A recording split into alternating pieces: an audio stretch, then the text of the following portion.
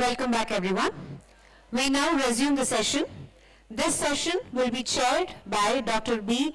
Guru Basavaraja Sir, Director, Nature Bell Wellness Center, Professor Mysuru, and it is a privilege to have with us our distinguished speaker, Dr. Jagdish Yaji Sir, veteran Ayurveda practitioner and senior physician at Government Ayurveda Hospital, Sirsi.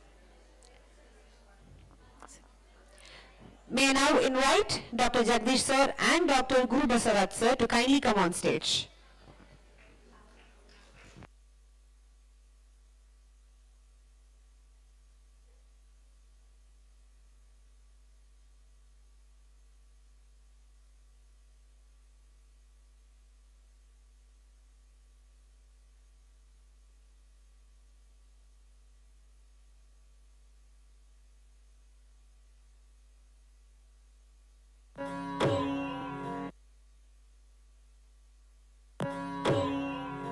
Cauvery Group of Institutions, CCARD and Maharaja Institute of Ayurveda welcomes Dr. Jagadish Yaji. With over 3 decades of dedicated service, Dr. Jagadish is a veteran practitioner and senior physician at the Government Ayurveda Hospital in Sirsi. Known for his compassionate clinical expertise, he has transformed the lives of countless patients suffering from complex chronic medical conditions. A champion of traditional wisdom, he has played a vital role in nurturing young Ayurveda aspirants and professionals through his deep clinical insights. We look forward to hear him talk on restoring health, clinical success stories in chronic disease management.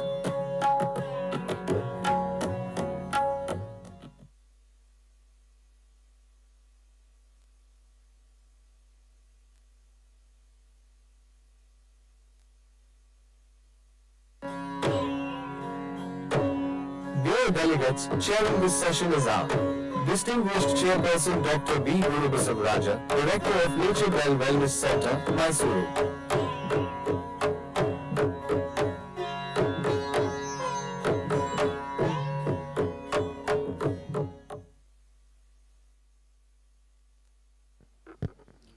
May I now request Dr. Jagdish Sir to take over the session.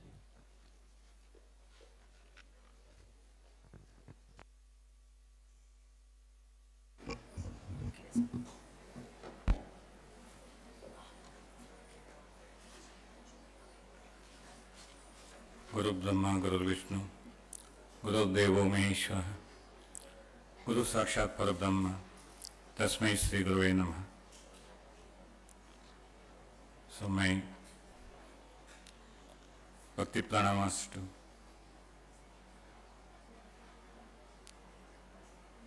Matudevo Bhava, Pitudevo Bhava, Acharya Devo Bhava. Dr. M. Ishwar Reddy, under his noble guidance, I worked in Taranath Ayurveda College, Ballari, during my internship and afterwards also. And now I followed his path. He was no more, but he is with me. And with his grace and the knowledge which he shared, I practiced Ayurveda and I succeeded in many challenging cases by the virtue of Ayurveda, Samhitas and Acharyas. So, Jesus. Next.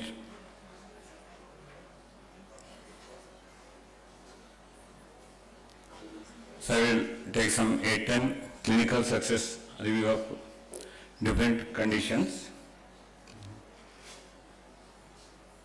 Next. Next. So I changed the name. A 8-year-old boy, he completed his 2nd standard, and when he entered 3rd standard, so he had ALD, dystrophy. And chief complaints, so in 2024, on the occasion of auspicious occasion of Durgashtami in Kerala, Idukki, so we are the disciples of Sahasrara Sri Yogeshwara Guruji's mat. So there, Sri Yogeshwara Guruji give some financial support to that family. So in that occasion, the HOD of KMC Hubli, Dr. Sanjay Neralgi, HOD PG Medicine Department, and his wife Savita Neralgi, she was pediatrician, and myself and one of our manufacturer, Sri Vishwanath Hegde, we discussed, and the Sanjay Neralgi and Savita Neralgi thought so it is not possible to treat by allopath because already they spent 30 lakhs in many institutions, including Pondicherry also, and many modern institutions in Kerala also. And so with the blessing of Sahasrara Sri Yogeshwar Guruji, we prayed Guruji, so we will try to treat that boy by Ayurveda. And from Kerala, I invited that boy to Shishri Government Ayurvedic Hospital. In Government Ayurvedic Hospital, it's a 10-bed hospital. So in Government Ayurvedic Hospital, I treated that boy for last 1 year, from October 2024 to till October 2025. So I'll elaborate that case. So Andhatva, complete blindness, Bhadiriya, hearing loss, Karmakshaya, reduced motor function, and not responsive to external stimuli. So it was a presentation in 2024 October. Next please. So remarkable recovery of that master Surya Raghav, documented case of X-linked adrenoleukodystrophy, a neurodegenerative genetic disorders and symptoms as I discussed in the previous slide, total blindness, deafness, dysphagia and quadriplegia, and he was bedridden and loss of tactile and motor response. When he brought to Shishri, he was like a 8 to 10 month boy. So absolutely he was like a 8 to 10 month kid. So he was 8 years but. Next. So allopathic neurologists in many institutions they wandered. So they spent nearly 30 lakhs for that boy and they gave up. Declared untreatable by tertiary care institutions and nil prognosis by multiple neurologists. In October, so the evidence was with us. And in October 2024, under the spiritual guidance of His Holiness Srimad Paramahamsa Parivarakacharya Sri Yogeshwara Swami at an ashram at Idukki, Kerala, where a comprehensive Ayurvedic protocol and faith-based healing practices were combined. So if you go through Ayurveda, Daiva Vyapashreya, Yukti Vyapashreya and Sattva Jaya Chikitsa given a good result in such a challenging cases. So Daiva Vyapashreya also a role in this case. So within a year, the patient achieved significant restoration of sensory, motor and cognitive function. So in this case, potential synergy between Ayurvedic neuro-restorative therapies and psychoneuroimmunological process and spiritual healing influences. So I will go through in the next slides what are the treatment modalities I adopted. Next please. So according to modern pathophysiology in ALD, impaired paroxysmal beta oxidation of very long chain fatty acids. So in that patient, the MRI typically reveals symmetric parieto-occipital white matter lesion. So I consider it as Mastulunga Majja degeneration according to Ayurveda. It is a Mastulunga Majja, the brain white matter was degenerated, and Vata Vyadhi, Mastulunga Kshaya, Majja Kshaya. So when the modern diagnosis the modern medicine will not act on modern diagnosis. I will keep it aside. So I will take whatever the informations available from the investigations, and I decided Samprapti from Ayurvedic classics and treated accordingly, which given very good result. Next please. So Sadhya Virechana, so 8 year boy, not given Snepan etc. Given Sadhya Virechana with Gandharvastadi Taila, 20 ml for Koshta Shodhana, and Sarvangya Abhyanga, medicated oil massage with Balashwagandha Taila and Kshirabala Taila, and Kshiraduma, which is a Kerala Panchakarma, very popular treatment in Kerala Panchakarma. Kshiraduma with Balamula Kshiraduma, steam therapy with medicated milk, and Matra Basti. Initially I started with Matra Basti with medicated Panchagavya Gata, and second course Brahmi Grata, and third course Ashwagandha Grata. Why I selected Panchagavya Grata in first course is, so Panchagavya Grata, it helps in the, so he has some seizures also. So in Apasmara, Unmada, the Panchagavya Grata preferred. So that's why I started with Panchagavya Grata. So he was unable to speak also, the cognitive problem also there. So that's why next given Brahmi Grata, and in third course I given Ashwagandha Grata as a Rasayana for neurological neurorestoration, and Mustadi Apana Basti with Ashwagandha Grata in 1/3 dose. Next to the fourth course I given Mustadi Apana Basti with Ashwagandha Grata, but he was very much improved after giving Mustadi Apana Basti. And Taila Darabai Kshirabala Taila, the madam another topic, she explained about the importance of Dara, how Dara acts and absorbs in the skin, etc. The madam already explained, so it helps from my talk. And Taila Dara with Kshirabala Taila, and Neuronasya, nasal administration of herbal distillation of Triphala Kashaya done. The herbal distillation of this one Neuronasya, that is Triphala distillation Kashaya. Next please. Internal medication, Bharatva Chintamani, Swarna Yukta for given for one mandala, 42 days. And later I switched over to Bharatva Chintamani Sada, plain, because it is very costly, and his treatment expense also bear by me only, because he was from all the way from Kerala, Idukki he came, but he has no money to come to Shirsi. Our body ದುಡ್ಡು ತಗೊಂಡು ಬಂದಿದ್ದಾರೆ ಪಾಪ. So it is so according to them I am God for those parents, but according to me that boy is God for me. So it is a challenging case. If they are millionaires, they may go to somewhere else, some higher institutions, but due to their poor conditions they approached Ayurveda doctors, and it is a blessing for us. So under the this one even blessing of Sasa Yogeshwara Guruji also, and Kushmanda Rasayana, Saptamrata Loha with honey and Grata in uneven quantities given. So along with Saptamrata Loha I given Brahmi Grata added and honey in unequal dose, and Saraswatarishta with Swarna and Memorin syrup. Next please.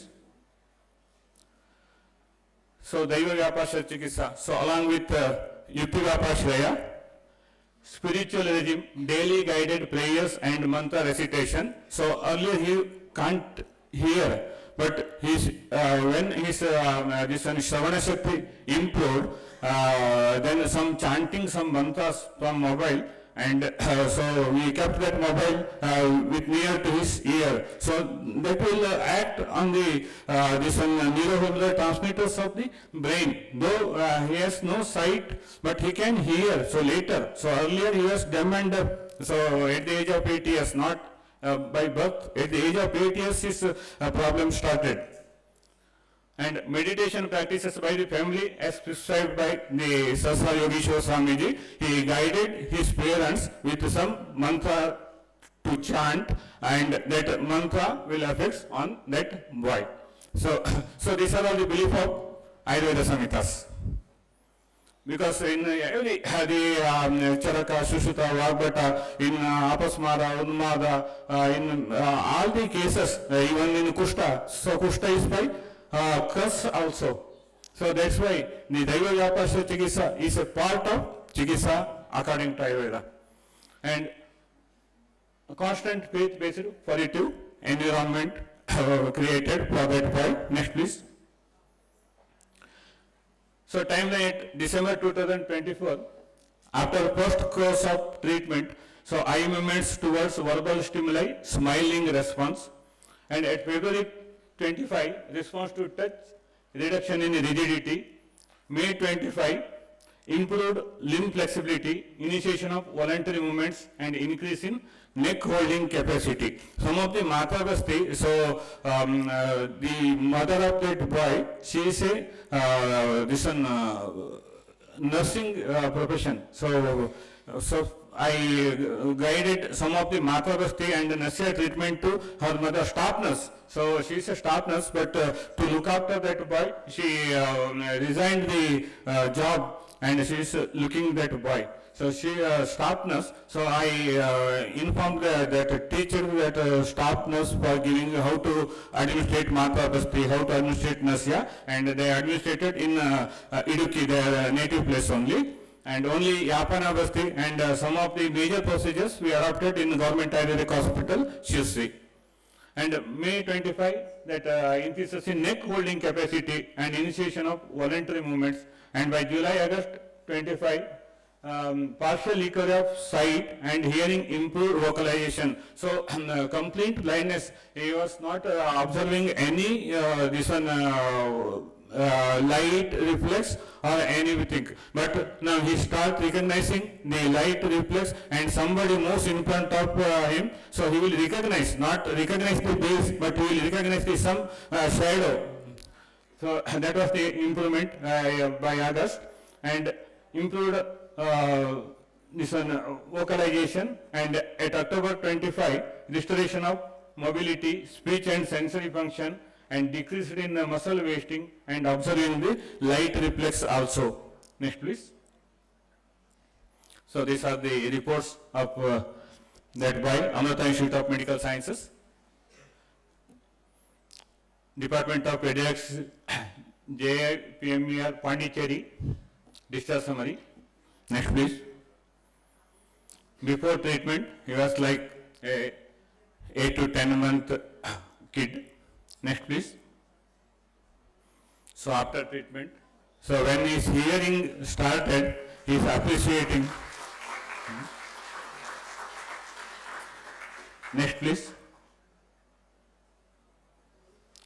So neurorestorative effect of Ayurveda Rasayana and Panchakarma procedure may enhance the myelin regeneration and synaptic repair in that case, and psychoneuroimmunological mechanisms, strong belief and emotional engagement, and modulate neuroendocrine response and neuroplasticity. So here that neuroendocrine response by Daiva Yapasya, by chanting the mantra also, and transpersonal or spiritual influence, faith, perspective, divine grace medicated by spiritual intervention. So in Vishachikissa, in Sarpadamshta, etc., among the 24 modalities of Charaka Samhita, one is Mantra Chikissa.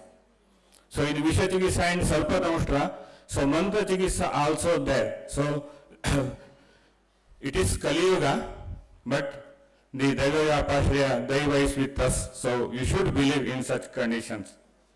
Next please. That video of that boy.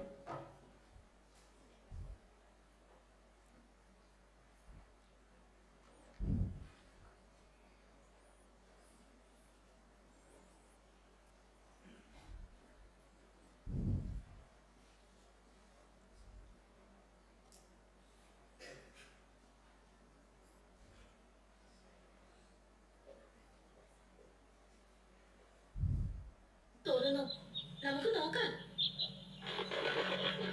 അയ്യോ,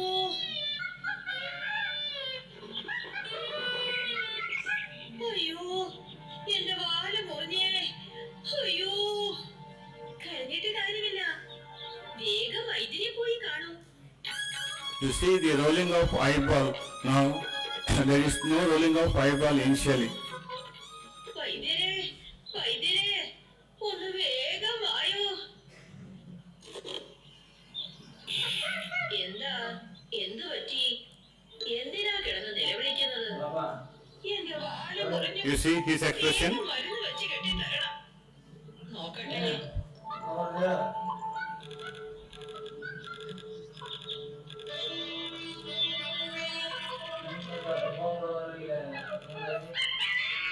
അയ്യോ വൈദ്യരെ, ഈ ചെവി എന്നോട് വേണ്ടായിരുന്നു. A mobile is kept near his ear, കിടന്ന് so he is ആ വാല് hearing and his expression also there. വാൽ മുറിച്ചു കളയണം. അതാ രീതി. എന്നാ പിന്നെ വാൽ മുറിച്ച് കത്തി ഇങ്ങ് തന്നേക്ക്. You see his expression? ഇതിന് He is enjoying that. ഇതിന്റെ മുറിച്ച വാല് ചേർത്ത് തരണം. ഇല്ലെങ്കിൽ വാലിന് പകരം കത്തി വേണം.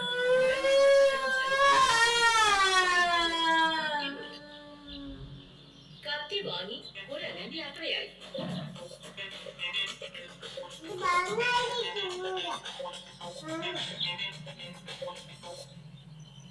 ഒരു കുട്ടിയല്ലേ മാങ്ങ എറിയുന്നത്? ചെന്നാ ചിലപ്പോ ഒരു മാങ്ങ കിട്ടിയേക്കും. Next, another video.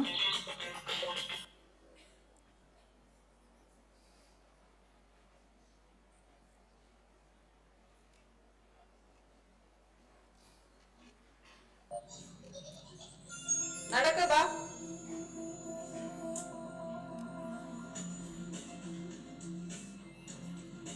Neck stiffness also reduced, and there is stiffness in the limbs also തല നേരെ വെ. better now.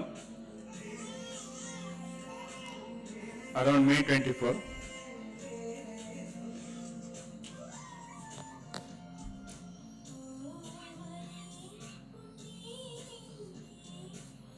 Earlier he can't deglutitate also. Dysphagia was there. Now he is able to eat. Okay. Second test, please. തല നേരെ വെച്ചേ.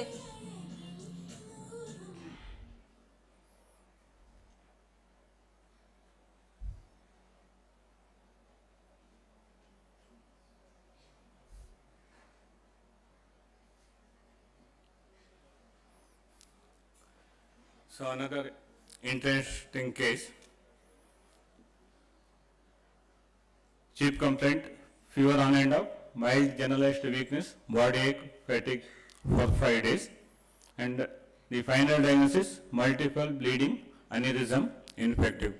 Actually, he was treated nearly for 40 days in AJ Hospital, Mangalore, and almost in a deathbed. In AJ Hospital, they demanded for body donation.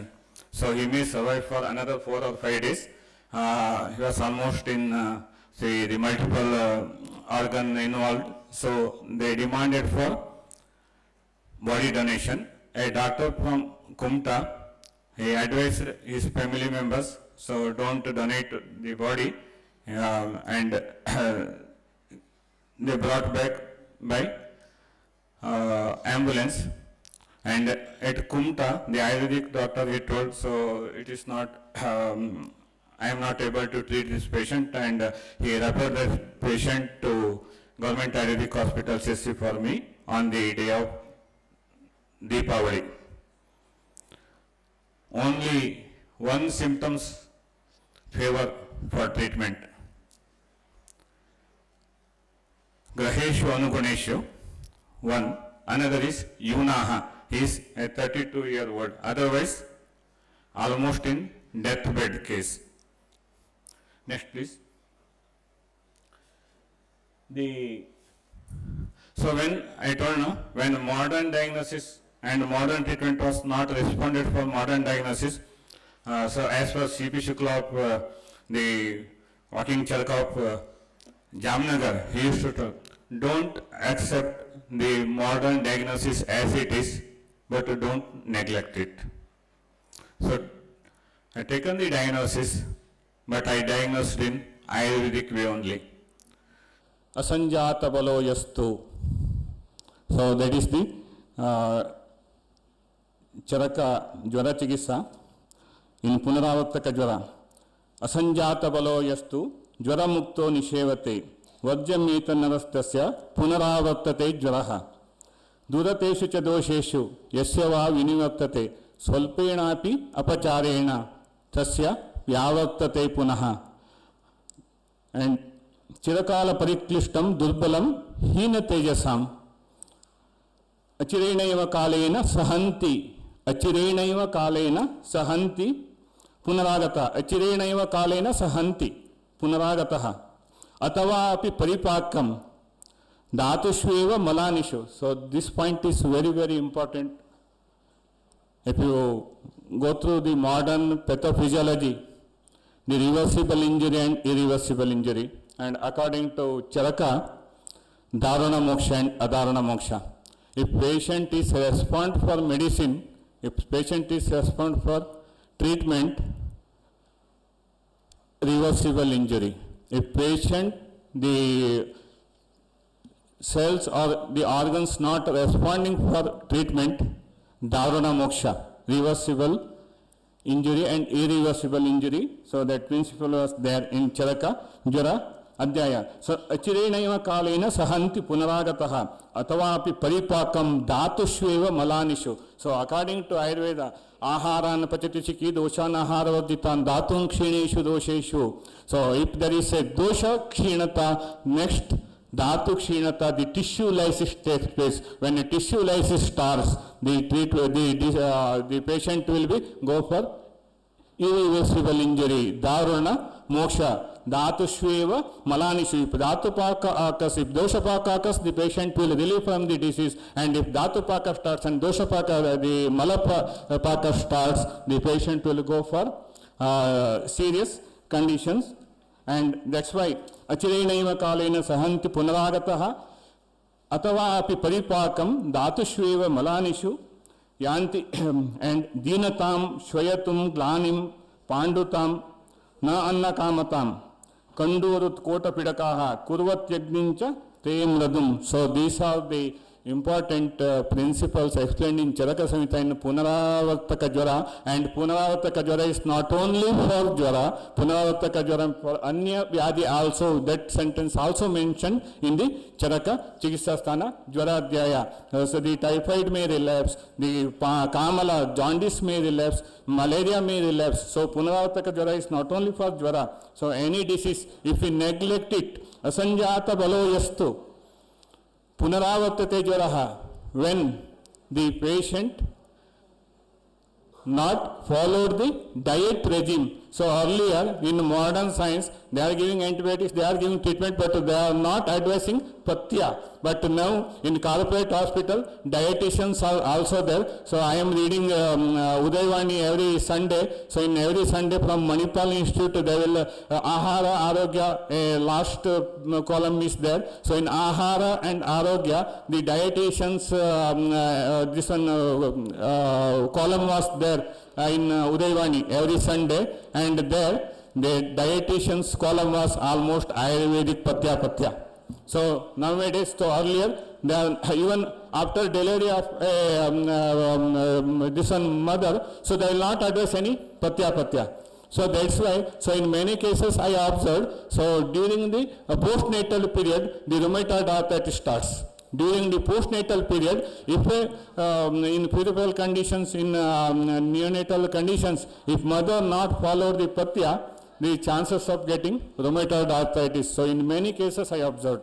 So that's why the Patya asanjata balo yastu jvara mukto nishevata vajjameta narattasya punaravartate jvara and swalpenapi apacharena tasya vyavartate punaha swalpenapi apacharena. So even after typhoid, so I suffered from typhoid, but I was recovered very quickly because I followed Patya.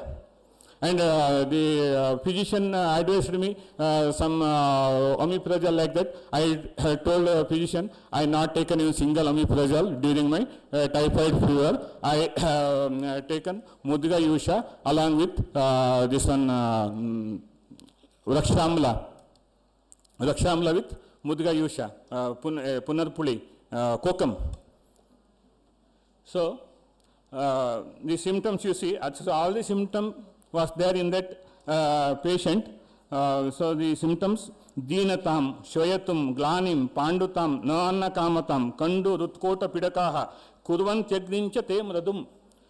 Daurbalya, panduta, shvayatu, kandu, pidakas, and deenata and heenata is a lack of luster and complication, and dhatupaka started in that patient. Next please. You see, this was the condition. You see the abdomen, shota there. You observe the dorsum of the hand, the palm there also. Shota is there. Dainyata is there in his face, and the muscle wasting is there. The tissue lysis dhatupaka, and he was on IV fluid in AJ Hospital, Mangalore. Next please. These are the reports from AJ Hospital. Klebsiella use. Next please. His HB was 4.5 gram when he reached CC on I think September 25th he reached CC. So on that day his hemoglobin was 4.5. Before that 4 blood transfusion done at AJ Hospital, Mangalore. And total count 50,000 cells. So which indicates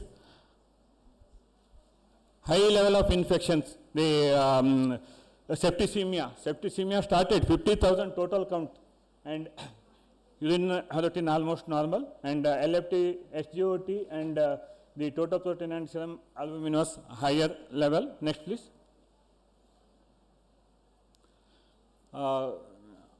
Ultrasonography, mild hepatosplenomegaly, bilateral grade 2 renal parenchymal changes with bilateral minimal pleural effusion suggested further evaluation to rule out the leptopsoriasis. So multiple organ involved. Next please. Multiple small aneurysms in CT, chest and abdomen, and mild, moderate right pleural effusion, moderate ascites, and CT head and brain was normal. Small intraparenchymal hemorrhage in both kidneys with large right perinephric hematoma extending up to the right iliac fossa. So if you consider it as rakta pitta, that's also true. Jara santapat rakta pitta mudiyate. Ruksho itejasa jwarakat, jara santapat rakta pitta udiyate. So if you neglect jwara for more than 3 weeks, so the hematomesis, the hemorrhagic changes will occur. So that's why jara santapat rakta pitta mudirete, ruksho itejasa jwarakat, jara santapat rakta pitta mudirete. Next please. So these are AJ Hospital blood reports. Next please. Next please. So I started treatment for punaravartaka jwara. I started treatment for punaravartaka jwara. Amrata, Bhumyamalaki and Katuki. Later Agastya Ritakira Sana started when his Agni improved. And Punanavastaka Kashaya, Punanava Mandura. Shadanga Panya given repeatedly to improve the Agni and to improve the Drava in the body. He was already Ruksha, the dehydrated. So that's why Shadanga Paniya repeatedly as required. And here Mudga Yusha advised in Punaravartaka jwara. Lagucha Yushaha advised in Punaravartaka jwara. So that's why soft rice with rasam prepared with green gram dal, vilepi with Mudga Yusha for Bhojana, and added a little bit of this one Maricha. Next please. Once the appetite was improved and aversion towards the food was reduced, Basti Karma started. I given Sadhya Virechana because he was muscle wasting and very lean, not given Tishna Virechana. So given Mradu Virechana.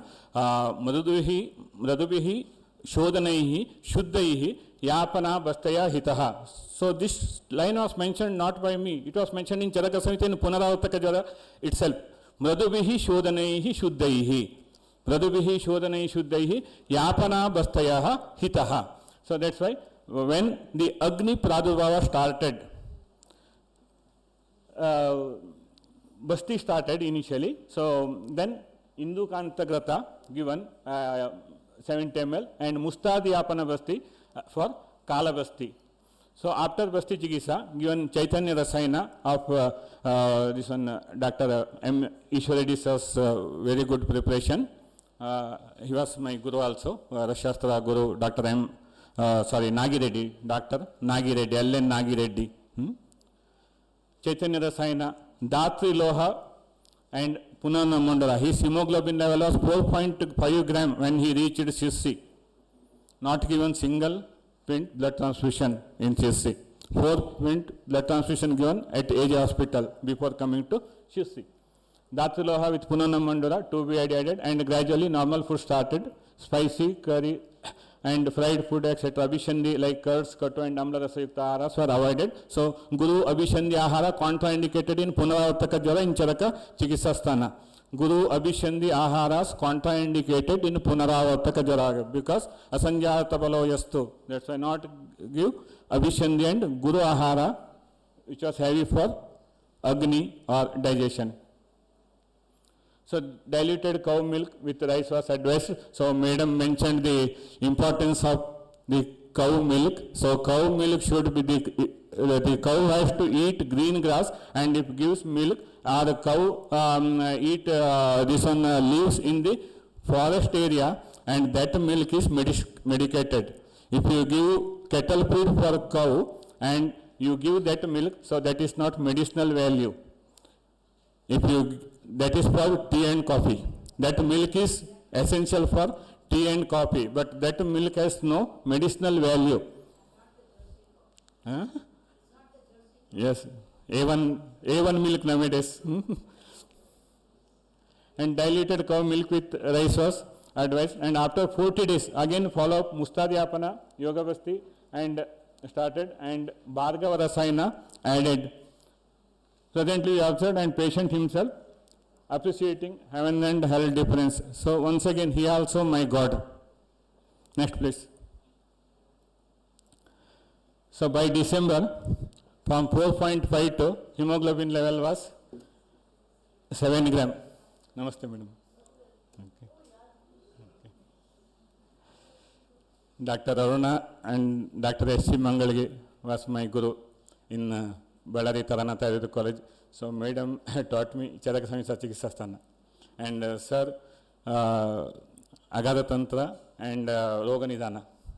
And Panchakarma Rasayana and Vajikarana Dhyaya also in final year.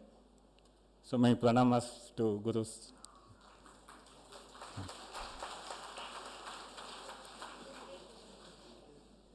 So next, by March 2015, hemoglobin level was 8 grams. So without giving any blood transfusion, just by Punana Mandura and Loha Bhasma, Chaitanya Rasayana, Bhargava Rasayana, Yapana Basti for 4.5 to 8.5 in that patient. Next please. So these are the reports. So you see, then 22/1/2016. So after 1 year, 2 months, hemoglobin level 11.6.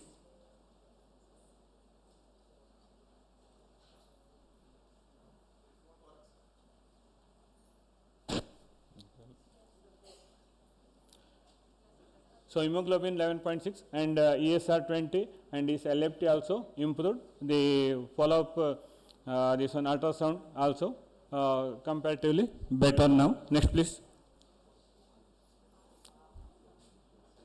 You see the first photos, please. Before treatment, please give the before treatment.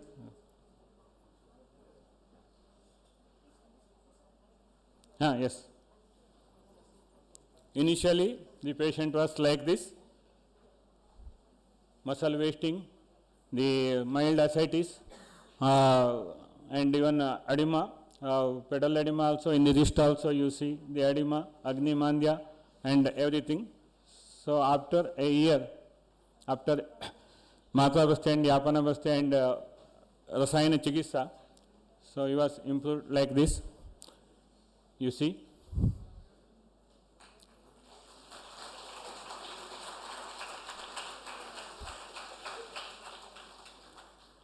But unfortunately, actually he improved and survived for 6 years. but during Corona, due to transportation problem, etc., and he improved. He was attended in unaided high school. He dropped the treatment, and one day, due to hypovolemia, cardiac arrest happened, and he was died in 2022 during Corona. So from Kumta, he was unable to come to CC for follow-up treatment. But in AJ hospital, they told he may survive for hardly 5 days, and they demanded for body donation. But he survived for 6 years without single allopathic medicine, purely by Ayurvedic treatment.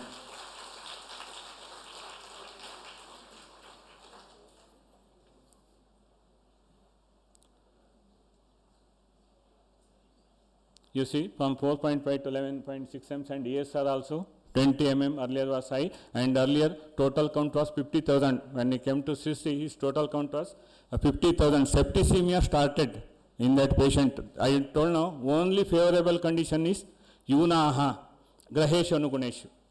Otherwise, he was in deathbed. Yunaha, age is favorable. Second is Graheshu Anuguneshu. Sarvavashada Kshamedeha, Yunaha Alpo Jitatmanaha.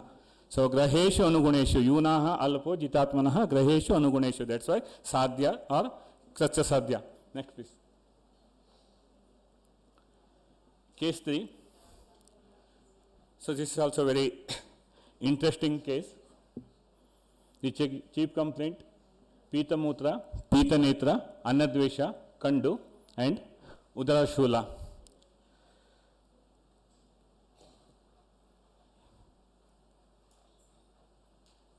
Tilapishta nibhamyastu vachasrajati kamali. Tilapishta nibhamyastu vachasrajati kamali.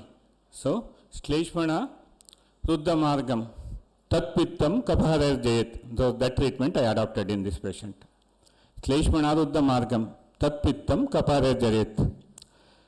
Kapha Sammutito Vayuhu Sthanat Pittam Kshiped Bali. Kapha Sammutito Vayuhu Sthanat Pittam Kshiped Bali. That is a obstructive jaundice. So, Vimarga Gamana of the Pitta. So intra and extrahepatic duct dilatation and cholestasis jaundice secondary to pancreatic mass, and from CC the patient referred to KMC Manipal for surgical jaundice. They referred to Manipal for surgical jaundice, and in Manipal they investigated and they advised surgery, but the estimation was 3 lakh. So he was a pawn shop owner.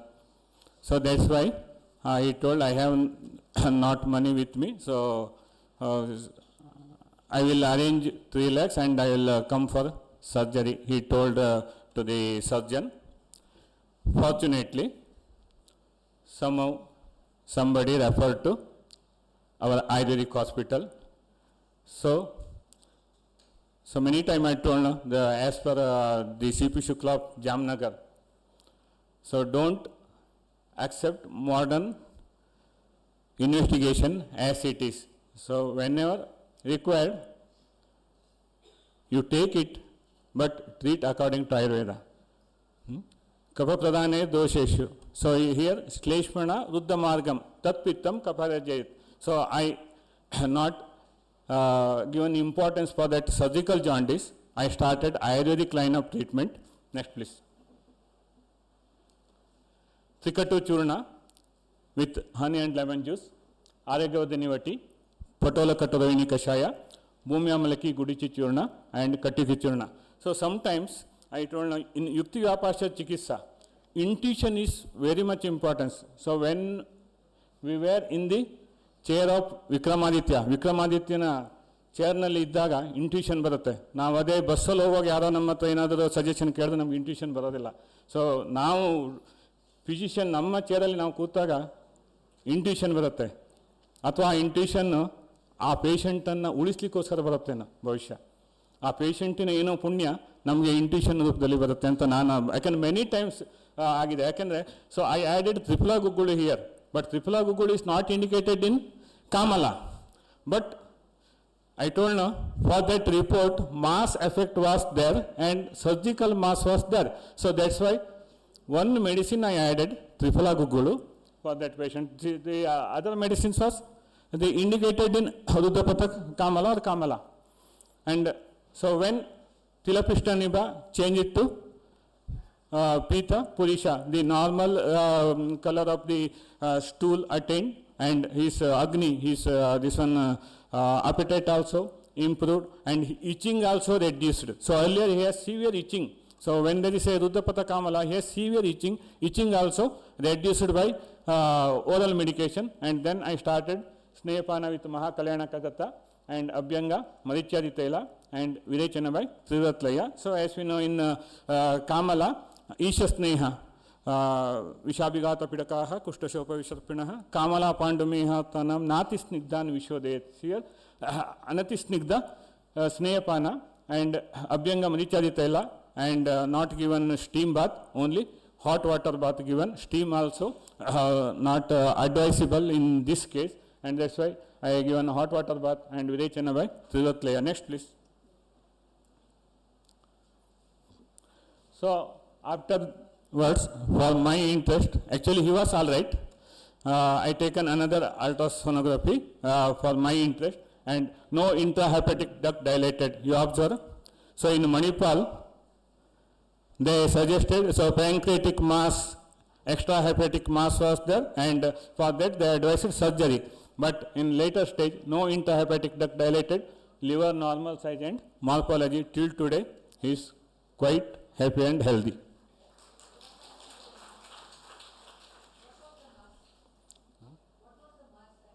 I don't know. I neglect that mass. I neglect that report. I told now, when the modern treatment is not responding for modern investigation, so I will keep it aside and I start Ayurvedic treatment. I treated for Rudrapata Kamala and he was all right, and at the ultrasonography itself explains. The Manipal ultrasonography is also with me, and this ultrasonography, and he is fine even after 4 years. ಇಲ್ಲೆಲ್ಲ ನಾನು ಹೇಳ್ತೇನಲ್ಲ, ಅವರೆಲ್ಲ ನನ್ನ ದೇವರು. ಯಾಕೆಂದರೆ ಅವನ ಹತ್ರ 10 ಲಕ್ಷ ದುಡ್ಡಿದ್ರೆ ಅವನು ಹೋಗಿ ಸರ್ಜರಿ ಮಾಡಿಸ್ಕೊಳ್ತಾ ಇದ್ದ. ಅವ್ರ ಹತ್ರ ದುಡ್ಡಿಲ್ಲ, ನಾನು ಅದಕ್ಕಾಗಿ ಹೇಳ್ತೇನೆ, ಯಾರು so if they are millionaires, they may go for Bombay or foreign or somewhere else. So there, when poor patients, so they will come to us, and for them, I am the God, but for me, they are my God. ಯಾಕೆಂದರೆ ಅದರಿಂದನೇ, ಯಾಕೆಂದರೆ confidence comes by success, success comes by confidence. Confidence comes by success. So such cases gives us confidence in Ayurveda, and that the success comes by confidence, confidence comes by success. Next please. So these are his earlier report, you see. Intra and extrahepatic bile duct dilatation due to pancreatic region, focal mass like zone, focal pancreatitis, less likely and more likely early infiltratory mass lesion, needed detailed evaluation to rule out malignancy and further management, future suggestive of surgical jaundice. So this was earlier ultrasonography, and then he went to Manipal. The patient was referred to Manipal, and the parallel report, CCARD Diagnostic Scan Center report on 2023 May, liver normal in size and morphology, no IHP dilatation, normal sized CBD. Next please.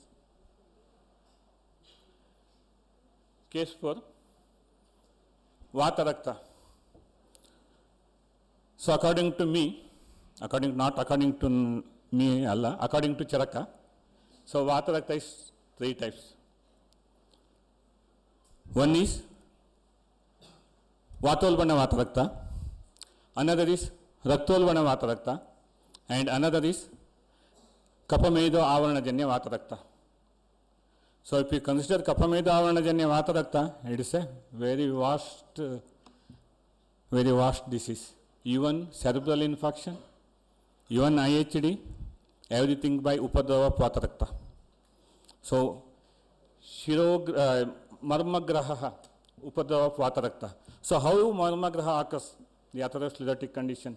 That's why तस्य मार्गम निहंत्याशु मेधसोवा कपसेवा अतिवृद्ध्यानिलेन आदौ स्नेहनम ब्राह्मणम Charaka Chikitsa Sthana. In the later part, in the treatment discussion, मेधसोवा कपसेवा कुपिते मार्ग समरोधात मेधसोवा कपसेवा अतिवृद्ध्या अनिले न आदौ स्नेहनम ब्राह्मणम kupite marga medasova kapasa. If hemoglobin level is 20-21 in many patients, the phlebitis, they will refer to Manipal for this one blood suction. So in that cases, Virechana helps. So there, the Parthivansha increased. The Parthivansha, that is the Shleshma, Kapha is Parthiva and Dravamsha. The hypervolemia, Dravamsha increased. The hypercholesterolemia, Shushruta Sutasthana 15th chapter, the Kapadushita Rakta, Snigdhata, Guruta, Sandrata. So these are all by dyslipidemia. That's why Kupite Marga Samarodhat Medasova Kapaseva Ativradhya Nilena Adau Snehanam Brahmanam. That is one. So another is Vatolvana Vatarakta.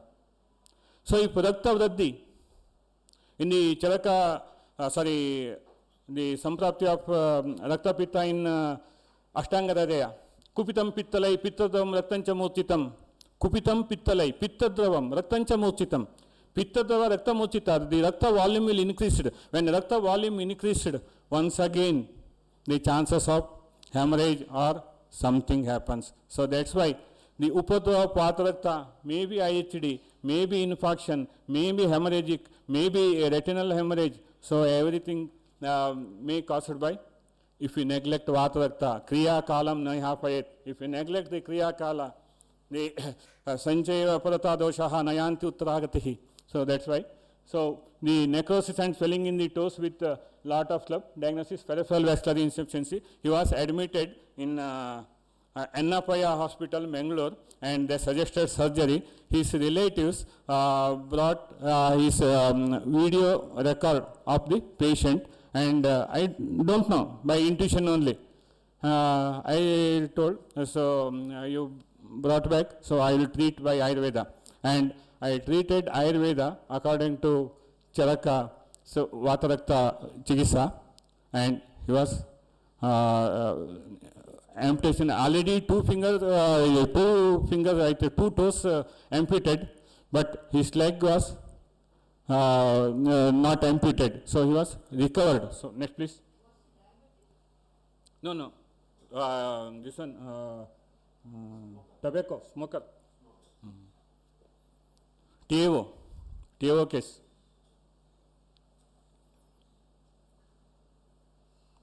Next please.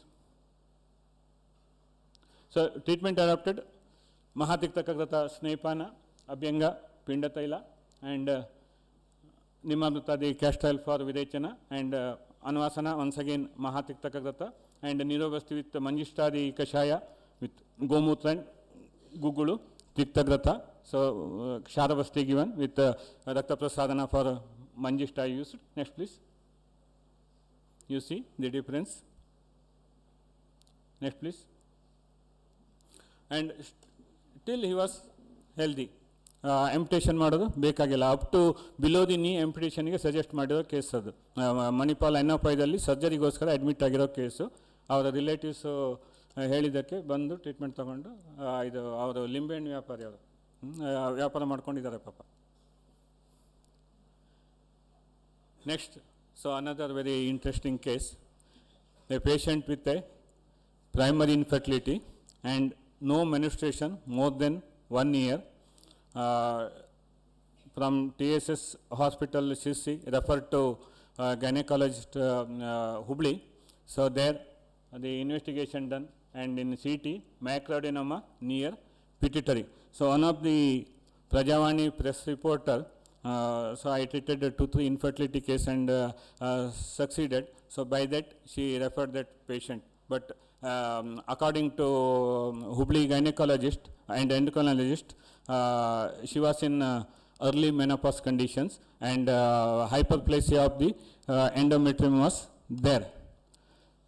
So for her faith, I started treatment actually, frankly. So more than 1 year, she is not menstruating. and macroadenoma near pituitary. But Lakshmana Rekha, her faith, ಇವನ್ 1 ಇಂಚು ಅಲ್ಲಾಡಿಲ್ಲ. ನಾನೇನು ಹೇಳ್ತೇನೋ ಅದಷ್ಟನ್ನು follow ಮಾಡಿದ್ದಾರೆ ಆ patient. ಅಷ್ಟು ವಿಶ್ವಾಸದಿಂದ ಟ್ರೀಟ್ಮೆಂಟನ್ನು ತಗೊಂಡ್ರು. Hyperplastic endometrium and gynaecologist suspected early menopause. Next please. So this are the scanning report of NMR scanning centre Hubli. Next please.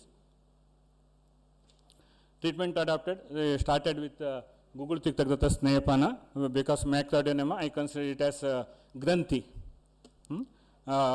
That's why Google Tiktagata given, and Virechana, Trivatlai with Tripula Kashaya, and later I started Basti, Anuvasana Basti, Panchatikta Gugulu Grata given, and Varnadi Kashaya with Panchatikta Gugulu Grata. Initially my treatment was for macroadenoma only, because she was not menstruating. So I can't give treatment for fertility. So first menstruation has to start. So that's why. And after 4 months, MC happened. And subsequently, Phala Kalyanakagrata and Phalagrata Mata Basti, 3 courses given. So when menstruation started, no ovulation. Menstruation started, but no ovulation. So for ovulation, I started Phala Kalyanakagrata and Phalagrata Mata Basti, 3 courses after each cycle. And Garbhashaya Balya Chikitsa given, Shatavari, etc. And Garbhaphalarasa, Shatavari. And then she is regularly menstruating, and now she has 2 kids. The TSS hospital Shirsi gynecologist mentioned in her case sheet that she was conceived by Ayurvedic treatment. The TSS hospital gynecologist referred the patient to Hubli, and there Hubli, they not given assurance, they consider it as she is under early menopause. But when we started Virechana, Basti, for this one hyperplastic uterus, menstruation started, and when menstruation started, I started Chikitsa for ovulation. When ovulation started, I treated for Garbhashaya Balya. When Garbhashaya Balya Chikitsa given, she was conceived and given 2 kids. She is from Kansu near Siddhapur Taluk. Next please. But illu saita ashte, I treated for her faith. ನನಗೆ treatment start ಮಾಡುವಾಗ ನನಗೆ confidence ಇರಲಿಲ್ಲ, ಯಾಕೆಂದರೆ ಇದು ಹೈಪರ್ಪ್ಲಾಸ್ಟಿಕ್ ಇದಿದೆ, ಇದು pituitary method. So another very interesting case I am very much interested to say. One of the renowned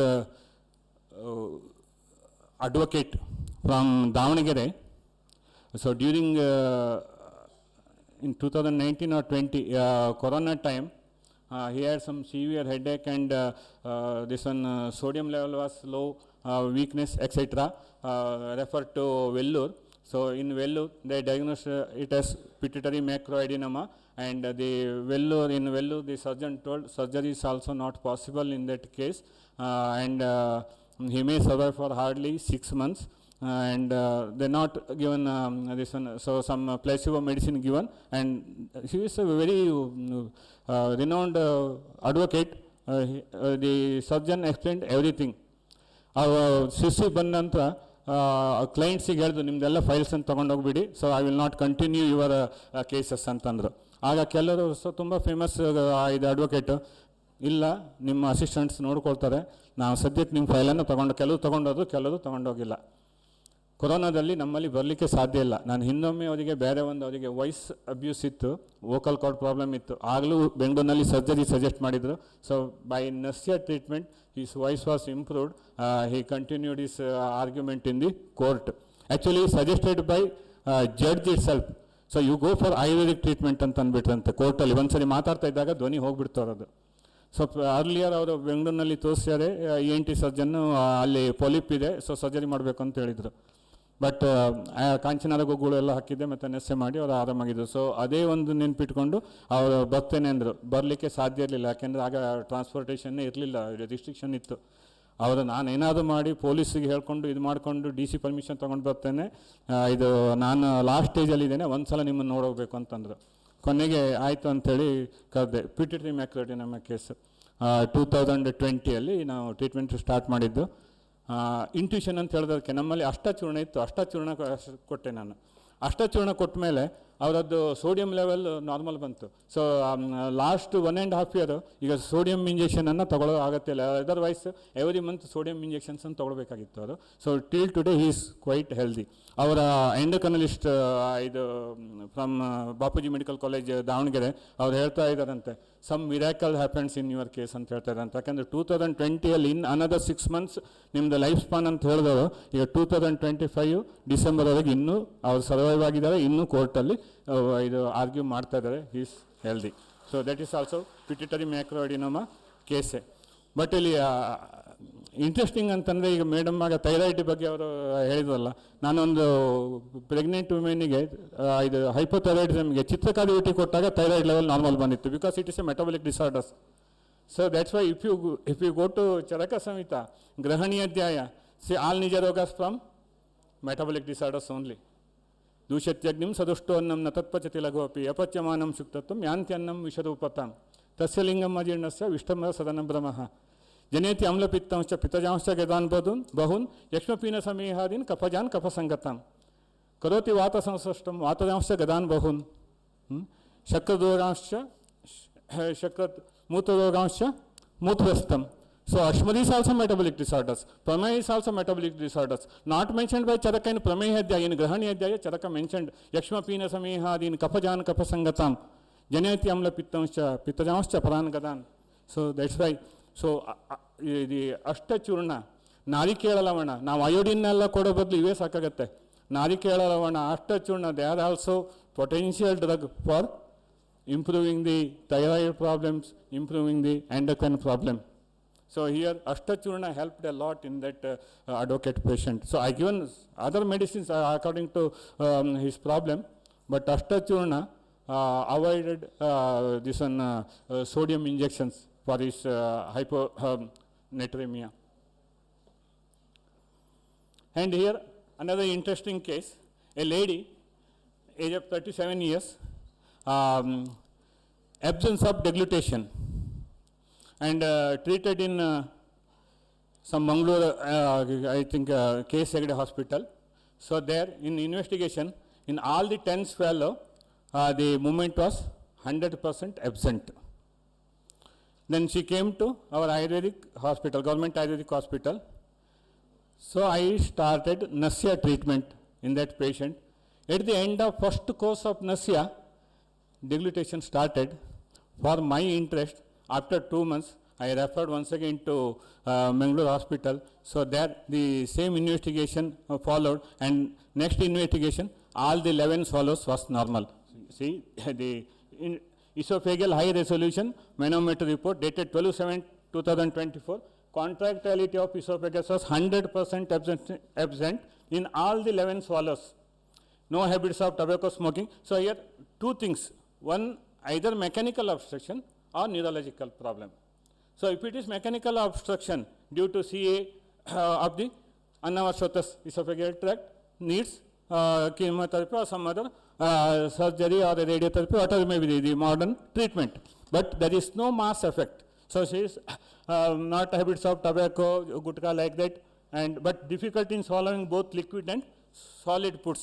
So which is a neurological problem. So that's why I given Nasya, here Navana Nasya given.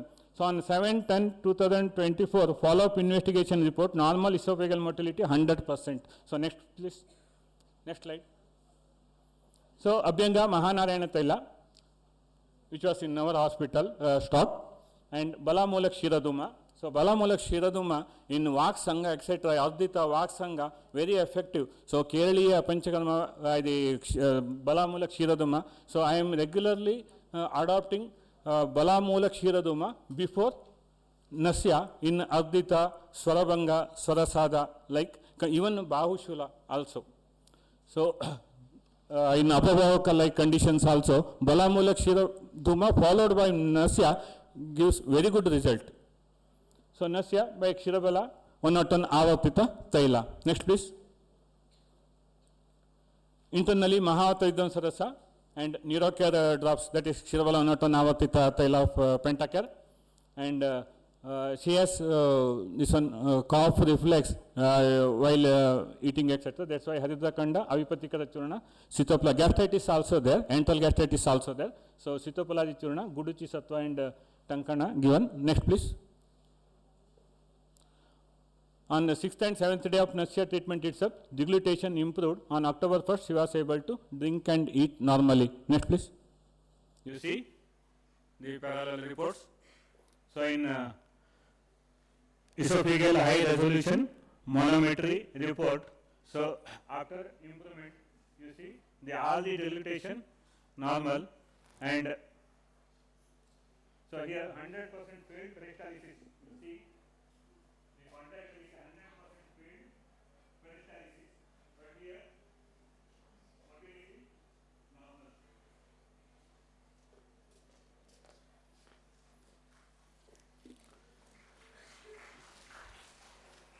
Just simple nasya. Next please. But two things. One is 37 year Yuna. Second, she came in very early stage. So it is very important. Kriya column nahi यहाँ पे. So ಎಲ್ಲ ಪ್ರಪಂಚದಲ್ಲಿ ಲಾಸ್ಟಿಗೆ ಬಂದ್ಬಿಟ್ಟಿರ್ತಾರೆ ಆಯುರ್ವೇದಿಕ್ಕಿಗೆ. So ಅಲ್ಲಿ ಅವಸ್ಥೆ ಮುಗಿದೋಗಿರುತ್ತೆ, the stages fourth ಸ್ಟೇಜಿಗೆ ಹೋಗ್ಬಿಟ್ಟಿರುತ್ತೆ. ಅಂತ ಟೈಮ್ನಲ್ಲಿ ಕಷ್ಟ. ಬಟ್ ಅರ್ಲಿ ಸ್ಟೇಜಲ್ಲೇ ಬಂದಿದ್ದಕ್ಕೆ ಅಷ್ಟೇ ಬೇಗ ಒಂದು ಕೋರ್ಸಲ್ಲೇ ರಿಸಲ್ಟ್ ಸಿಕ್ಕಿದೆ ಆ ಪೇಷಂಟ್ಗೆ. 12 years. So while I was working in Davangere, another very interesting case, a child with a history of albuminuria, edema, childhood nephrotic syndrome, treated at KMC Manipal, and they told in childhood we can't transplant also, and they given steroid tablets, but not given any hope for that patient. The ex-director of, not administrative officer of our this one Aish commissioner office ನಲ್ಲಿ ಬಸವರಾಜ್ ಅಂತ ಹೇಳಿ ದಾವಣಗೆರೆ ಇದ್ರು AO. So our relatives ಇದ್ರು. So Basaraj referred that patient to me. Treatment adapted Samsamana Arogya Kashaya, because in Samsamana is indicated in pediatric, and in Udara Snehapana contraindicated. So that's why Arogya Kashaya for Samsana and Pratyadi Kashaya for this one Mutra Pravati, and along with Shilajitu Yoga. In Basti Roga, Bharatyadi Kashaya is the drug of choice. That's why I given Bharatyadi Kashaya and along with Shilajitu Yoga. Varunadi Kashaya Basti with Vastyamyantaka Grata given in later conditions. Next please. I think Krishna Prasad was there in that time. He was my student in Davangere. So he also seen that patient. You see, this was his condition due to nephrotic syndrome, albuminuria. Next. You see. So in 2006-07, I think, so at that time I was transferred to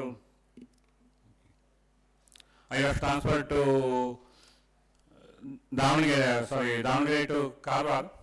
So one day that boy on Makar Sankramana, he called me by phone and wish. ನಾನು ಯಾರು ಅಂತಂದೆ. Sir ಯಾರು ಅಂತ ಗೊತ್ತಾಯ್ತಾ ಕೇಳಿದೆ. ಆಗ ಒಂದು ಧ್ವನಿ ರಿಕಗ್ನೈಸ್ ಮಾಡಿದೆ. ಹೇಗಿದೆ ಅಂತಂದೆ. ಸರ್ ನಾನು ಡಿಪ್ಲೊಮಾ ಮಾಡಿ ಈಗ ಇದರಲ್ಲಿ ವೈಟ್ ಫೀಲ್ಡಲ್ಲಿ ಇದು ಎಲೆಕ್ಟ್ರಾನಿಕ್ ಡಿಪ್ಲೊಮಾ ಮಾಡಿ ಜಾಬಿಗೆ ಸೇರಿದ್ದೇನೆ. ಸೊ ನಿಮ್ಮ ಧೈರ್ಯದಿಂದ ನಾನು ಬದುಕಿ ಇವತ್ತು ಸೆಟ್ಲ್ ಆಗಿದ್ದೇನೆ ಅಂತೇಳಿ ಹೇಳ್ದ. So is working in white field ನಾವು electronic. So next.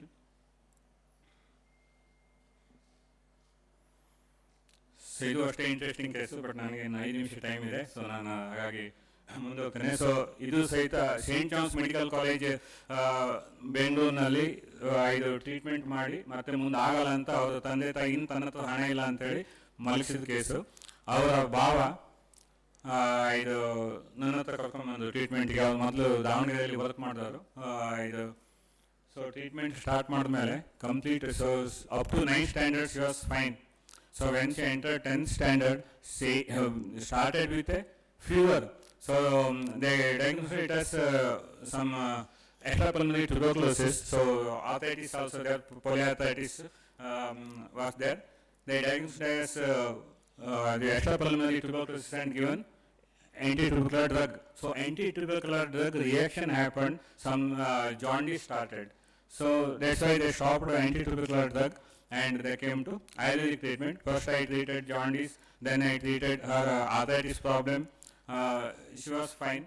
So, but she also, so when her problem started, due to Rasakshaya, no menstrual cycle for more than 2 years. So then I given treatment for inducing menstruation by Vichara and Kalyanakagata, Falagata, Bastya, etc. And she was fine. She married, and one day she came to me with fruits and sweets and told, I am conceived. So she was delivered a boy. So menstruation ಇರಲಿಲ್ಲ 2 ತಿಂಗಳು due to rasakshaya, due to the disease factor. So ನನಗೆ 5 minutes ಇರೋದು ನಾನು ಇದನ್ನ elaborate ಮಾಡಿಲ್ಲ. Next case just ತೋರಿಸ್ಬಿಡಿ ಅಷ್ಟೇ. So the treatment I adapted. Previous case ಮಾ ಕಲ್ಯಾಣಕೃತ ಮಂಜಿಷ್ಠಾದಶಿ ಮೂಲ ಕಷಾಯ with GTG and next Brahmi Tailanasya etc. Given for Vichara Vishbasti, later for this one Rajanivati Amenorrhea, and menstruation started. She married and conceived also. Next please. Another this one Balaroga, congenital cerebral palsy patient, premature born, mentally challenged, apasmara etc. Macrocephaly and no vision, history of epilepsy etc. Next please. So initially Abhyanga with Balashwagandha Taila and Shashtikrisali Pindasveda and Mata Basti with Panchagavagrata first course. So initially only I explained, I used to start with when there is a cerebral palsy or microcephaly etc. Mastulunga, Shleshma, the degenerative conditions in the cerebral white matter. So that's why I started Panchagavagrata, Mata Basti, later Brahmi Grata, and third course Ashwagandha Grata as a Rasayana to neurology, neuro restoration also. So all these treatment were repeated yearly since 2009. Twice Mata Basti, Shilavala, Avatita Taila also. Next is Mahamacha Taila Basti also given. The boy is speaking small sentences. So after 6 years, ಇದು ಆಶ್ಚರ್ಯ ಅಂತಂದರೆ ಸಾಮಾನ್ಯವಾಗಿ up to 3 years, 3.5 years ವರೆಗೆ speech ಬರ್ಬೋದು. ಅದಕ್ಕಿಂತ ನಂತರ speech ಕಷ್ಟ. So after 6 years ಆ ಪೇಷಂಟ್ ನನ್ನ ಹತ್ರ ಕಾರೋದಕ್ಕೆ ಬಂದಿರೋದು. ಸೊ ಆಫ್ಟರ್ ಎ ಇಯರ್ ಅವ್ರ ಮದರ್ ಬಂದಾಗ ಆ ಮದರ್ ಮುಖದಲ್ಲಿ ಎಂಥ ಒಂದು ಸಂತೋಷ ಇತ್ತು ಅಂತಂದರೆ, ಅವ್ರು ಫಸ್ಟ್ ಹೇಳಿದ್ದು ಹೇಗಿದೆ ನಮ್ಮ ಹರ್ಷ ಅಂತಂದರೆ, ಸರ್ ಅಮ್ಮ ಅಂತ ಕರೀತಾನೆ ಸರ್ ಅಂತಂದ್ರು. So after 6 years, on 7th year ಅಮ್ಮ ಅಂತ ಕರೆದು ಅವ್ರು ಫಸ್ಟ್ ಹೇಳಿದೆ, ಸರ್ ಅಮ್ಮ ಅಂತ ಕರೀತಾನೆ ಈಗ ಮಗ ಅಂತ. ಸೊ ಅದು ತಾಯಿಗೆ ಸಿಕ್ಕಿರೋ ಇದು.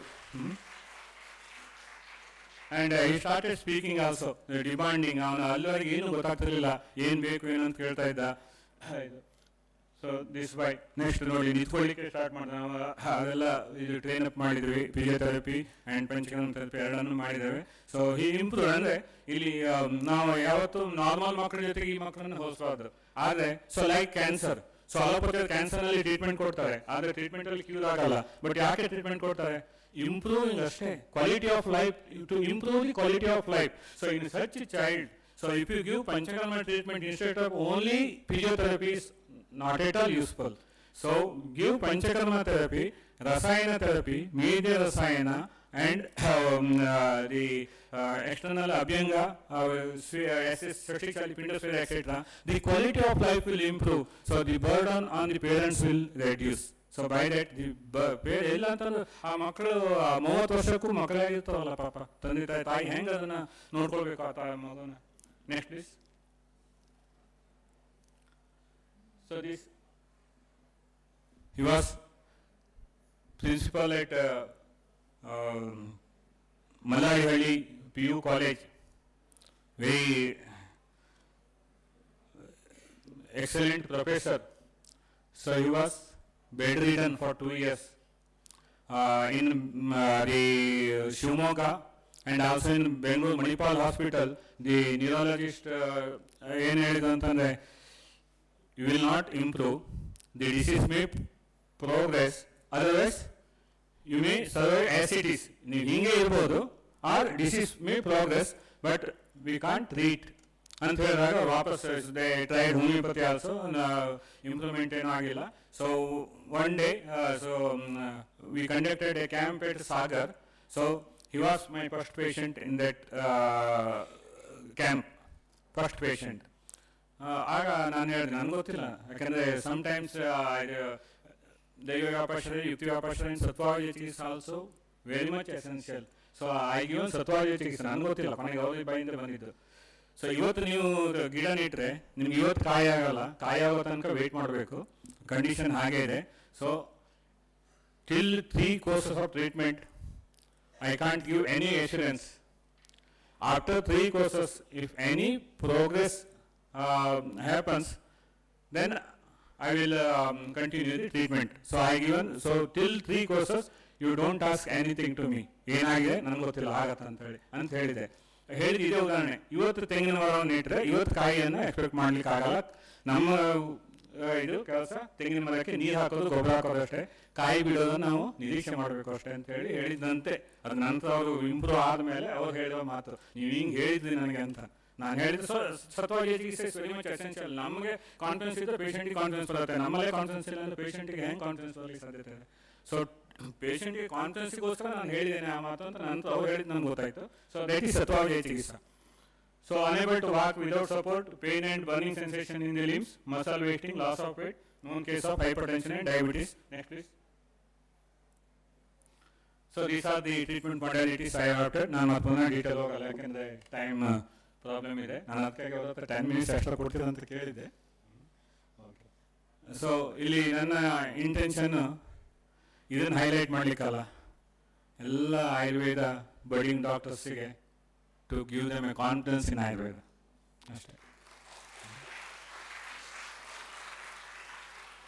So Sacharaji Taila Anuvasana, Dashumula Kashai Shirabala Avatita Tailanasya, Mustadyapan Basti later I adopted. Initially he has pain, that's why Sacharaji Taila and Dashumula Kashai started. Later his numbness, tingling sensation, etc. reduced, Paralaha, etc. reduced.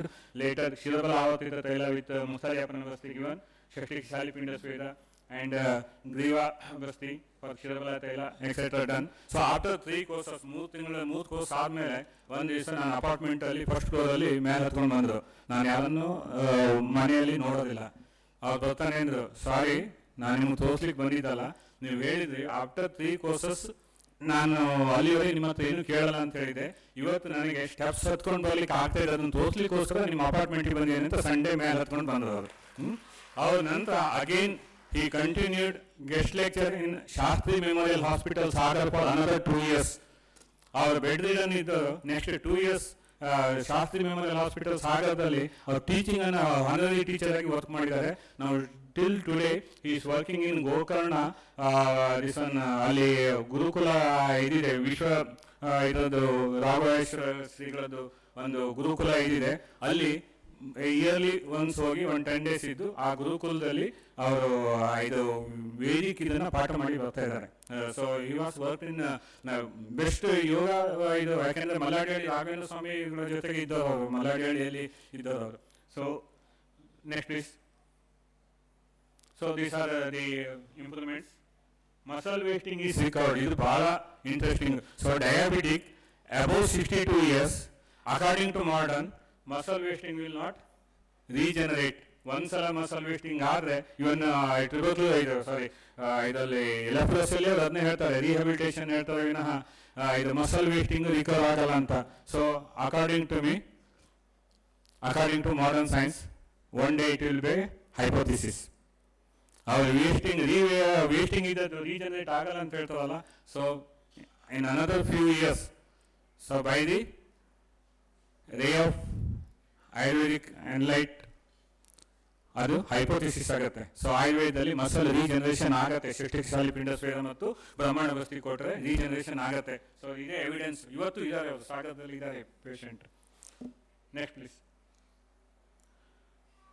So according to my experience, holistic approach towards treatment appreciated.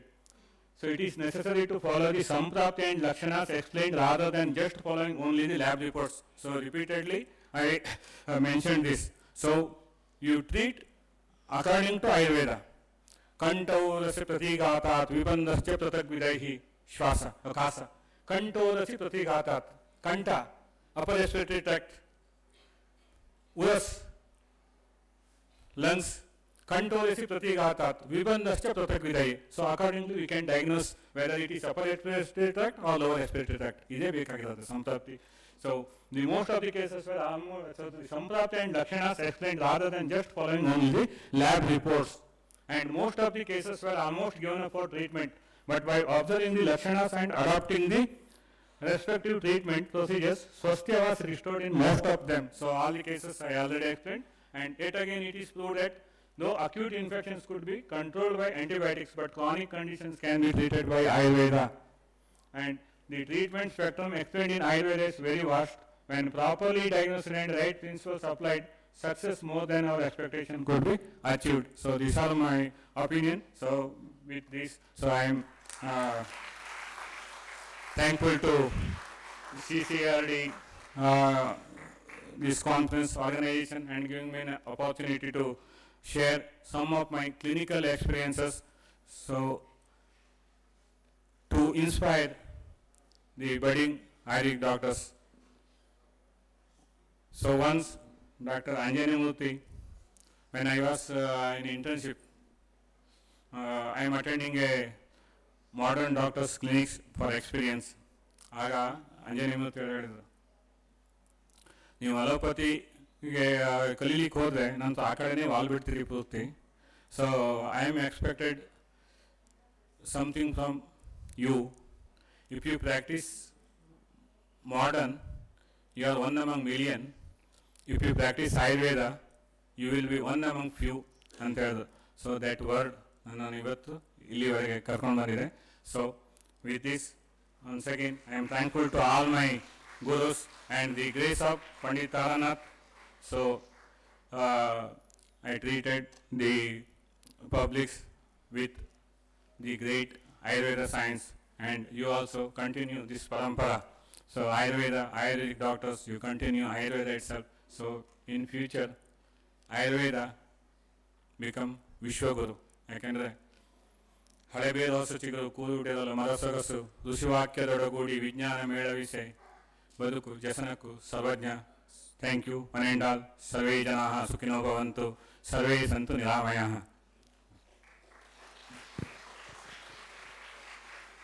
Thank you, sir, for such an inspiring session. May I now call upon Dr. Guru Basaraj sir to sum up this session.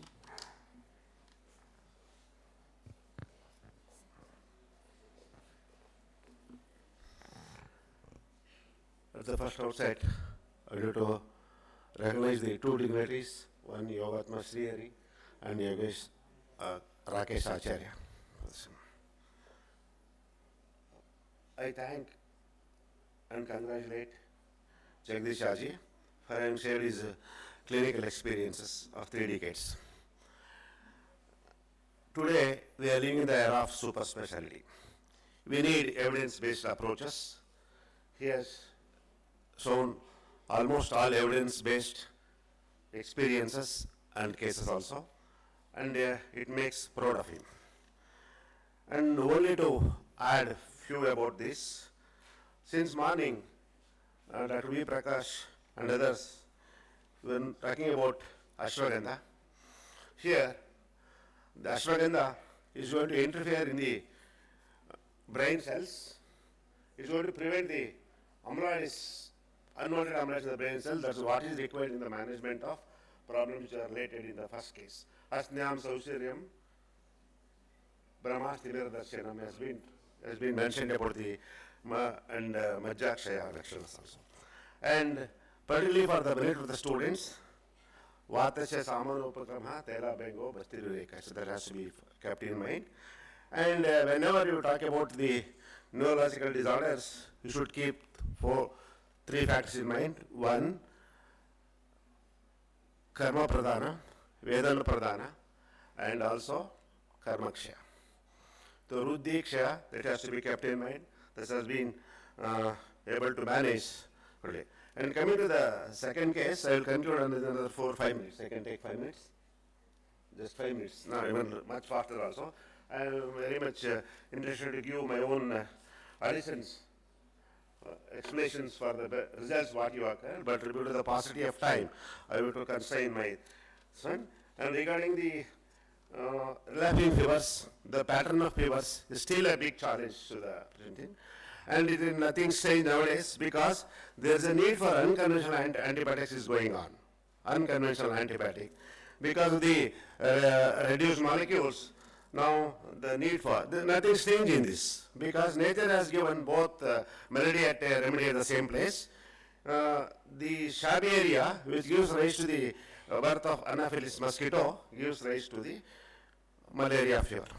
And beside that, cinchona tree is there, even today, drug of choice for the management of malaria. So therefore, nature has given both melody, no doubt the infectious fevers has been managed through the medicines what he has advised, because the antimicrobial properties of the Indukanta Gruta has been established. And other cases which are evident that in fat media, neurological disorders are better managed, that your results are shown.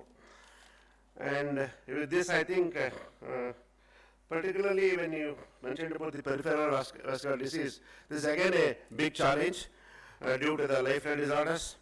Particularly, the DVTs are steadily increasing.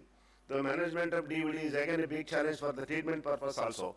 When you are doing treatment, if there is a embolism or thrombus, this may be dislodged because of Bengal Kashaya, that may go on settle anywhere, that may cause a sudden death, either maybe pulmonary embolism or cardiac. So this is a big challenge. So he has very delicately used the medicines with a very systematic approach of the classical references.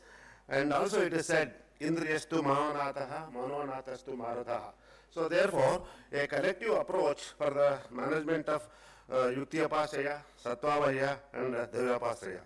And it is often said, the management of Ojas, particularly Ojakshaya is one of the concomitant phenomena, all the Dhatu Shaitila you explained. So therefore, the Murditela which you have mentioned is being explained in Sahasra Yoga, that's management of what you call Ojakshaya. So therefore, that is an addition to the first case. So learning is a continuous phenomena. I think I should end because another two people are going to present their presentations before the inauguration. So therefore, I would like to conclude saying one thing. So particular students, learning is a continuous phenomena. Paramadatte acharena. 1/4 is learned from the teacher.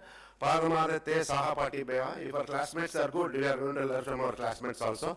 Paramadatte jignasya. If you are attending seminars like this, you are going to learn. Paramadatte kalkarmena. Even after your education also you are going to learn. With this remarks I conclude. And also I appreciate Dr. Prasad for having taken the first international conference in Mysore. Though we had our college of history of 100 years, probably the first. I congratulate him and let this become a intuition and a practice for others. I congratulate all the participants, particularly Vijayan Murthy, Vasit Purtecharya, and Rajendra Kule, coming from all the way across the world. Congratulate. Thank you all. Thank you for making this very good. Thank you, sir. May I now request Dr. Guru Prasad sir to felicitate Dr. Jagdish sir. May I call upon Krishna Prasad sir, Ramchandra Naisargi sir, and Dr. Rakshit sir onto the dais.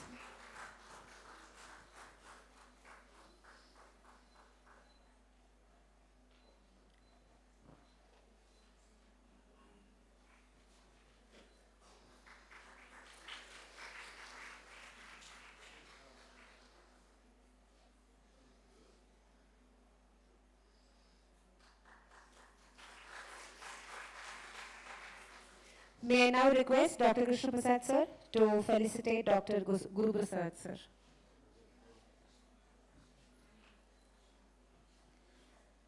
May I request Dr. Krishnamurthy sir to come on the dais, please.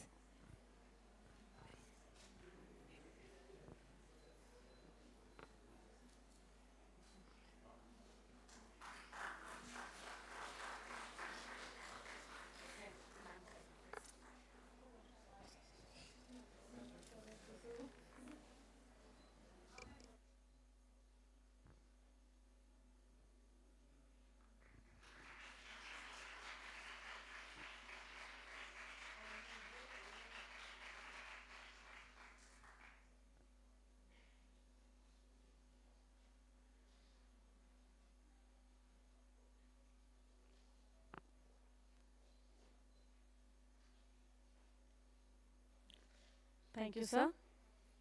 Moving on to the next session. This session will be chaired by Yogatma Srihari sir, MD, GSS Project Private Limited, GSS Yogic Research Foundation, Professor Mysuru. And it is our privilege to have with us our distinguished speaker, Yogacharya Rakesh sir, Founder Director of Samyak Institute of Yoga and Ayurveda, Mysore. I welcome both of you to kindly take over the stage, sir, please.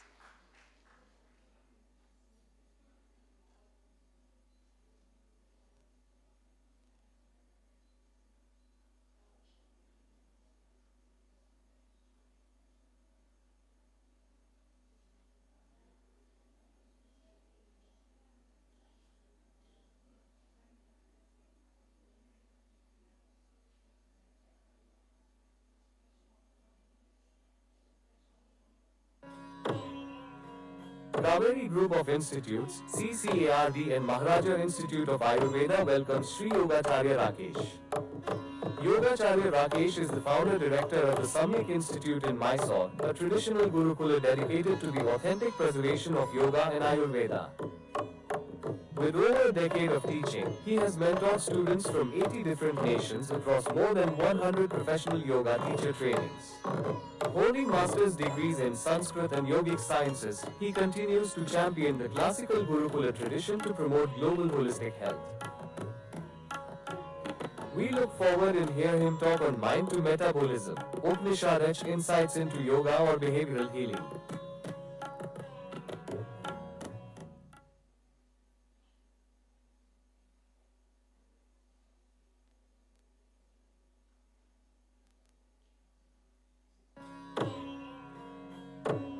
Dear delegates, chairing this session is our distinguished chairperson Yogatma Srihari, Managing Director of GSS Project Private Limited and GSS Yogic Research Foundation, Mysuru.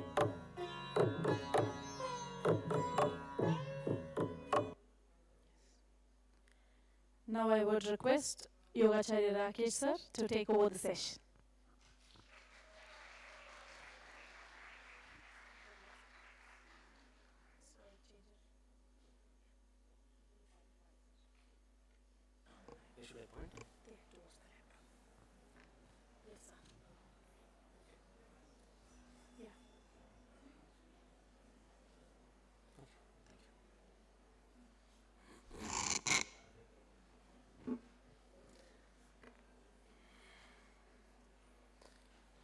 सदाशिवसमारम्भाम् शङ्कराचार्यमध्यमाम् अस्मदाचार्यपर्यन्ताम् वन्दे गुरुपरम्पराम्.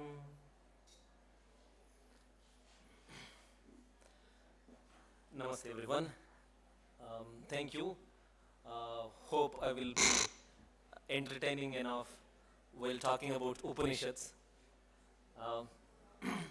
I hope you have heard the word Upanishad and what it means. You have the set of Vedas. There is Rig Veda, Yajurveda, Samaveda and Atharva Veda. And the essence of the Vedas that is called Upanishads. Upanishad itself is like the gist, the summary of the Vedas. If you have enough time, a whole lifetime to spend on studying the wisdom that is there in the Vedas, well and good for you. Still, if you are interested but you don't have that much time, maybe you have a decade only to spend on to know the wisdom of the Vedas, then Upanishads are the sources to understand the gist, the summary of it. In the Upanishads, you will see the connection between the, can you hear me? Nice. This is kind of obstructing me in the way I could speak. In the Upanishads, you will actually see the connection between the mind and how it impacts in the making of one's human body.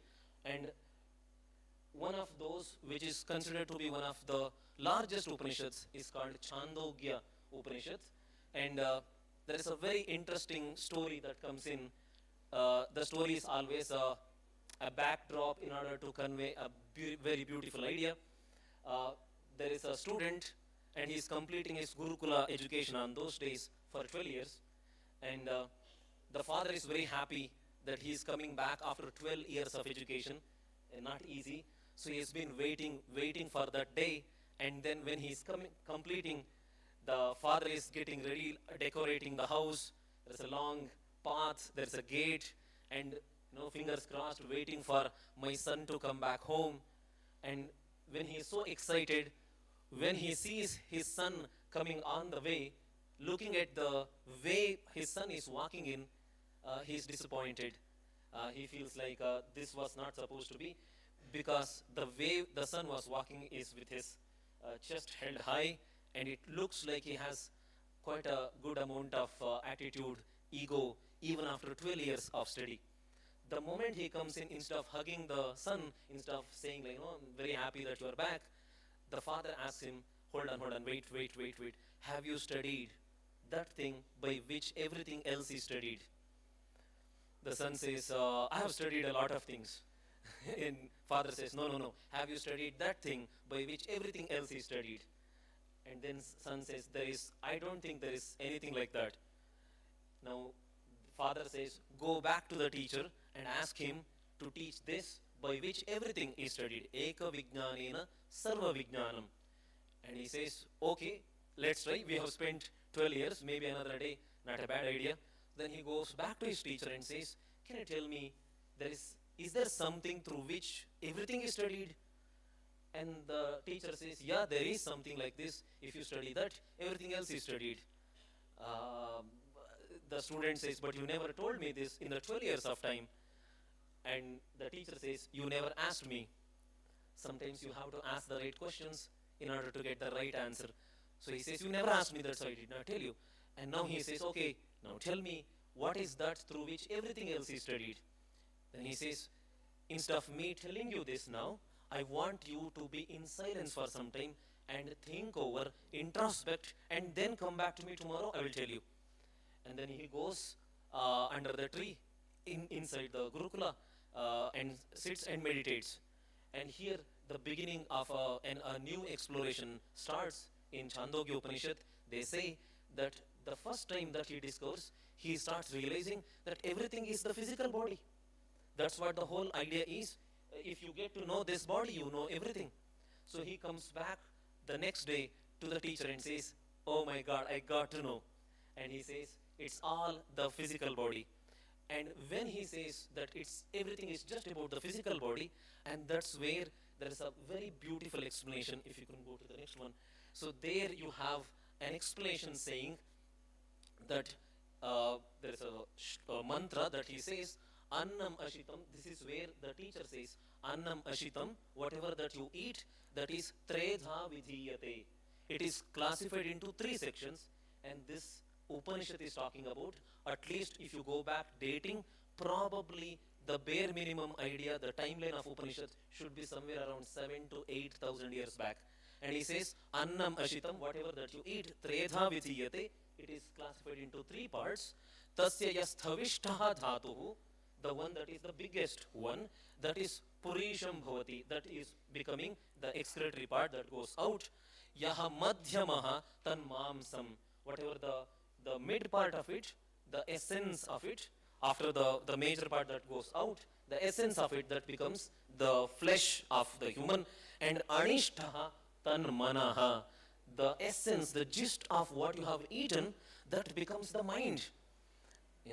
And here he says, even though the physical body is the basic framework of the human, but it is not the complete one.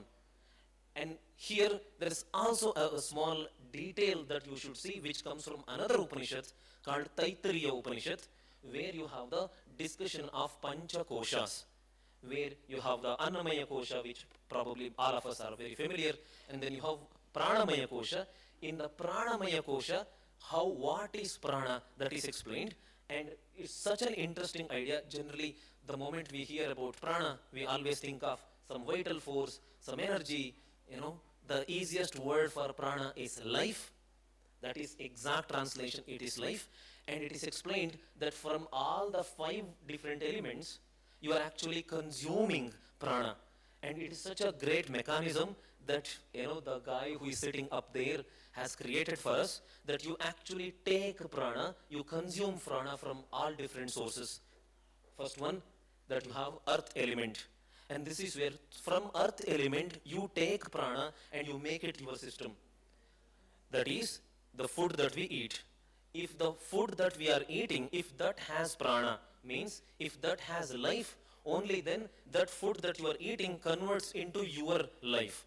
If the food that you are eating does not have prana, then you can't be expecting that it turns into energy in your system. Right? Many a times it happens that I'm eating some sort of food that is stored somewhere in the supermarket and it has no life. Fundamentally it has to be a life. If that does not have life, but I am expecting that I eat that food and that turns into great life, it is not going to work. And here also, if you go slightly into the details, across every single culture, we have worked on how to manage, how to enhance this prana. Some food, you cook the food and you enhance the prana. Some food you just eat as raw, like fruits, that itself is very useful. Some food, if you ask at least our grandfather or grandmother, they will tell you that you have to burn directly with fire. Only then it is enhancing.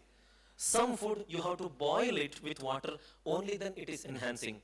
Not only that, sometimes you have to, not all food, some food you have to ferment it. Through fermentation, you can actually enhance the prana. So in all these different ways, from the earth element, you are actually taking prana from earth element and then it becomes a part of your system. The second one is from the water source. From water, you are taking the prana. That's why it is, if you observe like the early tradition that we had across, at least here in India, that what kind of water one should consume. The most useful one would be something that travels in the mountains, because that has all the minerals, taken into that water. When you are drinking that kind of water, that gives you the life. And today what we are drinking in the name of mineral water, it has no minerals and it has only water. That's why even when you are thirsty, even after drinking that water, I'm not feeling anything, because water you are getting, but that prana you are not getting. The prana that was supposed to be in that water, right? And that's why in Ayurveda probably also you will say the same thing. The thirst, the symptom of thirst, that shows that you need prana through water element, and that's why you should be drinking. And how the modern explanation goes on to say that one should drink like whether 2 liters or 3 liters. It is the thirst. The system will tell you, unless you are messed up, the system itself will tell you how much to drink. If I'm thirsty, that shows that I need water prana into my system. The third element is the fire element, and that's what comes, that is quite abundant here in India, that is your sunlight. So that's where you get the fire element prana, and for all of us mostly, we did not really experience that much lack of it until we got into COVID. And when we were inside the house for a longer time during COVID situation, we realized if you look at it, if you do not have enough sun, the way you think and the way you feel changes. That's your third element. The fourth one, prana supply that comes from the air, and this is where we talk about generally prana connected to pranayama. This comes from this part only, where how to breathe, and obviously what kind of prana that is there in the air. This is what in the today's explanation you say AQI index, air quality index. If you have enough oxygen in the air, that's what prana that you are supplying into the system. That is one. The second one, how do you breathe?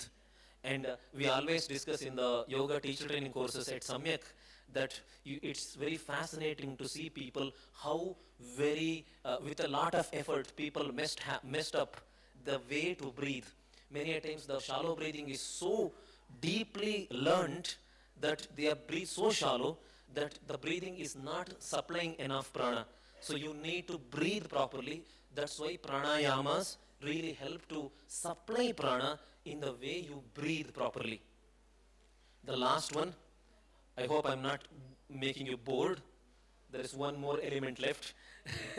That is the air element. This air element prana is the one makes you, actually this is a quick supply of prana. For example, you wake up in the morning and obviously the first thing that we look at today is the phone, right? You search for the phone, let's say the phone falls down, right? And then you are trying to get your phone, hopefully the screen is not broken. Then you go to the room, the bathroom, and you want the hot water, there is no hot water, let's say, and then you search for the towel, and few things go here and there, and then you feel it's a bad day. If you feel the bad day, you are supplying prana, it is today's supply of prana. Now suddenly you start feeling so low, because you are supplying a very low energy into the system. Suddenly out of nowhere, maybe you look at your own face in the mirror and you feel super happy. If you just feel happy, then suddenly things start changing. This is a supply of prana, again to change the energy. So literally the fifth element called akasha, the air, the space element prana, is the supply that you give to yourself by the way you think and feel. In food, water, with the sun energy, with the air, the way you breathe, and the way you think and feel, you are actually supplying prana to your system. Now coming back to the guy who is still in search, right? The teacher says, this is all still the physical part of it. This is where you have a few other mantras that you will see in the next one, where you will see, he also explains, when he comes back and explains about water, he says, even apaha, water, pitaha, when you consume it, tredha vidhiyate, here everything is classified into three parts. And he says, tasam yasthavishtaha dhatuhu, tan mutram bhavati. The urine becomes the one that is completely going out. Yaha madhyamaha, the mid one, the lohitam, ya anishtha, tan pranaha. Whatever that you are consuming, even in the form of water, that is becoming prana. Just to move on to the story, because in the afternoons, it's difficult to catch the attention of people. And the guy is still sitting and meditating. So he comes back and he says, the second time he comes back and he's meditating, he said, everything is about the body. And the teacher said, no, no, no. So he goes back again, starts meditating. Then he realizes, it's actually, I missed the point, everything is actually prana, right? So what is the difference between the mic and me? I have prana, and the mic does not have life, it does not have prana. That's the difference. The whole world is made up of prana, no prana. If there is prana, the whole world dances. If there is no prana, the story is over. So he comes back to the teacher and says, got it, this time I got it. If you know how to decode prana, you know life. You know everything. The teacher says, you're quite closer, but still not the right answer. And he goes back again, starts meditating. Then he realizes the next stage into, he says, he comes back to the teacher, probably not eureka, he must have said something. And he says, I got to know, it's all in the mind. You see, when I see you, I actually don't see you. I have a projection that I have in my mind, and that is projected here, right? Most of everything that happens in the world, it's all in my mind. So if I know my mind, I know the whole cosmos. And the teacher says, you are quite close, but still it's not the right answer. He goes back again and meditates. And then he gets to know that it's not actually the mind, it is actually the samskaras behind the mind, which is your vijnanamaya kosha. Right? He comes back and says, it's all about the perspective, the deep unconscious mind that is there, that vijnana, that's me. If you know this, you know everything. The teacher says, you are very close, but still not the right answer. He goes back again and then meditates. This time he gets an answer. He comes back to the teacher and he says, got it. It's all about the happiness. Everything, fundamental life thrives for happiness. If you're happy, that's life. If you are not happy, that's not life. Fundamentally, the core element of one's existence is happiness, right? Ananda, it's all absolute ecstasy. The teacher says, you're very close. That's not the answer. Now he goes back again to meditate. And this time he experiences the consciousness. The beauty is, the story goes on to say that he does not come back to explain to the teacher. He does not even come back to say, I got it. Because when you experience it, you don't want to prove it to somebody, you don't want the validation, right? When you want validation, because you know, there is still an external expectation that somebody has to say yes. Now in that silence he realizes, and it's in this whole process, the journey starts with the body, and then it goes all the way to the consciousness. And here, the surface level, the most visible one is the body. That does not mean this is a separate entity. Your body is an extension. We always discuss in the teacher training courses that your physical body, you know, this is what the Ayurveda doctors also repeatedly mention. Your physical body is an expression of everything that has happened in your life. Everything. Whether it is the mental things, whether it is the pranic level, whether it is the emotional part of it, everything that you have gone through, your physical body right now is expressing. So if I'm able to read this part, I can actually read everything that has happened in your life. This is the only expression that I have. So you can't be saying, I treat the body, but I'm not looking at the mind. They are so interconnected that we don't even know where the mind stops and body begins. It is that, you know, closer connection.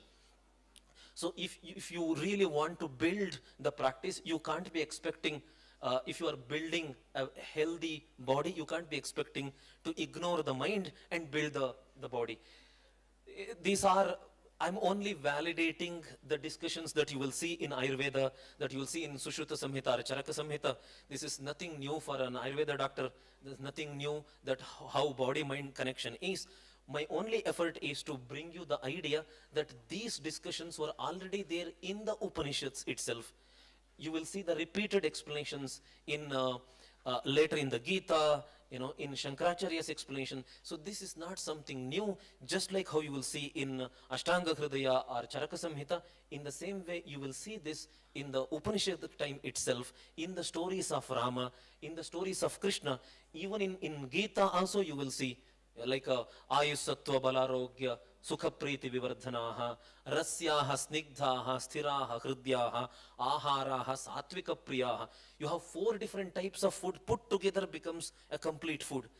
This kind of profound insights that were already there, we just had to put it in the form of how the previous presentation was. If we have that kind of format, a structure for the modern mind, because we came too far away from the Gurukula system of education. We are not in that system anymore. We want a scientific explanation. We want some sort of a modern structure to prove it. Or sometimes even a fancy English word would be sufficient, something that does not make any sense, but still it looks so fancily, it is written in English, sounds more like probably it must be true. I always make a joke to the yoga students who come from the West here, that most of the time we practice yoga in India, not because yoga is suddenly we have some awareness about yoga. Sometimes you look at the Western yoga practitioners and we are like, with this much of white skin, if you are still practicing yoga, there must be something in yoga, because you know the white skin directly connects to the intelligence. And if you are practicing yoga, there must be something so good about it. And that's why we come back to practice. Same thing happens in Ayurveda as well. The same Ayurveda concepts that you are talking about probably for the last 5 decades, and suddenly there is an allopathy doctor, he comes in and gives a very beautiful explanation with a fancy word. Suddenly there is a lot of acceptance because that crazy English word. I'm told there is a very complicated word these days used for Jalaneti practice. I tried to pick it up yesterday. I couldn't even pronounce the word. It has some complicated 3-4 words put together in an English explanation. Some sort of nostril, nasal, thoracic, multiple words put together. And if you search there on Google, what they are showing is Jalneti. But when you say Jalneti, we are like, yeah, okay, we know whatever, that is not so special. The moment you put in an English structure with a fancy word, these were already explained even in the times of Upanishads. Starting from Chandogya Upanishad, these explanations were already there. My only interest would be at this moment is that you already have these with authentic sources in Charaka and Sushruta Samhitas. Whenever you get a chance, Do not restrict your studies specifically as a doctor, as an Ayurveda doctor. If you are, don't restrict your studies to only the Ayurveda subjects, because in India we never looked at study like this in one field. You will always see interconnections. It is important for anybody who is a part of this tradition. It is important to look at how Gita explains. It is important to look at how Upanishads have an explanation. Only then it becomes more holistic approach, and you will have a better understanding of our wisdom. And I will conclude, probably, I don't want to take too long time. Am I still in time? Because it's afternoon time, it becomes little complicated. The moment we go little longer, I might be standing here thinking that it is so amazing wisdom that I'm sharing, and people will be like, can you please complete? So when we are able to look at holistically, I always say to our students at Samyak that if you are in the generation where we are still studying, you are a bridge between the previous and the future generation. So you can't be just choosing for yourself. You also have to choose to study, learn, and get that knowledge so that you can pass it on to the next generation. You need to understand that this is also your dharma, this is also your responsibility. You can't just walk away saying that, whatever I study for myself. For the next generation, sometimes, even if it is taking a lot of effort and patience, study it, make sure you preserve the knowledge, whatever that is worthwhile, whatever that is serving the humanity, keep the knowledge as it is and give it to the next generation before you walk away from the planet Earth. I hope we all walk together to bring some changes and appreciate the wisdom that our ancestors have, and hope this kind of efforts that people are making, that brings some light into our journey. Hari Om. That's it. Thank you.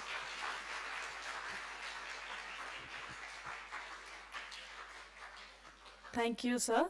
Now I would request Yogatma Srihari sir to sum up the session.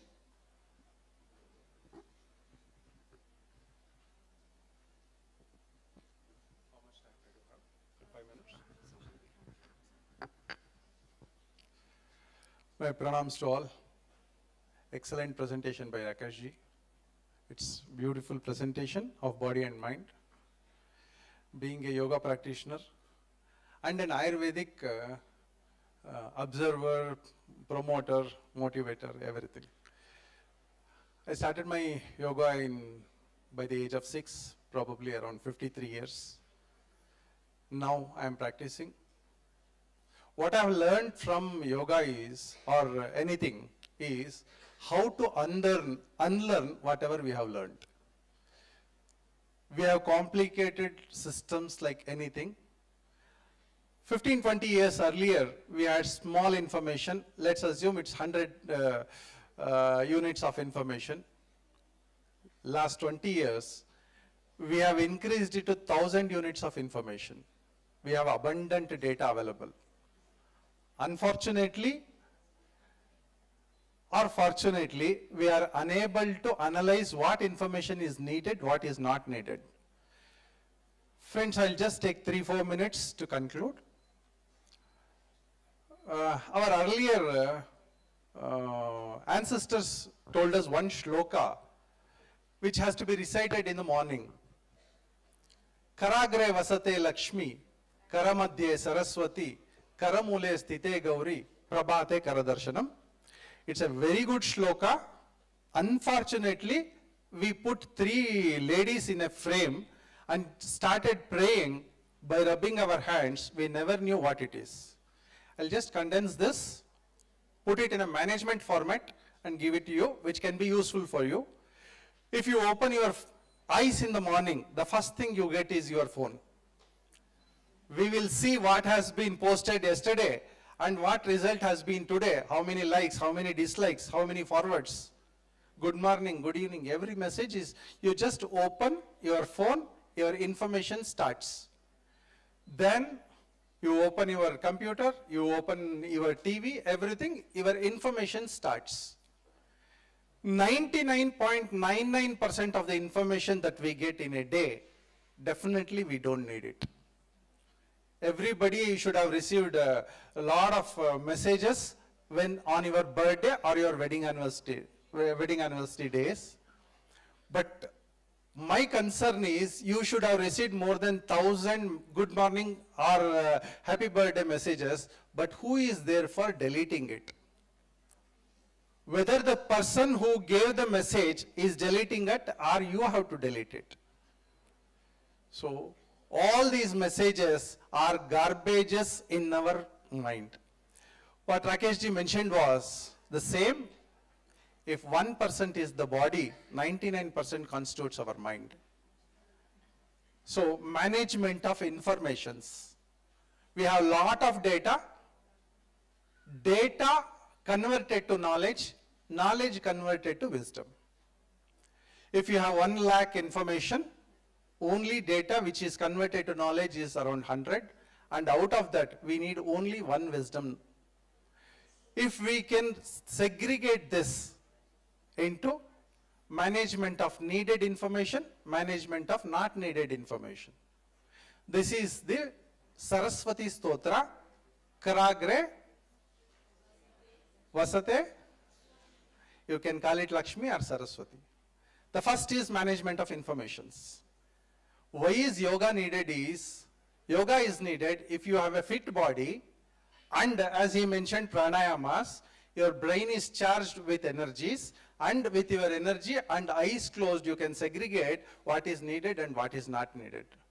We have abundant advertisement information, but none of these information are true. Majority, 99% information are false information, but we still fall prey into that. Number 2 is management of materials. The day you start, you need to manage materials right from your bedrooms till your washrooms, office, anything connected, you have to manage your materials. 99% of the materials we are using is almost duplicated and which are not needed. We needed 4 sets of clothes, but we have 40 sets of clothes. We need 1 set of shoe and 1 set of chappals, but we have abundant, which confuses. We have so much of materials. Everybody today has 2 or 3 phones. In fact, we needed 1. Maximum 2. Now we have phone, we have watch, we have everything. So management of materials. Third one is, what do we do with these 2? We have information and we also have materials. We have to deal with people. Dealing with people, we called it as Parvati. The first one is Saraswati. You have to manage material informations. The second one is materials. You are calling it as Lakshmi. The third one is Parvati. If you can manage these 3, definitely the life is made. But to manage, we need to sit and analyze. That analysis, we call it as meditation. Meditation is when we sit inside, when we sit, close your eyes and sit, you start analyzing the last 24 hours, which we call it as scanning.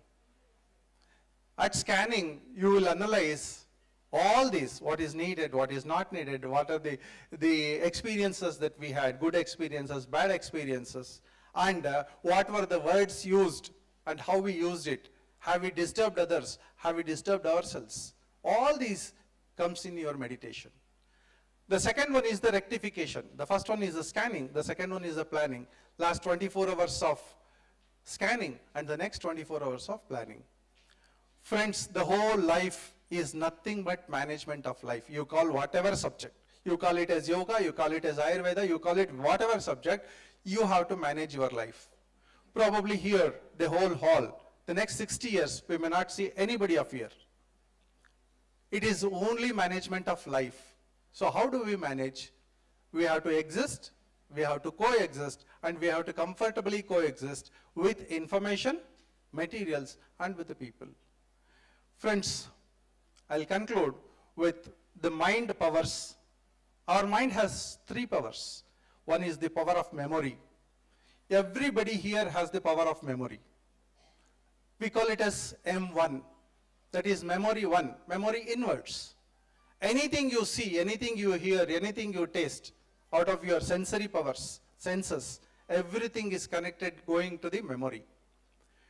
we fail, particularly when we study and write the exams, we fail to bring back that memory inward to memory outward, we fail it.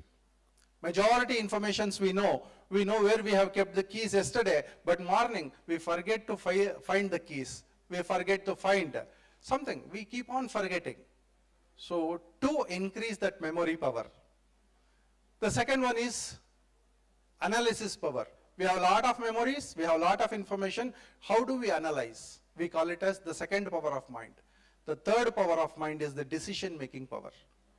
If you can combine all this, we call it as MAD, memorize, analyze and decide. All this can happen only if your brain has the energies to analyze, decide. Friends, that is called pranayama. Pranayama comes here as long as whatever the food you are given, whatever the air you are given, whatever the water you are given, everything is it converted to energy. And if that energy reaches the brain, the mind power starts. And with this mind power, we live. Body is called the vehicle and mind is called the driver. We need both. So friends, it's a fantastic session organized by Cauvery and MIT jointly. Both are my very good friends. Majority of my very, very personal friends are here. Most wisdom friends are here. The youngsters are here. It's for you to shape your life. Are we shaping it in a very ordinary way? Are we shaping it in an extraordinary way? All the people who are here are achievers. And you all have an opportunity to become one of the best achievers in the world. India is a Jagat Guru. Jagat Guru means we show the trend of how to live in this world. Let's not get confused by the Western philosophies. Indian philosophies are Indians, Western philosophy is Western. Let's take a lot of information. Let us take information, the best of the information, how to live. But once again, combine that with the Indian wisdom. Indians have a wisdom of more than 10,000 years. Rama knew how to live, Krishna knew how to live. So let's take that information, blend ourselves, blend with the old ancient wisdom as well as the latest information and live life in a beautiful way. Thank you.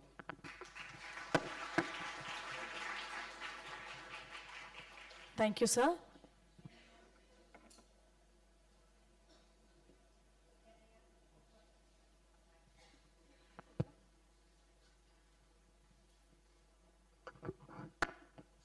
Rakeshji, that was a wonderful lecture. I really enjoyed it. Without oxygen, we live for just 3 minutes. Without water for 3 days. And without food for just 3 months. My question to you is, what is the difference between oxygen and pranavayu? The difference between oxygen and pranavayu. You spoke about the prana, and the pranavayu is different from oxygen that the Westerners call. Correct. Sometimes these are two words used. One is, sometimes it is used as prana, sometimes it is used as vayu also. Sometimes it is combined and called as pranavayu. In the first part of prana, where there is a very small section that is amongst all the 5 elements, the air element prana that comes in, that is a part of prana, or even what you call as pranavayu. Then comes to the second stages where you have the whole processing unit. If you consider this like a factory, there is a processing unit that you have here, and that's called your samana, right? And then you have like excretory, the throwing out, waste materials are thrown out, that you have apana. And then I ate an apple that went to my mouth and all the way to my belly, but that apple gave me the energy to move my tip of the fingers, and that becomes my vyana vayu. And the most interesting part there that comes, where whatever that have been consuming in the form of food, water and air and sunlight, all of that is shaping me. That is the udana vayu. So when we say prana vayu, we are referring to all the 5 dimensions from prana to udana.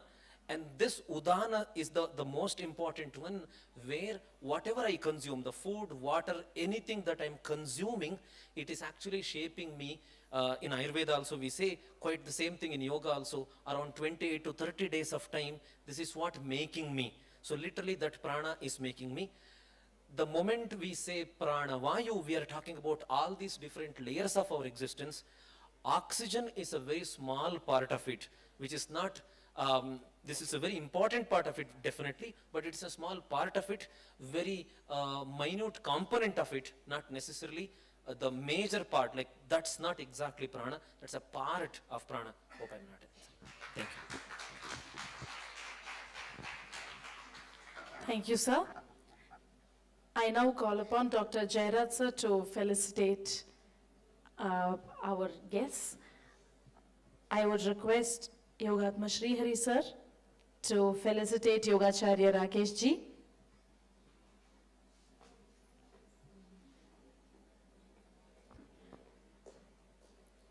I would request Dr. Rajashekar and Dr. N.V. Krishnamurthy sir to kindly join the dignitaries.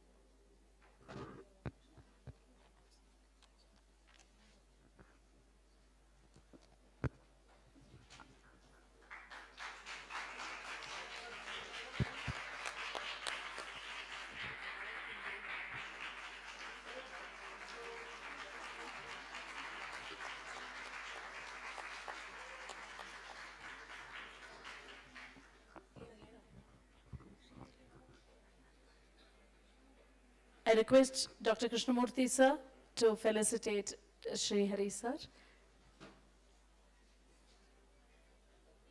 Dr. Rajashekar sir, kindly join.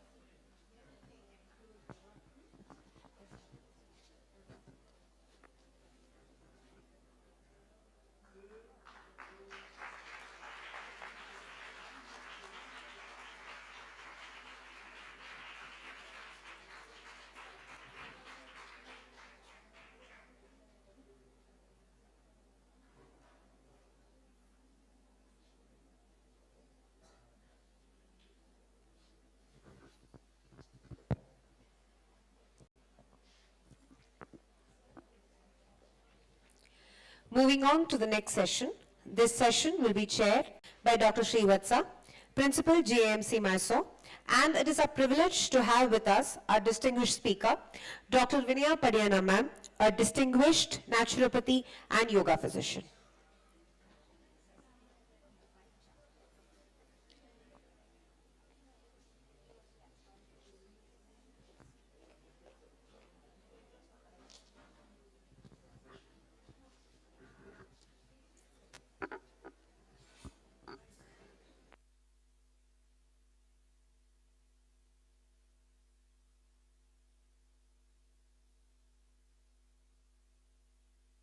Cauvery Group of Institutions, CCARD and Maharaja Institute of Ayurveda welcomes Dr. Vinaya Padiyana. With over 23 years of experience, Dr. Vinaya is a distinguished naturopathy and yoga physician who masterfully blends science, tradition, and the arts. A celebrated vocalist for All India Radio, she has pioneered the integration of Indian rag-based music therapy with modern lifestyle management. Her versatile career spans leadership as a director and senior medical officer, driving innovation across premier wellness and academic institutions.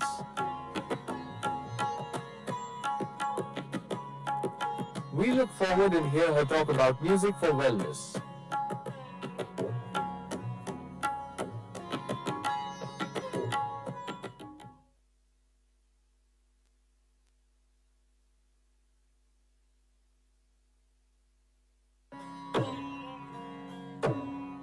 Dear delegates, chairing this session is our distinguished chairperson Dr. Srivatsa, principal at GAMC, Mysuru.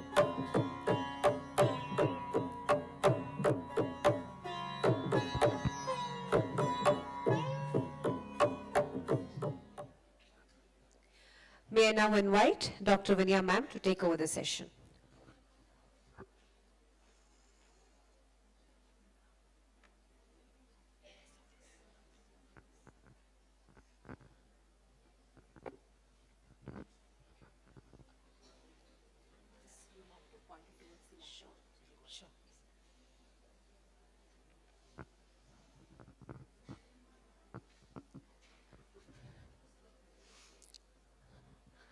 My humble salutations at the feet of the divine and pranams to all the gurus, my parents, and everyone who is directly and indirectly responsible for who I am today. Pranams and namaste to all of you. A very warm good evening.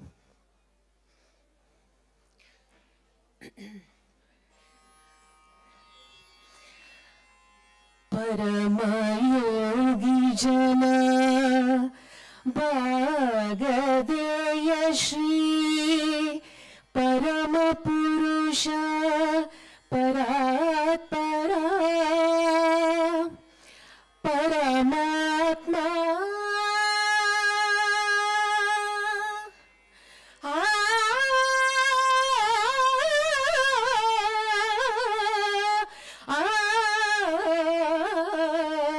परमात्मा परमाणु रूप श्री तिरुवेंकटगिरि देव शरणु श्रीमन्नारायण श्रीमन्नारायण श्रीमन्नारायण नी पदकमल में Cauvery Group of Institutions, CCARD and Maharaja Institute of Ayurveda welcomes you all to the International Conference on Intersecting Nutrition, Lifestyle Medicine and Sustainable I'm a Healthcare. student of music since 40 plus years, and I'm practicing as a naturopathy and yoga physician since 25 years almost, combining music therapy along with other modalities of naturopathy treatments.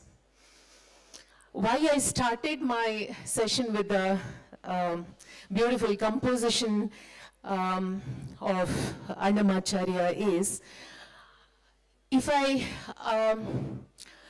ask somebody what is akki roti, which all of you tasted this afternoon, if I have to explain it as combination of dill leaves and rice flour and all this salt and mix with little water and all that, it's always better to give them a plate of akki roti and ask someone to experience it and then explain what is akki roti, how it is made, is always better than just explaining what is akki roti. So I thought I'll start with a beautiful raga. Now I'm going into what is akki roti is made up of. So clinically, music supports healthcare. All of you must be knowing it. So quickly seeing what all setups, we can add music as a therapy. We have it in wellness centers, retreats, whether it is Ayurvedic retreats or naturopathy retreats, yoga retreats, there is always music therapy. Hospitals, in Hyderabad, we have Dr. Guruva Reddy, who is one of the prominent surgeons in Sunshine Hospitals. He always listens to Carnatic vocal music while he's performing surgeries. And he says that it helps people to, help people to even get better after the surgery. Like it helps in post-surgical recovery. Palliative care, mental health clinics, where we have depression and cases of PTSDs. Rehabilitation, after the stroke cases or any neurological rehabilitation. We can use different styles of music by the clinical music therapists. How music really helps us, because today I was talking to sir, and he was telling me that anything you just like that give someone, it doesn't really help people these days. You have to logically explain it. Even if I give you water when you're thirsty, probably people like today to hear logically why water helped when someone was thirsty. Though it is that very simple that water helps someone who is thirsty. So auditory processing, happens when you listen to any sound, and that reaches our cochlea, and thereby, you have neural pathway engagement, thereby it affects the endocrine and autonomic response. And there are so many things happens in our body, like it alters cortisol levels, oxytocin, and heart rate variability, which is so very nicely talked about these days. HRV, all of you, healthcare professionals must be knowing about HRV. Shifting stress response, and thereby you have neuroplasticity. So this is the beautiful pathway of how scientifically we can explain music helps somebody physiologically. Coming to various systematic, benefits of music, you have nervous system. I'm not going in detail since I have the time limitations. So in nervous system, it reduces anxiety, it improves mood, etc. Cardiovascular system, it lowers the heart rate, and as we said, heart rate variability. Then endocrine system, it reduces the cortisol. Respiratory system, it improves breathing. I'm here to, show you a couple of instruments and also some singing types to demonstrate how it can help your lung capacity. Immune system, definitely when all other systems are benefited, the immune system naturally will get better. We call it as neuropsychophysioimmunology behind listening to the right type of music. Then we have digestive system. It helps in better assimilation of food. Then we have locomotive system, where it improves the musculoskeletal health. Basically, it reduces the sympathetic activity in the body, and it increases the parasympathetic functioning. Thereby, it helps all these systems. Now, you must be very well aware that in our Indian culture, we have music associated with every single activity that we do. Morning we wake up, we listen to Suprabhatam, Then while eating food in our side, Mangalore, Bhojana Kale, Namo Parvati Pate, Hara Hara Mahadeva, they say, and then we sing, churnike or shlokas, even while eating food during auspicious events. And that is the science behind how it improves your digestion. We have music for marriage, we have music for death ceremony, we have music not just in Hindus but in all other cultures. Music is part of our day-to-day life. So there is a particular music when they're tying the tali also, right? So everything, if you take any situation, it is always associated with music. That is just because our ancestors were very beautifully aware that it affects positively all the systems in our body. So in my practice, since I'm a Carnatic musician, I have used various rhythms or talas, ragas, and instruments. And depending on the cases, I have combined whether to choose a slow composition or a moderate speed composition or a fast composition, etc. Now here we have different types of talas. It's so beautiful to share with you today that in India, we have Sapta talas, we have 72 Melakarta ragas. You give me any song from any part of the world, I can put it under one of the 72 Melakarta ragas. You cannot create 73rd Melakarta raga. So Indian intelligence was so high that they have already done so much work about music. So you have Adi Tala, Rupaka Tala, Mishra Chapu Tala. Now Adi Tala is something like 1, 2, 3, 4, 5, 6, 7, 8. Rupaka Tala is 1, 2, 3, 1, 2, 3, 1, 2, 3. You have Mishra Chapu, which is Krishna ni begane baro 1, 2, 3, 1, 2, 3, 4, 1, 2, 3, 1, 2, 3, 4. That's the Mishra Chapu Tala. You have Jhampe Tala, which is 1, 2, 1, 2, 3, 1, 2, 1, 2, 3. Okay. Ee jeeva vittu phalavenu cheluva ರಾಜೀವಲೋಚನನ ನೆನೆಯದಾತನು ವಿನಲಿ ಈ ಜೀವ ಇದ್ದು ಫಲವೇನು 1 2 1 2 3 1 2 1 2 3 ಜಂಪೆತಾಳ. So we have different ragas as well. I have mentioned few here: Bhairavi, Bilahari, Kalyani, Revati. They all help in emotional and wellness effects.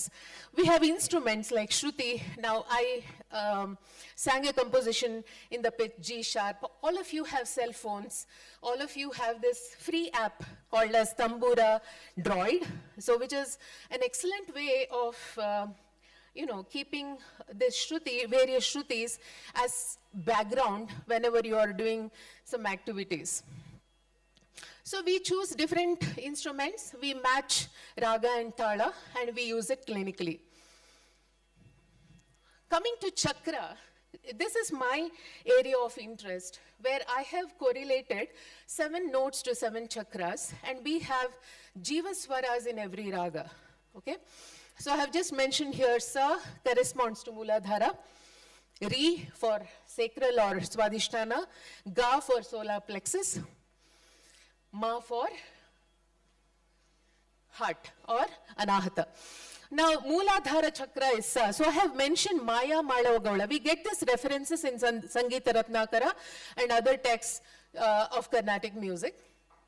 Maya Malava Gaula is Sari Gama Padani Sa Sani Da Pamagari Sa. So how we do therapeutically this raga for Mooladhara chakra is, we stay in Shadja.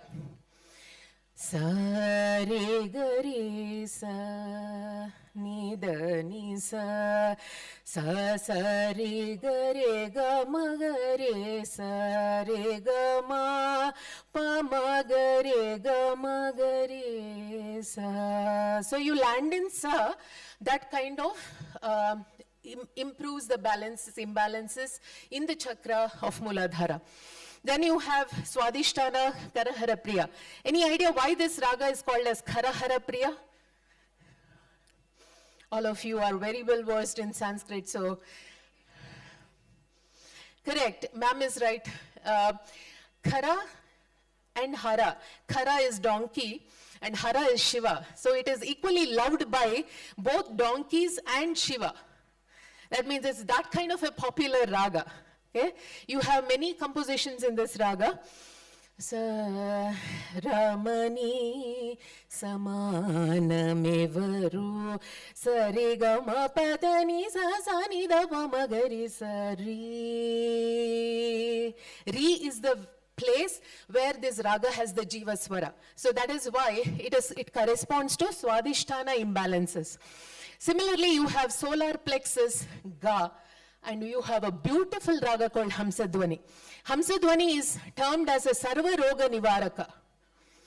The popular composition of Vatapi Ganapatim Bhaje, Jem is Ga, Re, Sari, Ga, Pani, Sa, Sani, Paga.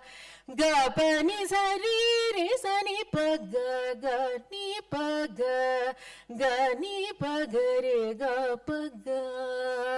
So you can land in ga and create the changes in solar plexus, all the digestion related problems. It's very advisable to listen to Hamsadhvani Raga every day for a few minutes. Heart chakra is Ma, Madhyama we call it. So Ananda Bhairavi is a raga which is very beautifully, kind of improves the balance in the heart chakra. Similarly, you have Kalyani also. You have other ragas also which helps the Ma. Ananda Bhairavi, you have compositions like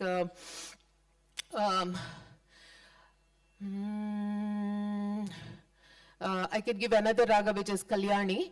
Ananda Bhairavi is also beautiful, and Kalyani is also there. Like probably we'll quickly go to the next chakra, which is throat chakra, where I have mentioned Kalyani, which is Pa. Kalyani is another beautiful raga which combines both Madhyama and Panchama, like throat chakra and heart chakra combined together. Which is Kalyani. It helps in expression, communication, vocal and breath practices. The beautiful raga Kalyani has many compositions. Nirigama padani sanida pamagama padani da padani so Pa, you are landing there. Similarly, you have the, which is Revati. All our Karnataka, people from Karnataka must be knowing a famous song.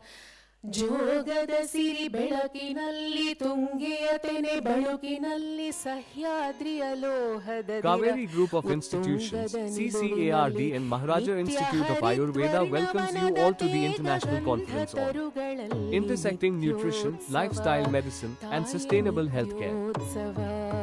In collaboration with SDMIND, Mysuru. We are not just looking back at 5,000 years of wisdom, we are looking forward. Then you have Sahasrara Chakra, where you have Gaula.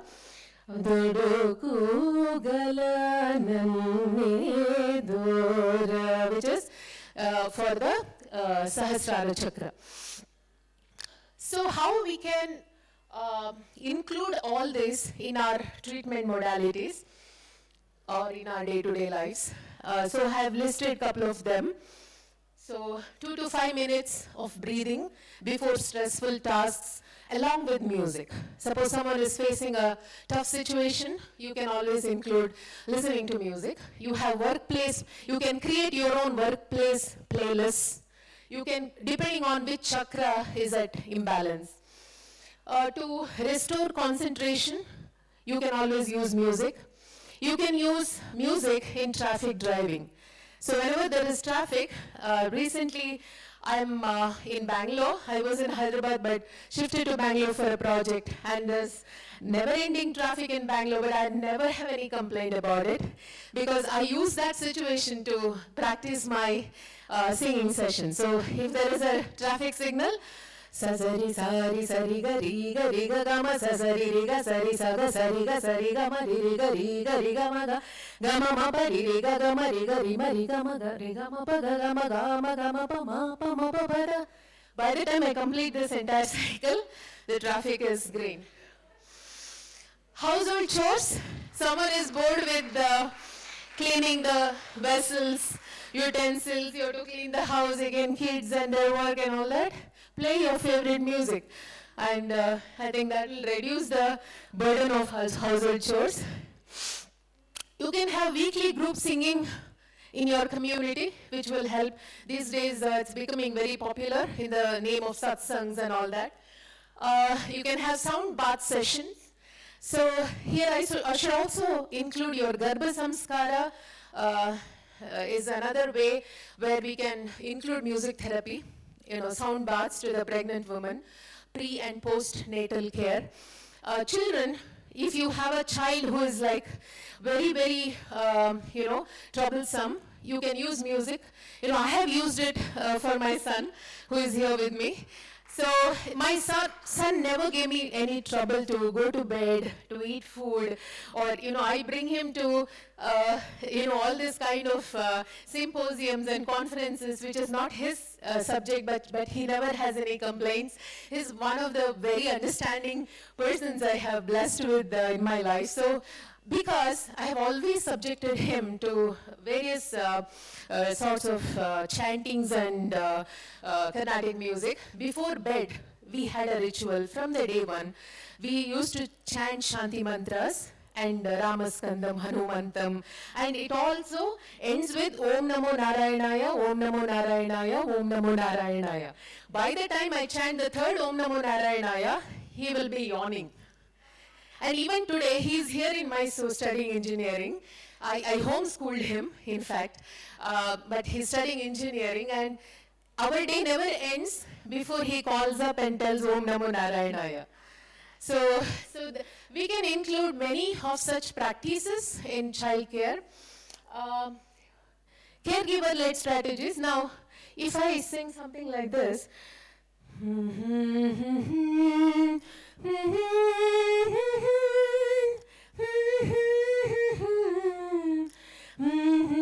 which song is this? How did your brain know that it is Jaane Kahan? There was no cue. Yeah, so you can imagine, you're all into healthcare professional, you can imagine how it helps dementia. So my father-in-law, when he was suffering from Alzheimer's, the only thing he was responding to was his favorite Chembai Carnatic compositions. He wouldn't even remember my name, but he can recognize which composition he's listening to, which raga it is. So use songs to reduce agitation, improve cooperation. Clinical examples, you have a lot of cases. I've treated many cases of anxiety, post-procedure rehabilitation to improve quality of life. Why this slide is empty? Because music can never happen without silence. So we definitely need some silence too. In today's world, you continuously have some other sound. Fridge sound, fan sound, AC.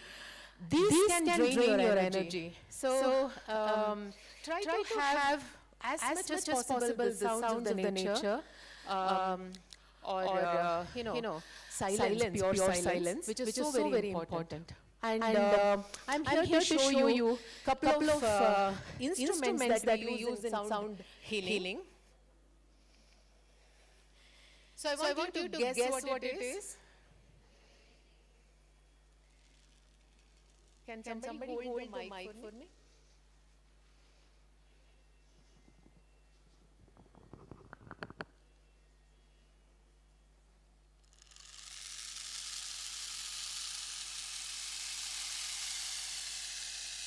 If you close your eyes, you'll feel as if you're sitting and watching the rain.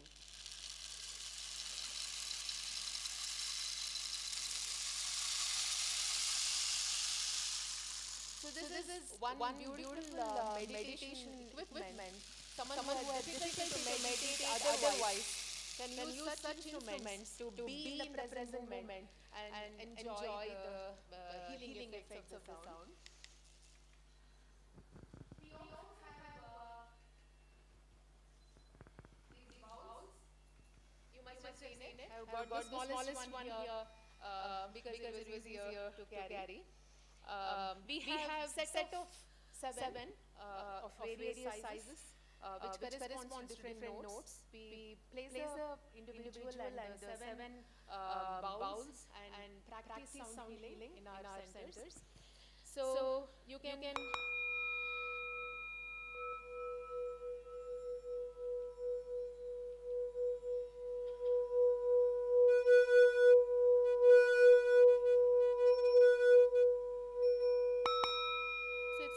but made up of different layers of metal, and once it falls, it doesn't make any sound. So You can hold this, you can even apply water inside and practice this. You can see how the water splashes outside because it creates that much of ripples or frequency inside, vibrations. Our body is nothing but 75% of water, so you can imagine what sound or music does to your body when you listen to music.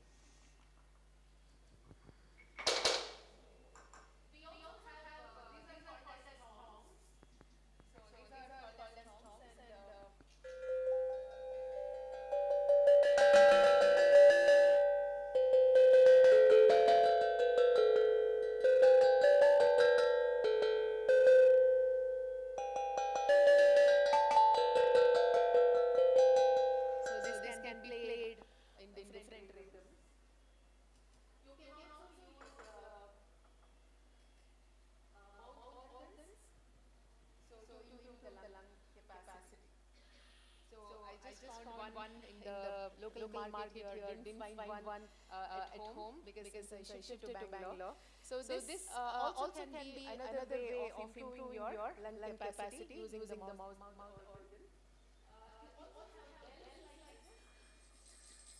Which can be used for practicing the tadas. 1, 2, 3, 4. 1, 2, 3, 4. You're listening to some music. Try to accompany that with the rhythm with the bells like this, which will help your rhythm part of the brain.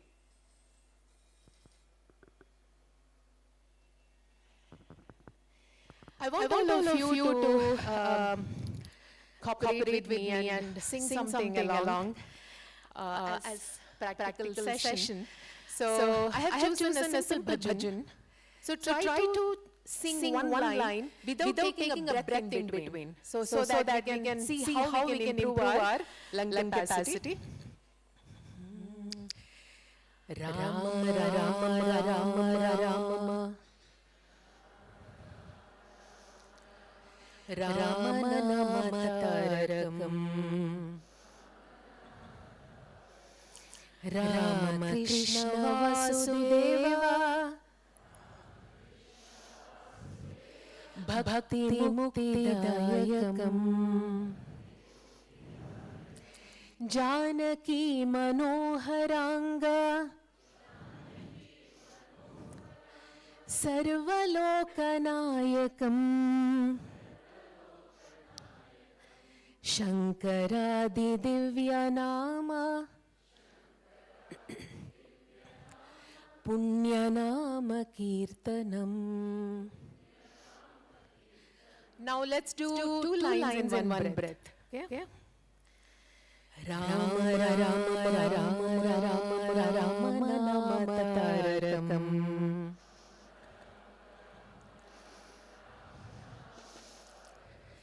Rama Krishna Vasudeva Bhakti Mukti Dayakam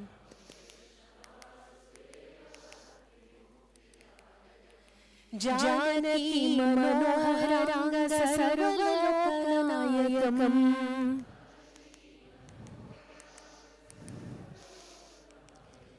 Shankaradi Divyanama Punyanama Kirtanam.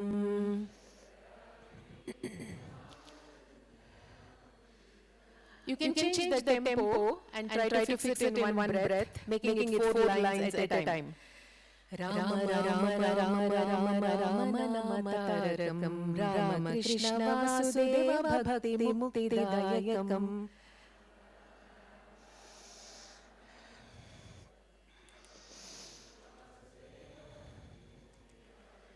Janaki Manoharanga Sarvalokanayakam Shankaradi Divyanama Punyanama Kirtanam. So, I mean, this is a song which I probably learned when I was 3 years old. I still remember it. I try to remember songs like this when I'm in the traffic, when I'm doing my work. It improves your memory too. Okay? If you're bored in life, try to take up a song, try to remember the lyrics. That will keep you engaged. So, this is a quiz. Okay, for all of you. I want you to recognize what instrument is this. Great. And who is she? Great. I think ma'am should answer this. I want students to answer this, attempt this. And what instrument is this? And who is she? Jayanti Kumaresh. So I have a tambura in the entrance of my home, and I generally get to hear whoever visits my home, they say, oh, you have a veena. I want people to know our Indian instruments. This is a small attempt to know how much you know about them. And who is the maestro? Great. Who is he? What instrument is this? Amjad Ali, sir, and Sarod. Sorry for the poor resolution. Yeah, Pandit Shivkumarji. Santur. Students, you are aware of this? They are aware of Santur Mummy, but they know what is Santur. What is this? Morsing. Most of them don't know this instrument. One of the best Indian instruments. If you play it wrong, you can cut your tongue. It's that very complicated. Yeah? Our own Manjunath sir and Nagaraj sir, they are the one of them who has converted this Western instrument into Indian style of playing. What instrument is this? Bansuri. And who is the artist? All of you listen to this, no matter which wellness center you go for a massage or treatment or retreat or whatever, his song is always played in the background. You don't know who is the artist? Rodu Mujumdarji. Which is this instrument? Nadaswaram. Which is again another very difficult instrument to play. And that is? Who is this person and what is the instrument? Patri Satish ji with Mridangam. Zakir Hussain, tabla. What instrument is that? Kanjira, Ganesh ji, one of the international players of Kanjira. What is this instrument? No.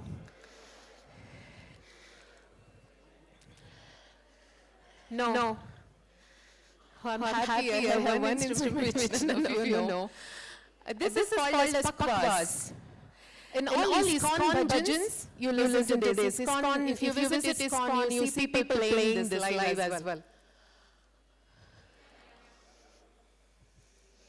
Everybody knows.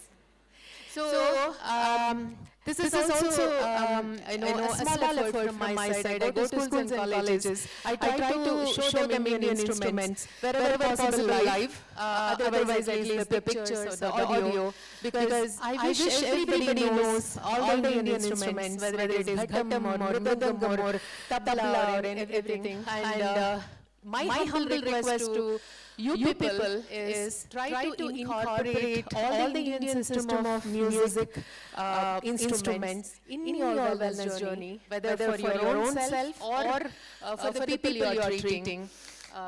So that will be fantastic. To summarize, my last slide for this evening. So, music, it kind of, if you use the slow music, suppose you're using Veeri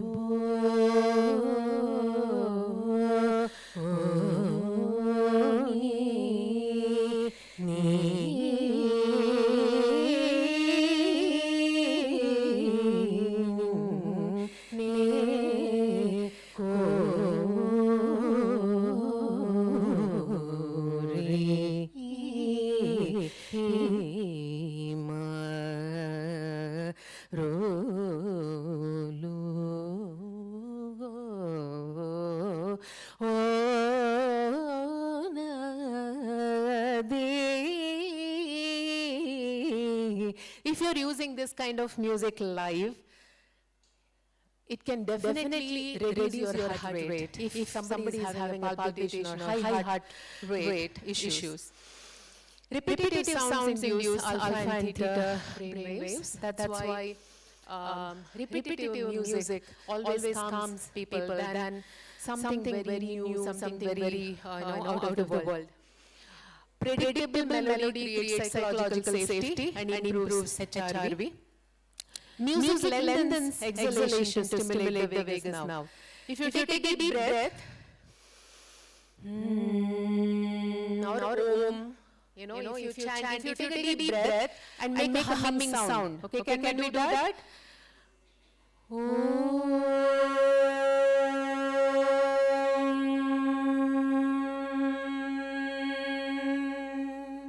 What are we doing? Through the throat, we are actually stimulating the vagal nerve. So vagus nerve, you all know how beautifully it is connected to our well-being. Psychological and neurological effects, we saw it increases dopamine, oxytocin, reduces cortisol, improves digestion, sleep quality, pain tolerance, and breath depth. Activates descending inhibitory pain pathways. In cancer care, pain management, music therapy is excellent. Autistic cases, music therapy is excellent. Sleep disorders, it's excellent.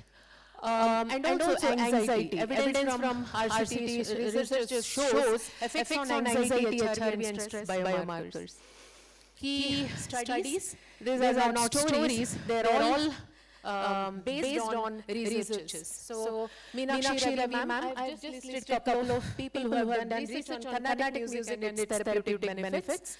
Meenakshi Ravi ji is one of my gurus and mentors. I have worked with her extensively, studying different aspects of music therapy and Carnatic music. So, you can see there that Bilahari reduces anxiety and sleep disturbances. Today, I'm ending this session by singing something in Bilahari, which is also a way of me saluting Sri Chamundeshwari. We are just, by the side of her divine presence.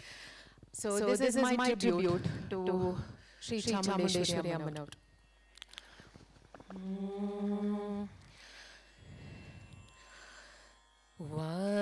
Vachama gochara mahima virajite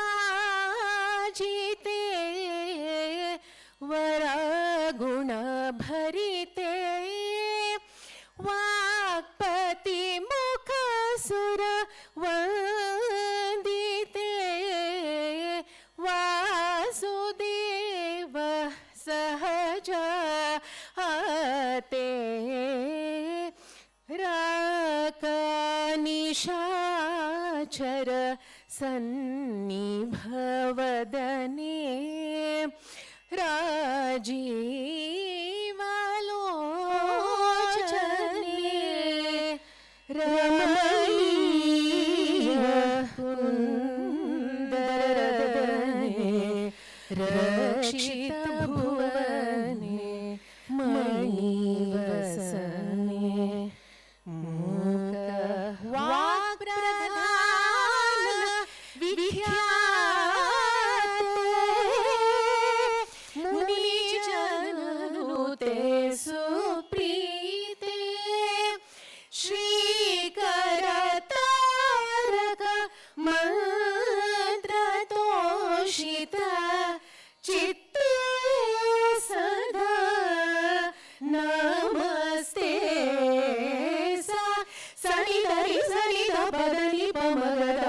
Magari sari ga pa magari sani da sa re ga pa da magari ga pa da sari ga pa magari sari ga pa da sani da sari ga pa da sari ga pa da sani da ri sari sani da pa magari sari ga pa da sani da ri sani da pa da pa magari sa re ga pa da shri Chamundeshwari palaya mam kripakari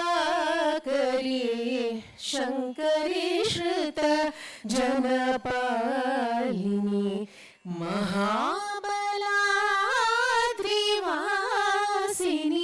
महिषा.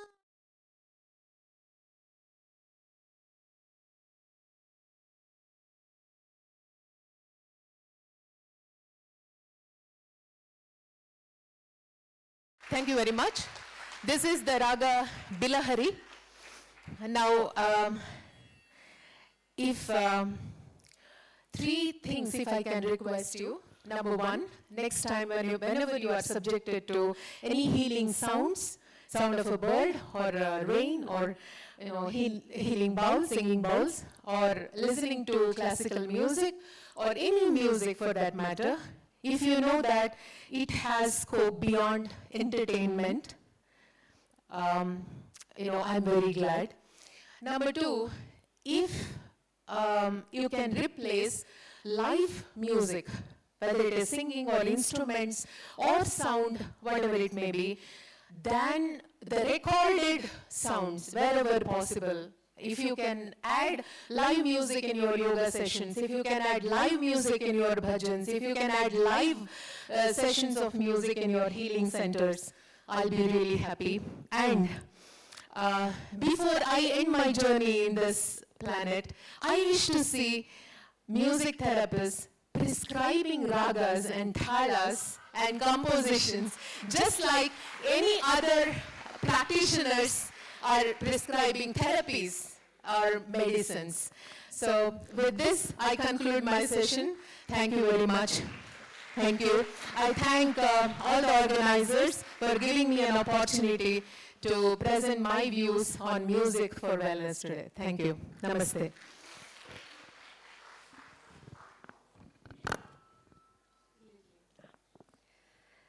Thank you, Dr. Via ma'am. It was refreshing and a soulful session.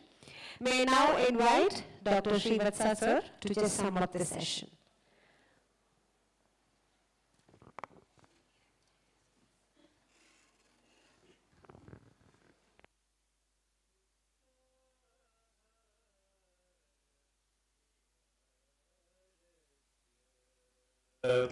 युक्तचेष्टस्य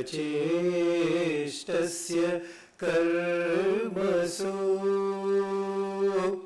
युक्तस्वप्न अवबोधस्य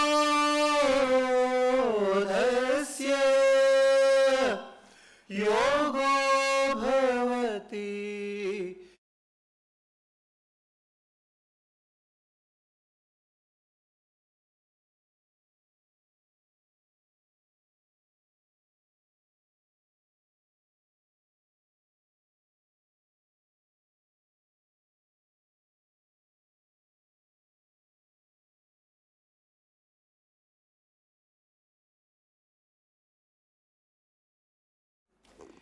I am very fortunate enough to attend this session.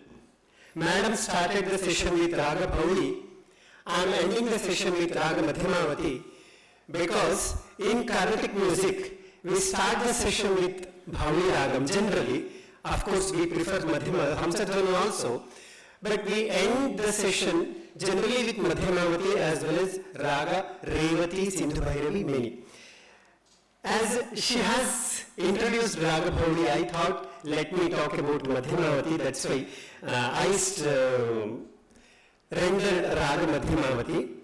For that I have selected the shloka of Bhagavad Gita, as you all know, which is representing the theme of this seminar. Yukta Ahara Viharasya. The word Yuktam is very important here, on which Madam emphasized very significantly, keeping Sangeetam in mind. With due respect to Madam, rather than using the term music therapy, let me use the term Sangeeta Chikitsa, because Sangeetam is very wide, which is having extensive meaning. That's why it has to be used like that, because Ayurveda speaks about Sangeeta Chikitsam extensively. That's why I just put that word, that's all. Sangeeta word itself is having highly extensive, highly sanctitative meaning. That's why I use that term. So that yukti or yuktam is very important whenever we are incorporating Sangeeta as a mode of chikitsa.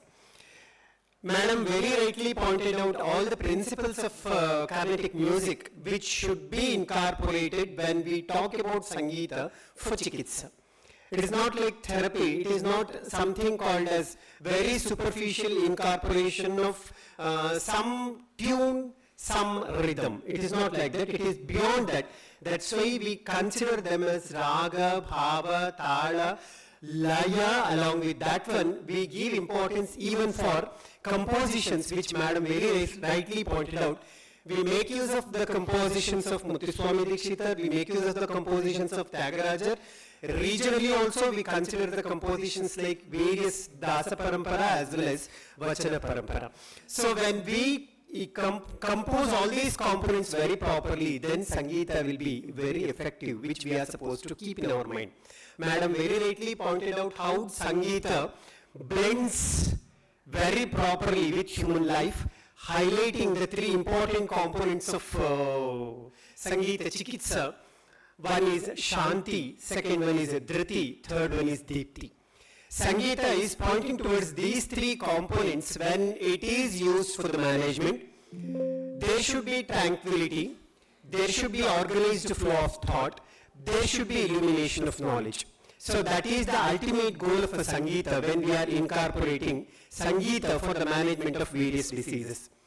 Ayurveda speaks about Sangeeta Chikitsa very properly, highlighting that it has to be used based on the principle of Sadharanikaranam, which Madam has presented today. When we are presenting Sangeeta in the form of Chikitsa, we should keep these 2 points in mind. If it is rendered in mass, then we should focus on this principle of generalization.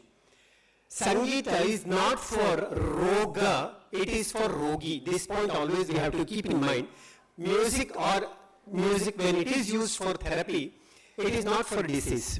We get the list of ragas for list of diseases, but actually it is not like so. It's highly technical. Raga has to be used for the management of rogi, not for roga. I mean to say, raga or Sangeeta is for diseased, not for disease. Similarly, when we are incorporating Sangeeta for maintenance of health, then also it is individualistic, which we are supposed to keep in mind. All ragas will not match everyone. But when we are utilizing that in mass or en mass, then the raga which can provide efficacy on everyone has to be selected. That's what Madam has done today. Really, it was awesome. You have created an awareness. At the same time, you have created interest in many of budding doctors to think about Sangeeta Chikitsa very seriously. I am very proud to say that Sangeeta Chikitsa is ours.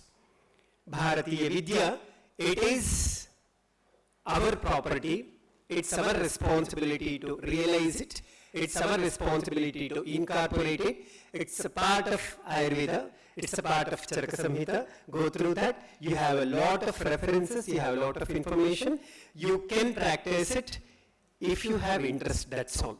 To incorporate Sangeeta Chikitsa, the basic quality we are in need of is to have interest, that's all. So if we have that, certainly we can utilize this in our management.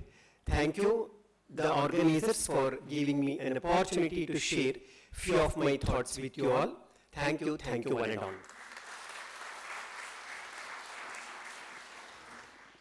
Thank you, sir, for beautifully summing up the session. May I now request Ms. Suma Prakash ma'am and Dr. Srivatsatar, sir, to felicitate Dr. Vinaya ma'am.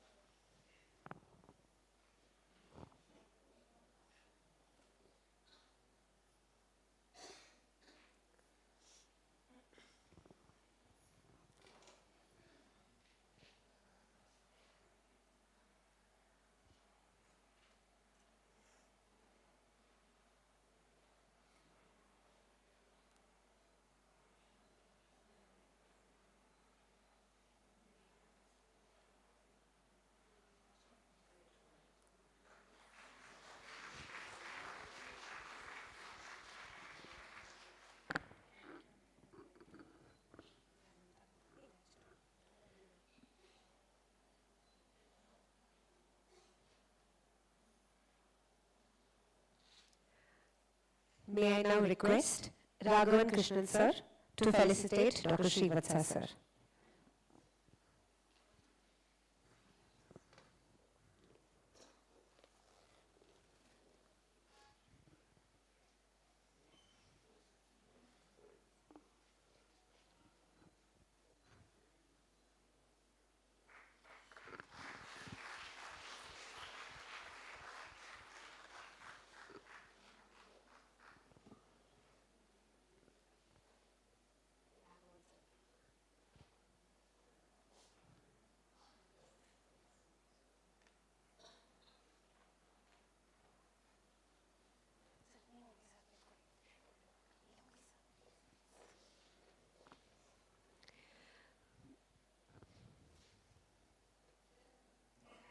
I would like to let you know that Suma Prakash ma'am has been one of our sponsors for the conference.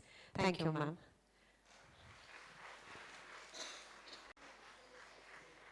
She is one of the panelists for tomorrow's session. Thank you, ma'am.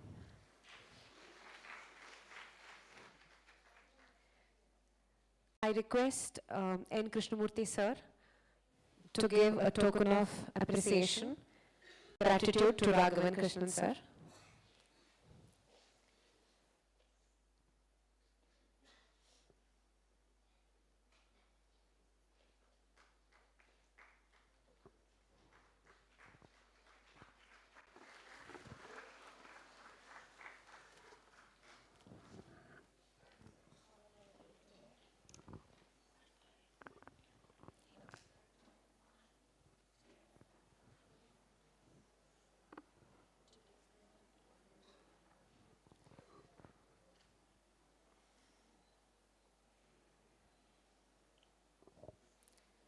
Thank you. And with this, we come to an end of today's scientific session.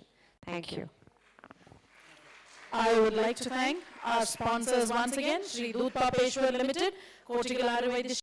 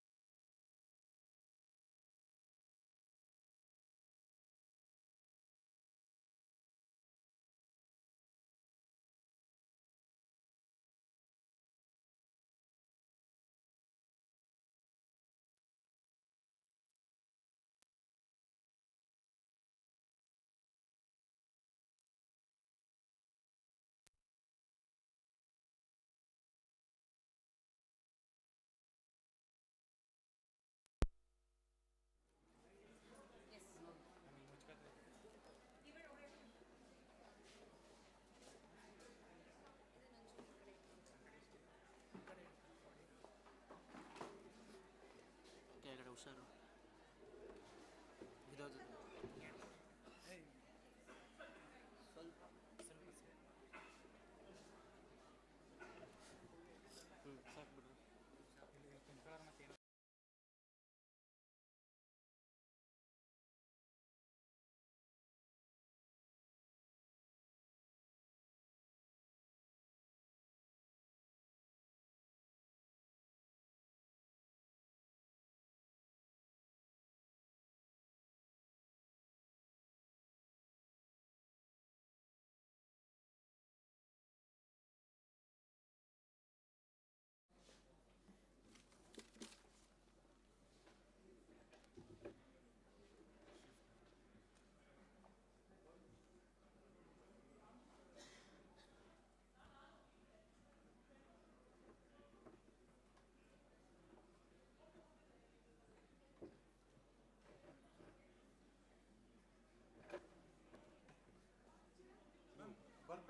Pointer ಇಲ್ಲ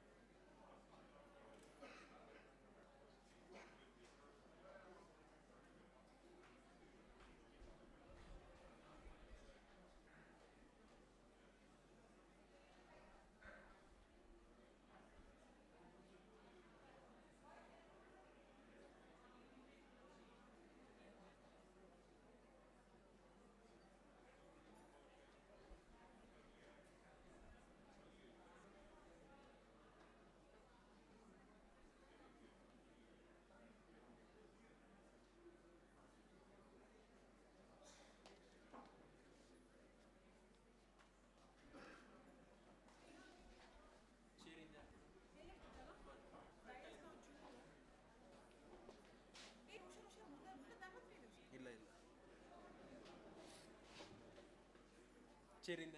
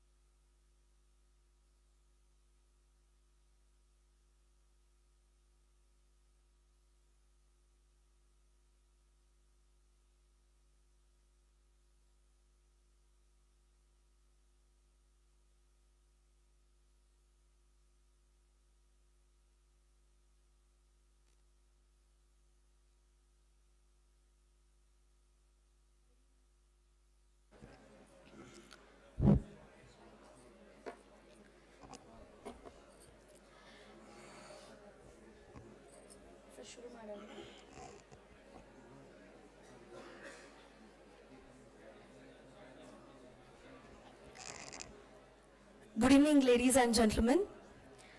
Om Sarve Bhavantu Sukinaha Sarve Santu Niramaya. May all be happy, may all be healthy, may all walk the path of holistic well-being. A very graceful good evening to one and all present here. On this auspicious evening where science boasts to spirituality, knowledge embraces wisdom, and health is viewed not merely as a body but as a balanced life, we warmly welcome you to the inaugural ceremony of CCARD International Conference 2025 with a profound theme, Ahara, Vihara, Arogya, Vichara. Food is not just what we eat. Lifestyle is not just how we live. Health is not just the absence of disease. It is harmony of body, mind and soul. So with the divine blessings of Jagat Guru Shri Shri Shri Dr. Nirmalananda Mahaswamiji in his absence, let's begin this evening.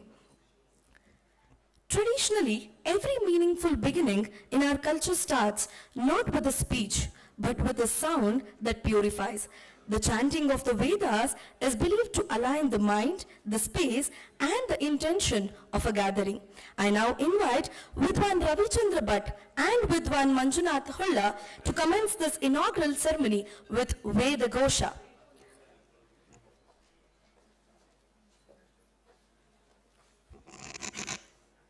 Om Shri Gurubhyo Namaha Harihi Om.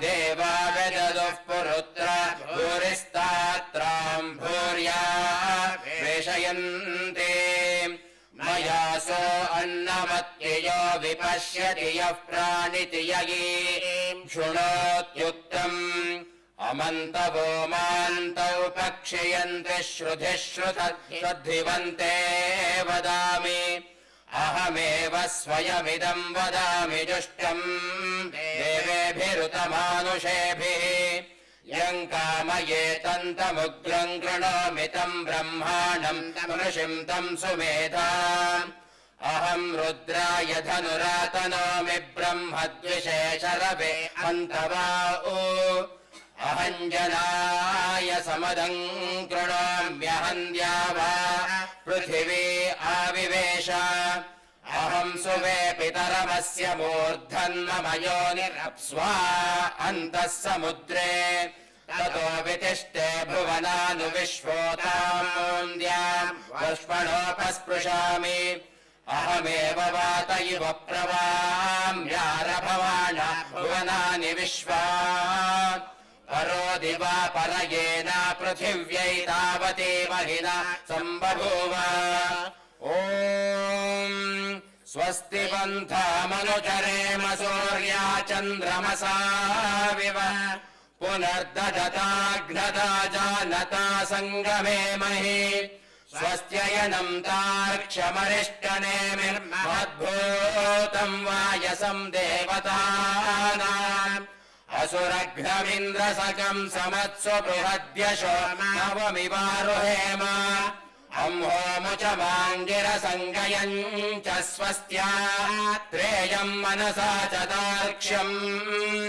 Prayatapani Sharanam Prapadye Swastisam Vadeshwabhayanno Astu Om Shanti Shanti Shanti Hari Om Om Swasti.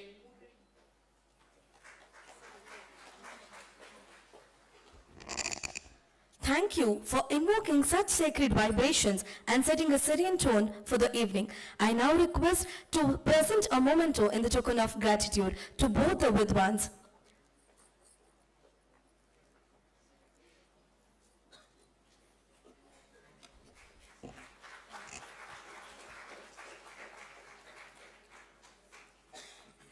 A welcome is not a formality, it is the opening of hearts. To formally welcome this distinguished gathering and to share the vision behind this conference, I now invite Dr. Chandrashekar'S Chairman, CGOI, to deliver the welcome address.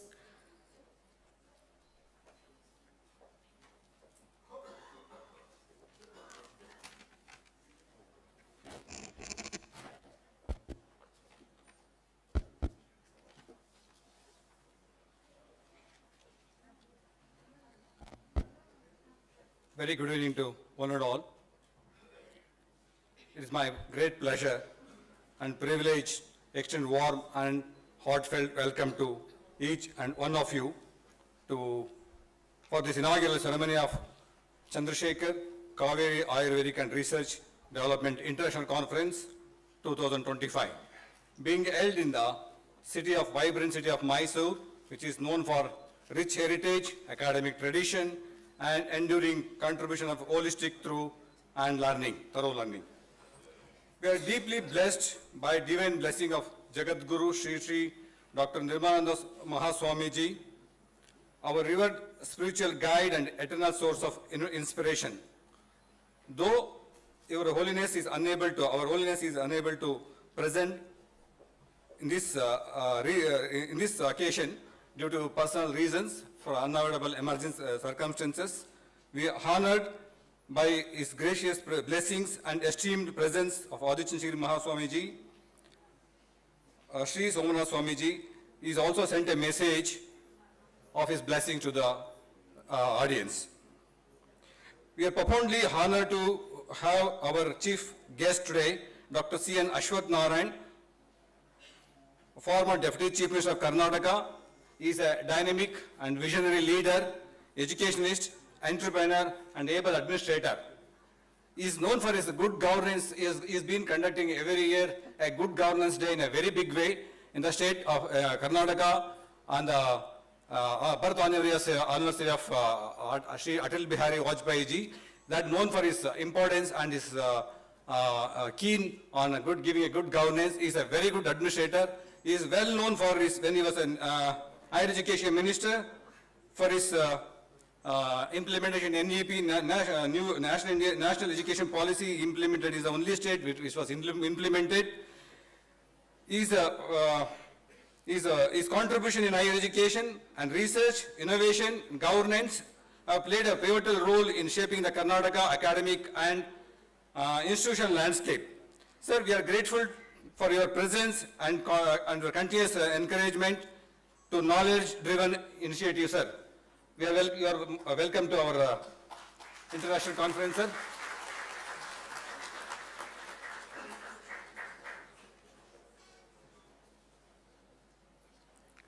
I extend my heartfelt welcome to Dr. B.C. Bhagavan, Honorable Vice Chancellor of Rajiv Gandhi University of Health Sciences, whose visionary leadership and unwavering commitment to academic excellence have greatly strengthened the medical and health science of education in the state Karnataka. He is also formerly held many positions, like he was a principal of Kempegowda Institute of Medical Science and Senate and Syndicate members of Rajiv Gandhi University of Health Sciences. He is a policy maker for many years, and really it's our privilege to welcome you, sir, for this international conference.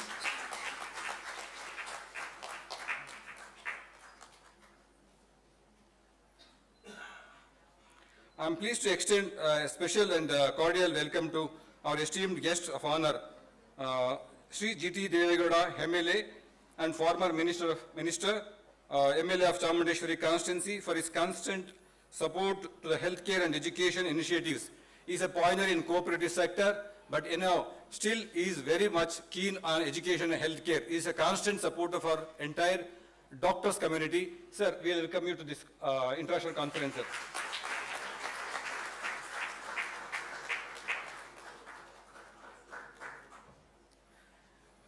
Above all three are mentors for our entire Mysore, our institutions and doctors community. All three are the mentors, supporter, inspired. They are encouraging entire health community. Sir, we also welcome Professor Narayan S. Jadhav, member, Board of Ethics and Registration, National Council of Indian System of Medicine, New Delhi, whose guidance and continues to uphold ethical standards, academic issues, sir. Vipin Singh, Commissioner of Ayush, welcome you to this conference, sir. We are equally delighted to welcome our keynote speaker, Padma Shri Awardee, Dr. V. Prakash, former Director, CFTRI, Mysuru.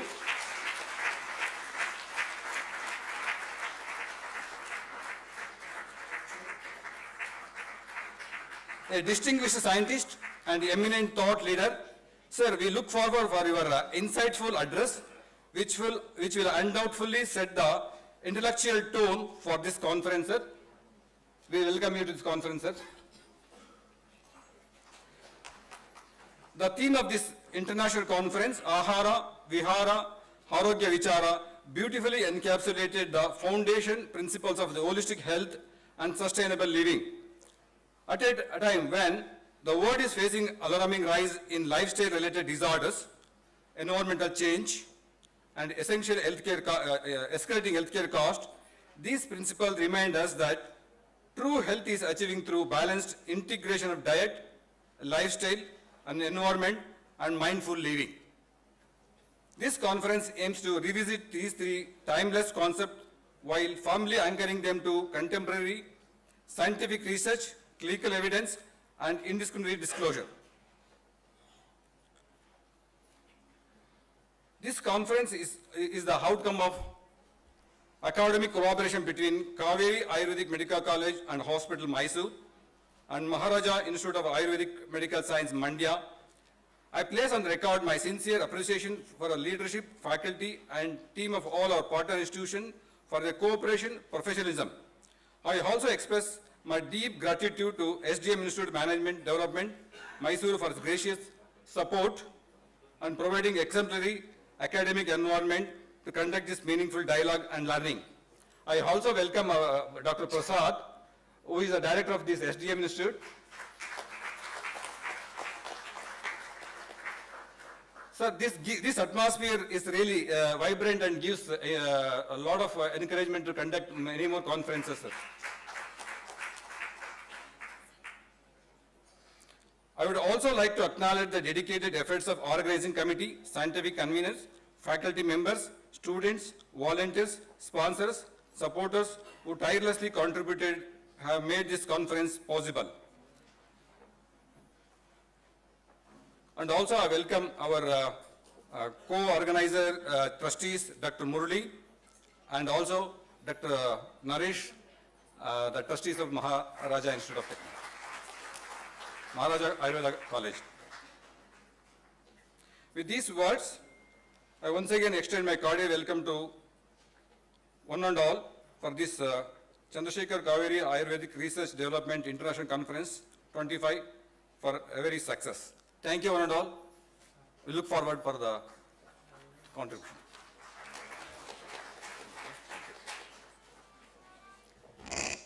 Thank you, sir, for articulating the purpose and promise of the conference so eloquently. And on behalf of all the audience and dignitaries, I welcome Dr. Chandrasekhar G.R., Chairman CGOI, Mysuru.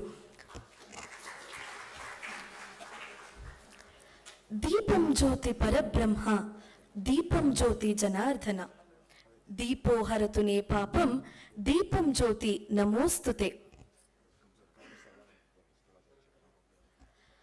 I also like to welcome Sarala Madam on the stage, please, to this beautiful International Conference 2025. We cordially welcome you, ma'am.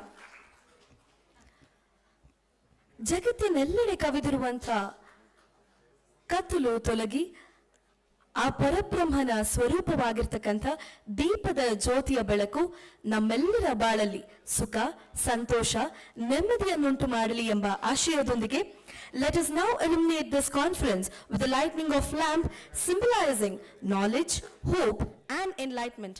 I request all the dignitaries on the dais to kindly proceed for the lamp lighting ceremony.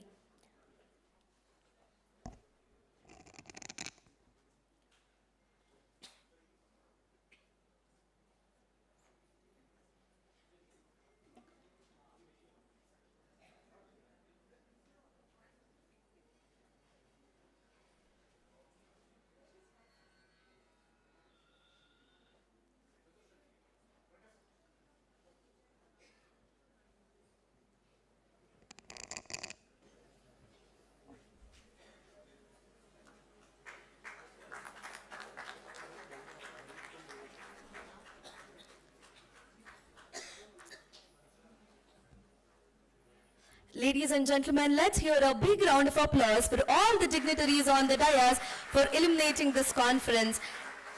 CCARD International Conference 2025.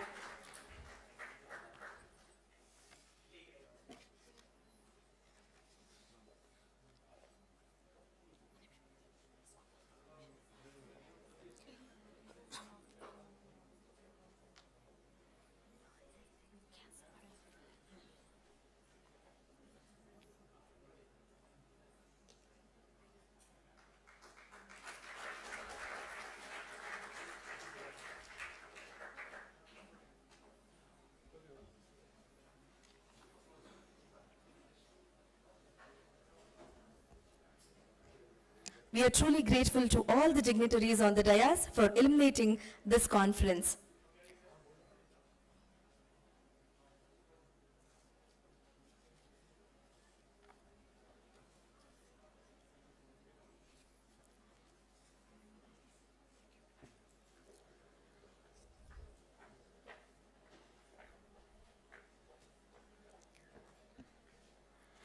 In a world seeking sustainable solutions, what better way to inaugurate a health conference than by honoring nature itself? Tulsi is not just medicinal, it represents balance, purity and longevity. I now invite Shri G.T. Devegowda sir, Honorable MLA, Chamundeshwari Constituency, Mysuru, to inaugurate the conference by watering the Tulsi plant.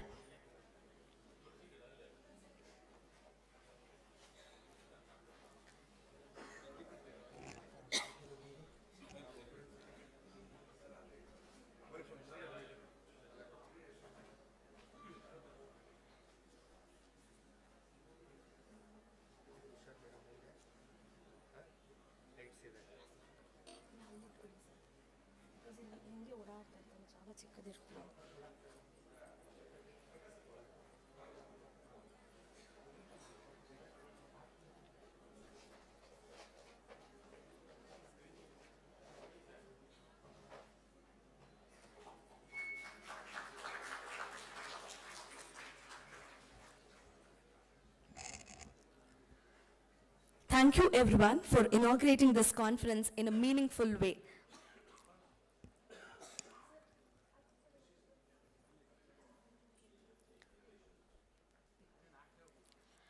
Spoken words inspire, written words endure.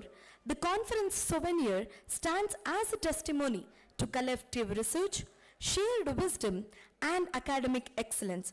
May I now invite today's chief guest, Dr. C.N. Ashwath Narayan sir, former Deputy CM and Honorable MLA, Malleshwaram, Bengaluru, to graciously release the conference souvenir.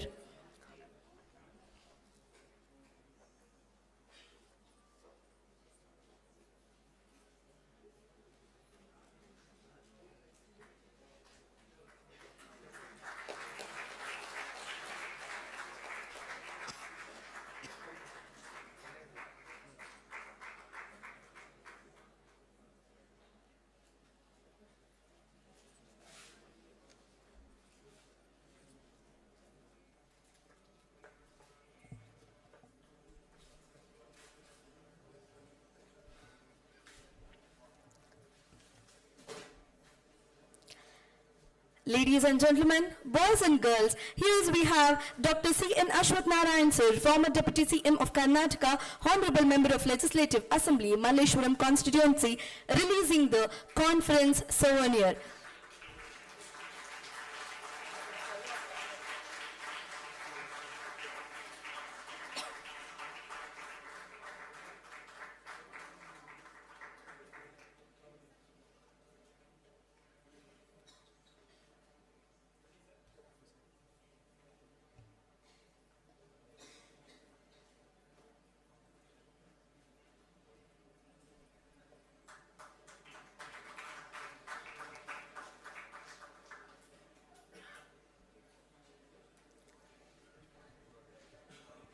Thank you, dignitaries.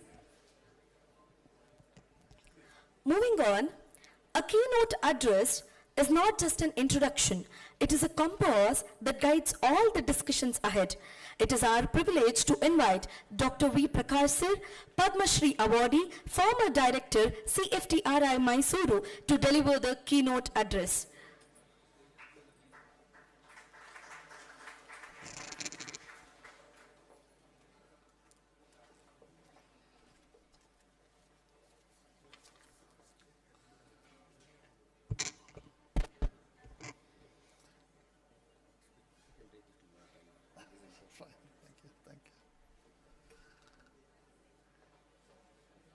ಎಲ್ಲರಿಗೂ ನಮಸ್ಕಾರ.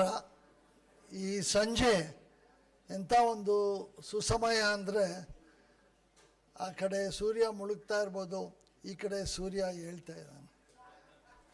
So ಈ ಒಂದು ಸುಸಮಯದಲ್ಲಿ I would like to address all the dignitaries on this stage.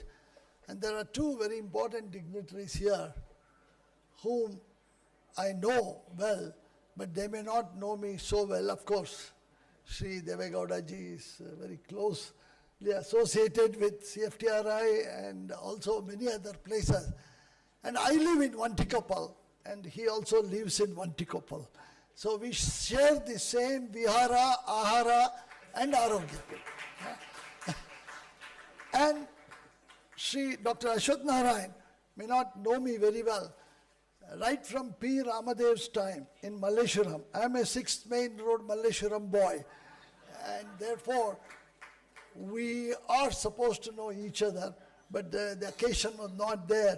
But I know your good work, and therefore ಇಲ್ಲಿ ವಾತಾವರಣ ಹೇಗಿದೆ ಅಂದರೆ ಆ ಕಡೆ ನೋಡಿದ್ರೆ ಮಲ್ಲೇಶ್ವರಂ ಬೆಂಗಳೂರು ವಾತಾವರಣ, ಈ ಕಡೆ ನೋಡಿದ್ರೆ ಮೈಸೂರು ವಂಟಿಕೊಪ್ಪಲ್ ವಾತಾವರಣ, ಮತ್ತು ಕಾವೇರಿ ವಾತಾವರಣ. ಶ್ರೀ ಚಂದ್ರಶೇಖರ್ ಅವರು ತಮ್ಮ ಒಂದು ಸಂಸ್ಥೆನ ಹೇಗೆ ನಡೆಸ್ತಾ ಇದ್ದಾರೆ ಅಂದರೆ we are all grateful, and we also are grateful to other dignitaries including doctor Jadhav who has come all the way from Delhi. Thank you very much. I won't take more time for the sake of various delegates who have come from abroad and other places from India. I choose to talk in English. Otherwise, my own mother tongue is Kannada. I feel very comfortable with Kannada, but certainly I will try to make the equivalent of Kannada in English as much as I can. Yeah? It's a great convergence of nutrition, lifestyle, Ayurveda, lifestyle under Ayurveda, and modern science for sustainable and affordable health. And that convergence is what we are seeing here today. And we heard a lot of talks today from various dignitaries. And it's very, very thrilling to see how this convergence has really come. We live in an era of unprecedented medical innovation. Never ever any civilization has gone through this kind of renaissance of various medical systems in the country, in the world. So in this connection, we can map the human genome and perform surgery with robots. That's our culture today. Yet, globally, we are facing a big paradox. And that paradox is, we are all living longer, but we probably are more sicker, S-I-C-K-E-R. The crisis of disconnection and the missing link isn't a new pharmaceutical drug or a more complex surgical procedure. The link lies at the intersection, interaction, innovation and investment in nutrition, lifestyle medicine, environment, and the stewardship that Bharat is giving to this area never ever before. How these pillars must converge to create what I call a sustainable healthcare is something that is not easy, but that also doesn't just treat diseases, but cultivates vitality for both the person and the planet. I was so happy to hear many talks in terms of yoga and so on, and Mysore is the capital of yoga, but unfortunately some of the Western societies do label India as the capital of diabetes. I would like to say with clear scientific evidence, it is not the capital of diabetes. It is the capital of those youngsters, the largest number in the world, with about 60% below 25 years of age. So we are very, very fortunate to have those youngsters with us who can carry the torch. I have 3 points to share very quickly. Number one, nutrition through food is the foundation of biological function. Its information is well packed for the body to utilize, both for body and mind. Every meal we eat sends a chemical signal to our cells, influencing gene expression, hormonal balance, and the health of our microbiome, which we have 9 trillion organisms in our digestive system. 9 trillion. It's not just 1 trillion. 9 trillion, not billion, not million, trillion. That's our army here who makes what we are. And today the gut-brain axis is connected. And this makes many times people do call it a junk food.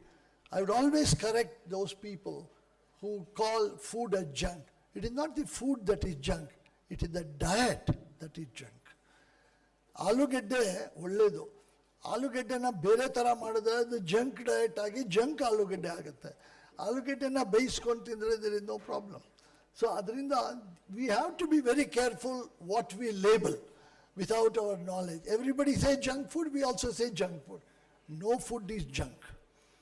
We convert it into junk diet, and therefore we have to be very careful in addressing this issue.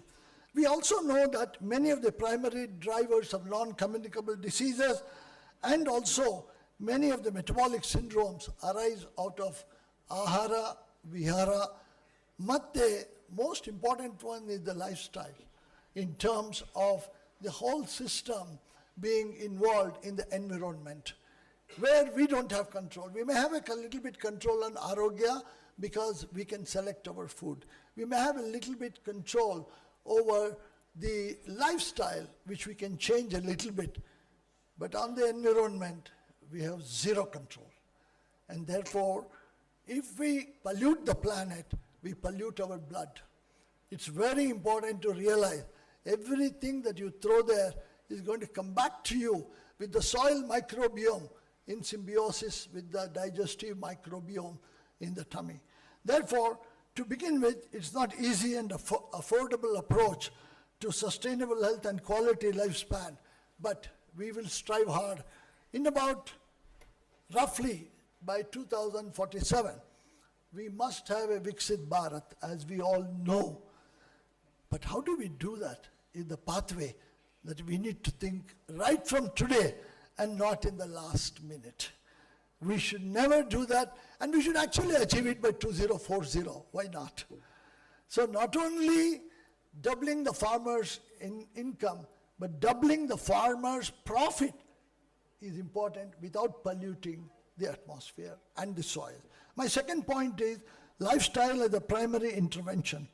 The circadian health principle turns around and tells us our biological clocks are more important than the clock that is there, digital clock. That is man-made, but this is not man-made or woman-made. This is a different clock altogether. Each one of us has a clock running. We think we all follow the same time. No.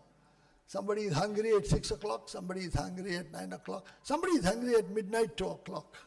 So it is the inner clock that makes a lot of difference, and thus stress and lifestyle should go hand in hand to control that in a way of sustainable health which requires social determinants of health, the environment where we live, and also what kind of exercises we do. I would like to share here my philosophical approach to life came from Sri Patabi Jois from Ashtanga Yoga Nilaya of Mysore. I was one of the first students of him in 1965 onwards. So more than 60 years of yoga life has not changed me much, but it has brought me discipline into the health aspects of it. In spite of many things you can't control, like COVID you could not control. Somebody can say, what happened to you? Did yoga control COVID? No, those are not the points, but what is important is, do you have the inner strength to face the life through yoga, especially Ashtanga yoga? Very important. And that lifestyle is a practice of everybody's lifestyle, and it's not isolated to individuals. And therefore, I would say integrative clinical governance, especially I would appeal to the authorities of the Cauvery Hospital and also the Maharaja Institute Medical Sciences from Mandya and many other systems. If you don't have a governing principle, I'm sure Mr. Ramesh would agree with me from SDIMD that this management has to do a lot in our lifestyle and nutrition. The third and last point is environmental mirror. Health and the planet and the individual are all a part of a single game that we are playing like a one-day cricket. In that, we cannot have healthy people on a sick planet, and this is where sustainable healthcare has a dual meaning. The way we produce food, our industrial agricultural system, the poisonous loop that arises from degraded soil and plastic and leads to nutrient-depleted crops also reflects in the nutrient depletion of the body. Therefore, the solution is regenerative health. By adopting a lifestyle which is affordable to an individual and also doable through principles of Ayurveda, including Ashtanga Yoga. Very, very important, because this has sustained for 5,000 years. What more proof do you want? The proof is already existing. We have to only see. My last point is the reimaging the medicine. We know that many images scan us when we are not well, but sick care to health care is the transformation that we have to make. Treating sick is too late. Seeking sick is very, very late in the day. You are losing the game by treating the sick, but you have to treat the sick. There is no choice. But healthcare, affordable, sustainable, and a lifelong one, from pediatrics to geriatrics, is very, very important for us to link that. Therefore, the sick care model focused what the diagnosis means and the drug to be given, whereas the sustainable healthcare asks why it happened. And the answer is in Ayur, the answer is in lifestyle, and the answer is in Ahara. Therefore, these three synergy has been so well thought by the Cauvery group and the Mandya group of hospitals in terms of course, both Cauvery river flows both in Mysore and Mandya. And therefore, it's wonderful there. And integrative medicine is the only answer that I can see.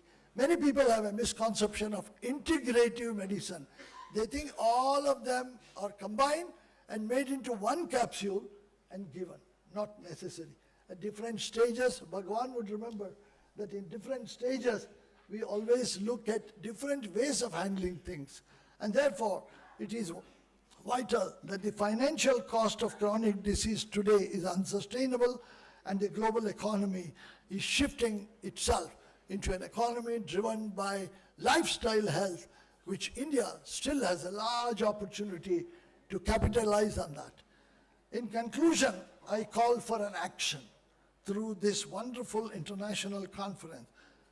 The interaction of food, environment, and health is not just a scientific reality, it is a moral imperative and a moral responsibility of all of us.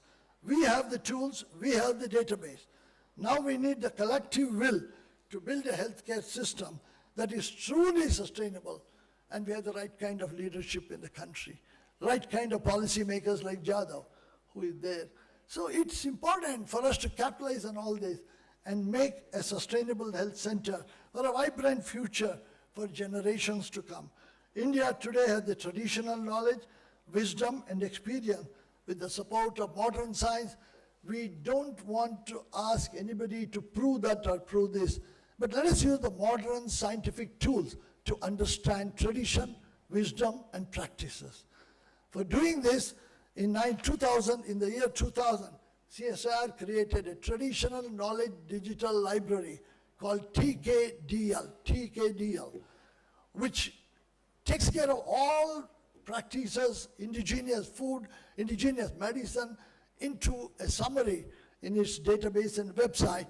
When you visit that, if you put a small click on a particular food, you will see when that food was first eaten.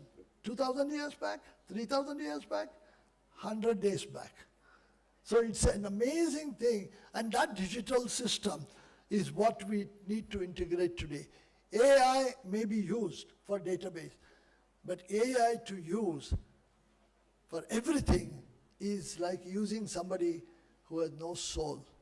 So we breathe soul, we breathe the mind, and then we culture the body into a doable system which is reliable, and at least for a minimum period of 100 years, Ayurveda would make us live with a quality life, along with Ahara, Vihara, and this is my Vichara for the keynote address. Thank you very much.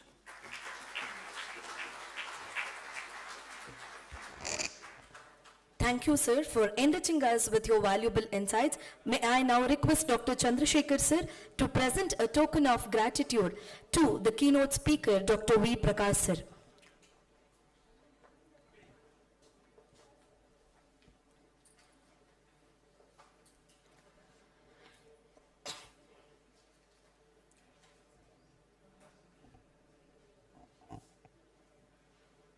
My dear audience, let's all raise our hands and clap for the former director of CFTRI Mysuru, Dr. V. Prakash, sir.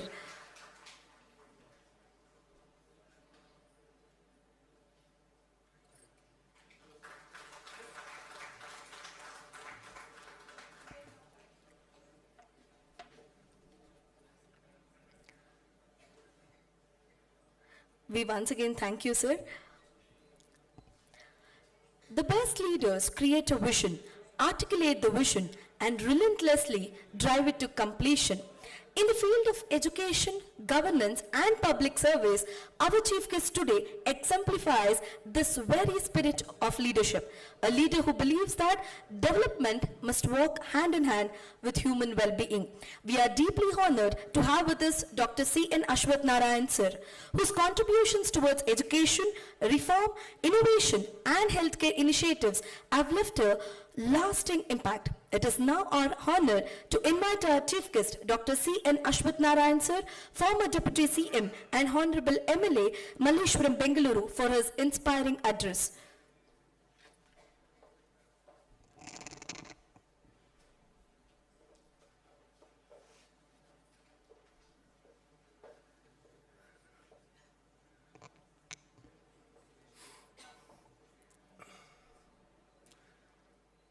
ಎಲ್ಲ ಆತ್ಮೀಯ ಮತ್ತು ಗೌರವಾನ್ವಿತ ಗಣ್ಯಮಾನ್ಯರೇ, ವೈದ್ಯರೇ, ವಿದ್ಯಾರ್ಥಿಗಳೇ, ಶಿಕ್ಷಕರೇ, ಏನೊಂದು international conference on intersection of nutrition, lifestyle medicine, lifestyle and sustainable healthcare. ನಿಮ್ಮ ಕಣ್ಣಲ್ಲೇ ನೋಡಿ ಹೇಳ್ಬಿಟ್ಟೆ sir. ಥೀಮನು ಅರ್ಥಪೂರ್ಣಕವಾಗಿದೆ. ಇಂಥ ಒಳ್ಳೆಯ ವಿಚಾರವನ್ನು ಇಟ್ಕೊಂಡು ಇವತ್ತೇನು ಈ ಕಾನ್ಫರೆನ್ಸನ್ನು ಮಾಡುವಂಥದ್ದಾಗ್ತಿದೆ, ಈ ಸಂದರ್ಭದಲ್ಲಿ ಈ ಕಾನ್ಫರೆನ್ಸನ್ನು ಉದ್ಘಾಟನೆಯನ್ನು ಮಾಡಿಕೊಟ್ಟವರು ನಮ್ಮ ಹಿರಿಯರು, ಮಾಜಿ ಸಚಿವರು, ಸಹಕಾರಿ ಕ್ಷೇತ್ರದ ನಾಯಕರು ಆದಂಥ ಸನ್ಮಾನ್ಯ GT ದೇವೇಗೌಡರೇ, ಹಾಗೂ ಈ ಕಾರ್ಯಕ್ರಮದ ಅಧ್ಯಕ್ಷತೆಯನ್ನು ವಹಿಸಿರುವಂಥ ನಮ್ಮ ರಾಜೀವ್ ಗಾಂಧಿ ವಿಶ್ವವಿದ್ಯಾನಿಲಯದ ಕುಲಪತಿಗಳಾಗಿರುವಂಥ ನನ್ನ ಆತ್ಮೀಯ ಸ್ನೇಹಿತರು ಕೂಡ ಆದಂಥ ಡಾಕ್ಟರ್ ಭಗವಾನ್ ಅವರೇ, ಈಗ ತಾನೇ ತಮ್ಮನ್ನೆಲ್ಲ ಉದ್ದೇಶಿಸಿ ಮಾತಾಡಿದಂಥ keynote speaker doctor Prakash, Padmashri ಪುರಸ್ಕೃತರು, ಬಹಳ ಚೆನ್ನಾಗಿ ವಿಚಾರಗಳನ್ನು ಮಂಡಿಸಿದ್ದಾರೆ, ಕಾಂಪ್ರಿಹೆನ್ಸಿವ್, ವೆರಿ ರೆಲೆವೆಂಟ್ಲಿ. ಅವ್ರು ಮಾತಾಡಿದ್ಮೇಲೆ ನಾವೇನು ಹೇಳಕ್ಕೆ ಏನೂ ಇಲ್ಲ. ಅವರ ಉಪಸ್ಥಿತಿಯನ್ನು ಗೌರವಿಸಿ ಒಂಟಿಕೊಪ್ಪಲು ಮತ್ತು ಮಲ್ಲೇಶ್ವರಮನ ಎರಡು ಭಾಗದಲ್ಲೂ ತಾವು ಜೀವನ ನಡೆಸಿರುವಂಥವ್ರು, ಬದುಕಿರುವಂಥವ್ರು, ತಮ್ಮ ಉಪಸ್ಥಿತಿಯನ್ನು ಗೌರವಿಸಿ, ಹಾಗೆ ನಿಮ್ಮ CFTRI ಇನ್ಸ್ಟಿಟ್ಯೂಟ್ ನೋಡಿದಾಗ ನಿಜಕ್ಕೂ ನಮಗೆ ಇಂಥ ಅದ್ಭುತ ಸಂಸ್ಥೆ ಅನ್ನೋಂಥದ್ದು ನಿಜಕ್ಕೂ ನಿಮ್ಮ ಸಂಸ್ಥೆ ಭೇಟಿ ಮಾಡಿದಾಗಲೇ ನನಗೆ ಗೊತ್ತಾಯಿತು ಎಷ್ಟು ಉತ್ತಮವಾದ ಕೆಲಸ. ನಮ್ಮ ಮೊದಲು ಪೇಪರ್ನಲ್ಲಿ ಓದೋವು ಕೇಳೋವು ಸರ್. ಹಾಗಾಗಿ ಭಾಳ ಏನು ಗ್ರೌಂಡ್ ಬ್ರೇಕಿಂಗ್ ಸೊಲ್ಯೂಷನ್ಸ್ನ ತುಂಬ ನಿಮ್ಮ ಇನ್ಸ್ಟಿಟ್ಯೂಷನ್ ಕೊಟ್ಟಿದೆ. ನಮ್ಮ ಡಿಫೆನ್ಸಿಂದ ಹಿಡಿದು ನಮ್ಮ ಸಮಾಜಕ್ಕೆ ಭಾಳಷ್ಟು ಕೊಡುಗೆಯನ್ನು ಕೊಟ್ಟಿದೆ CFTRI ಸಂಸ್ಥೆ. ಹಾಗೆ ನಾರಾಯಣ್ ಜಾಧವ್ ಸಾಬ್ ಬಂದಿದ್ದಾರೆ from Delhi. Have come all the way sir. We respect your presence. And Dr. Naresh sir from Maharaja Institute, and the director of SDMI Institute, and my good friend Dr. Chandrasekhar. ನನ್ನ ಆತ್ಮೀಯ ಸ್ನೇಹಿತರು, ಸಂಸ್ಥಾಪಕರು, ಕಾವೇರಿ ಆಯುರ್ವೇದ ಕಾಲೇಜಿನ ವೈದ್ಯಕೀಯ ಕಾಲೇಜಿನ ಸಂಸ್ಥಾಪಕರು, ಹಾಗೂ ಡಾಕ್ಟರ್ ಸರಳಾ ಚಂದ್ರಶೇಖರ್ ಅವರು, ಇವರೊಬ್ಬರು ನನಗೆ ಭಾಳ ದಿನದಿಂದ ಆತ್ಮೀಯರು. ಚಂದ್ರಶೇಖರ್ ನಾನು ಒಟ್ಟಿಗೆ ಅವ್ರು ಸರ್ಜರಿ ಮಾಡ್ತಿರೋ, ನಾನು ಇನ್ನು ಇಂಟರ್ನ್ಶಿಪ್ನಲ್ಲಿದ್ದೆ. ಆಗ್ಲಿಂದ ನಮ್ಮ ಒಡನಾಟ. ಪೊಲಿಟಿಕಲ್ ಸ್ಕೀಮಿಂಗ, ಪೊಲಿಟಿಕಲ್ ಸರ್ಜರಿ, ಅವ್ರು ಸರ್ಜರಿ ಮಾಡ್ತಿರೋ, ನನಗೋಸ್ಕರ ಪೊಲಿಟಿಕಲ್ ಸರ್ಜರಿ ಮಾಡಿಕೊಟ್ರು ಡಾಕ್ಟರ್ ಚಂದ್ರಶೇಖರ್. ಸೊ ಆ ರೀತಿ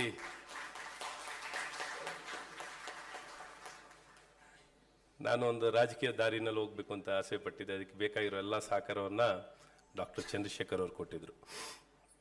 ಆ ದಿನಗಳು ಇವತ್ತಿಗೂ ನೆನಪಾಗುತ್ತೆ. ಆತ್ಮೀಯರೇ, ನಿಮ್ಮ ಹೆಚ್ಚಿನ ಸಮಯ ತಗೊಳ್ಳಲ್ಲ. ಈಗಾಗಲೇ ಸಂಜೆ ಹೊತ್ತಿಗೆ ಬೆಳಗಿಂದನೂ ತಾವು ಬೇರೆ ಬೇರೆ ತಮ್ಮ ಚಟುವಟಿಕೆಯಲ್ಲಿ ಭಾಗವಹಿಸಿ ಈಗಾಗಲೇ ಸಾಕಷ್ಟು ಎಕ್ಸಾಸ್ಟ್ ಆಗಿರ್ತೀರ. ಮುಖ್ಯವಾಗಿ ಇವತ್ತೇನು ಈ ವಿಚಾರವನ್ನು ತಾವು ತಗೊಂಡಿದ್ದೀರಾ, ಭಾಳ ಪ್ರಸ್ತುತವಾಗಿರೋ ವಿಚಾರ. ನಾವು ತುಂಬ ಏನೇನೋ ತಿಳ್ಕೊಳ್ತೀವಿ, ಏನೇನೋ ತುಂಬ ಜ್ಞಾನವನ್ನು ಪಡ್ಕೊಳ್ತೀವಿ.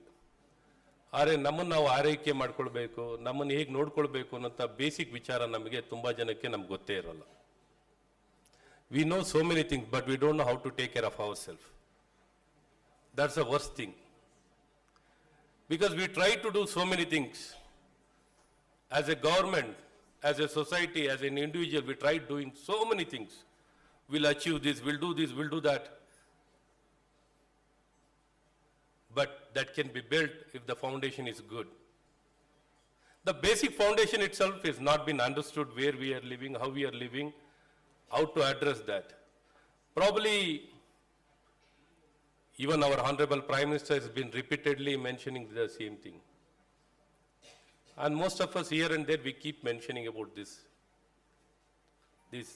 issue or this topic. But how seriously are we trying to adapt all this thing into our daily life? And each and every person should understand, where will he get this knowledge? Where will he get this understanding? Where we are supposed to provide this information? Where are we supposed to provide? Elli kododu, Prakash sir? ನಾವು medicine ಓದೋರೇ life style management ಕಲ್ತಿರಲ್ಲ, ಬೇರೆಯವ್ರಿಗೆ ಇನ್ನೇನು ಹೇಳ್ಕೊಡೋದು ನಾವು sir? ನಿಮ್ಗಲ್ಲ Vijayalakshmi, ಇನ್ನು ನಮ್ಮಂಥವ್ರಿಗೆ ಅಷ್ಟೇ. ಎಲ್ಲ ಕೃಷ್ಣಮೂರ್ತಿಯವರು ಎಲ್ಲ ಅವ್ರು ಇನ್ನೂ ಡೇ ಬೈಗೆ ಫಿಟ್ ಹಾಕ್ತಾನೆ ಬರ್ತಾ ಇದ್ದಾರೆ. ಸೊ ಇಂಥ ವ್ಯಕ್ತಿಗಳು ಅಪರೂಪದ ವ್ಯಕ್ತಿಗಳು ಇರ್ತಾರೆ, they know how to take care of themselves. So basic ವಿಚಾರಗಳನ್ನು ನಾವು ತುಂಬ ಕಡೆನೂ ಕಲಿಸಲ್ಲ. ಈವನ್ ಮೆಡಿಸಿನಲ್ಲೂ we only tell them how to treat ಅಂತ. How to treat a patient ಅಷ್ಟೇ. ತಗೋ ಒಂದು ಮೆಡಿಸಿನ್ ಕೊಡು, ಪ್ರಿಸ್ಕ್ರೈಬ್ ಕೊಟ್ಟು ಕಳಿಸ್ತಾರೆ. So it doesn't help. So basically ನಾವೆಲ್ಲ third national education policy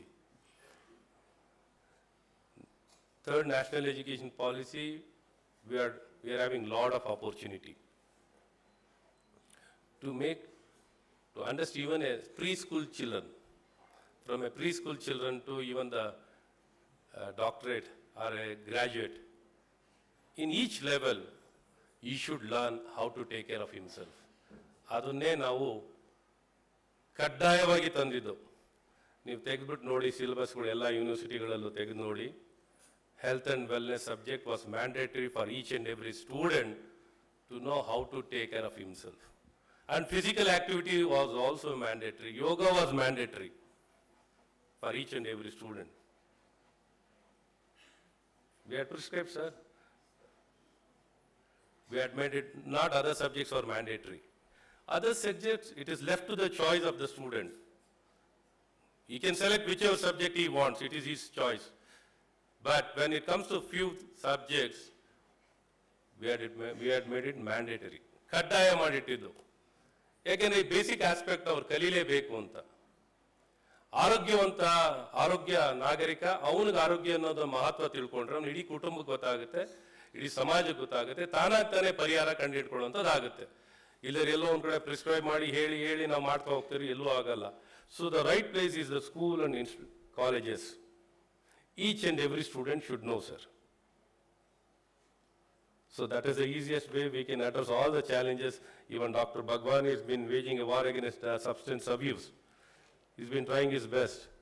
Now biggest challenge, ಒಂದು ಹೋದ್ರೆ ಈ ತಿನ್ನೋದು, ಮಲ್ಗೋದು, ನಮ್ಮ ದೈಹಿಕ ಚಟುವಟಿಕೆಗಳು, ಫಿಸಿಕಲ್ ಆಕ್ಟಿವಿಟಿ ಇದೊಂದು ಸಮಸ್ಯೆ. ಅಂದರೆ ಈಗ ದುಡ್ಡು ಜಾಸ್ತಿ ಆಗ್ಬಿಟ್ಟು ಬೇರೆ ಪ್ರಾಬ್ಲಮ್ಗಳು ಜಾಸ್ತಿ ಆಗ್ಬಿಟ್ಟಿದೆ.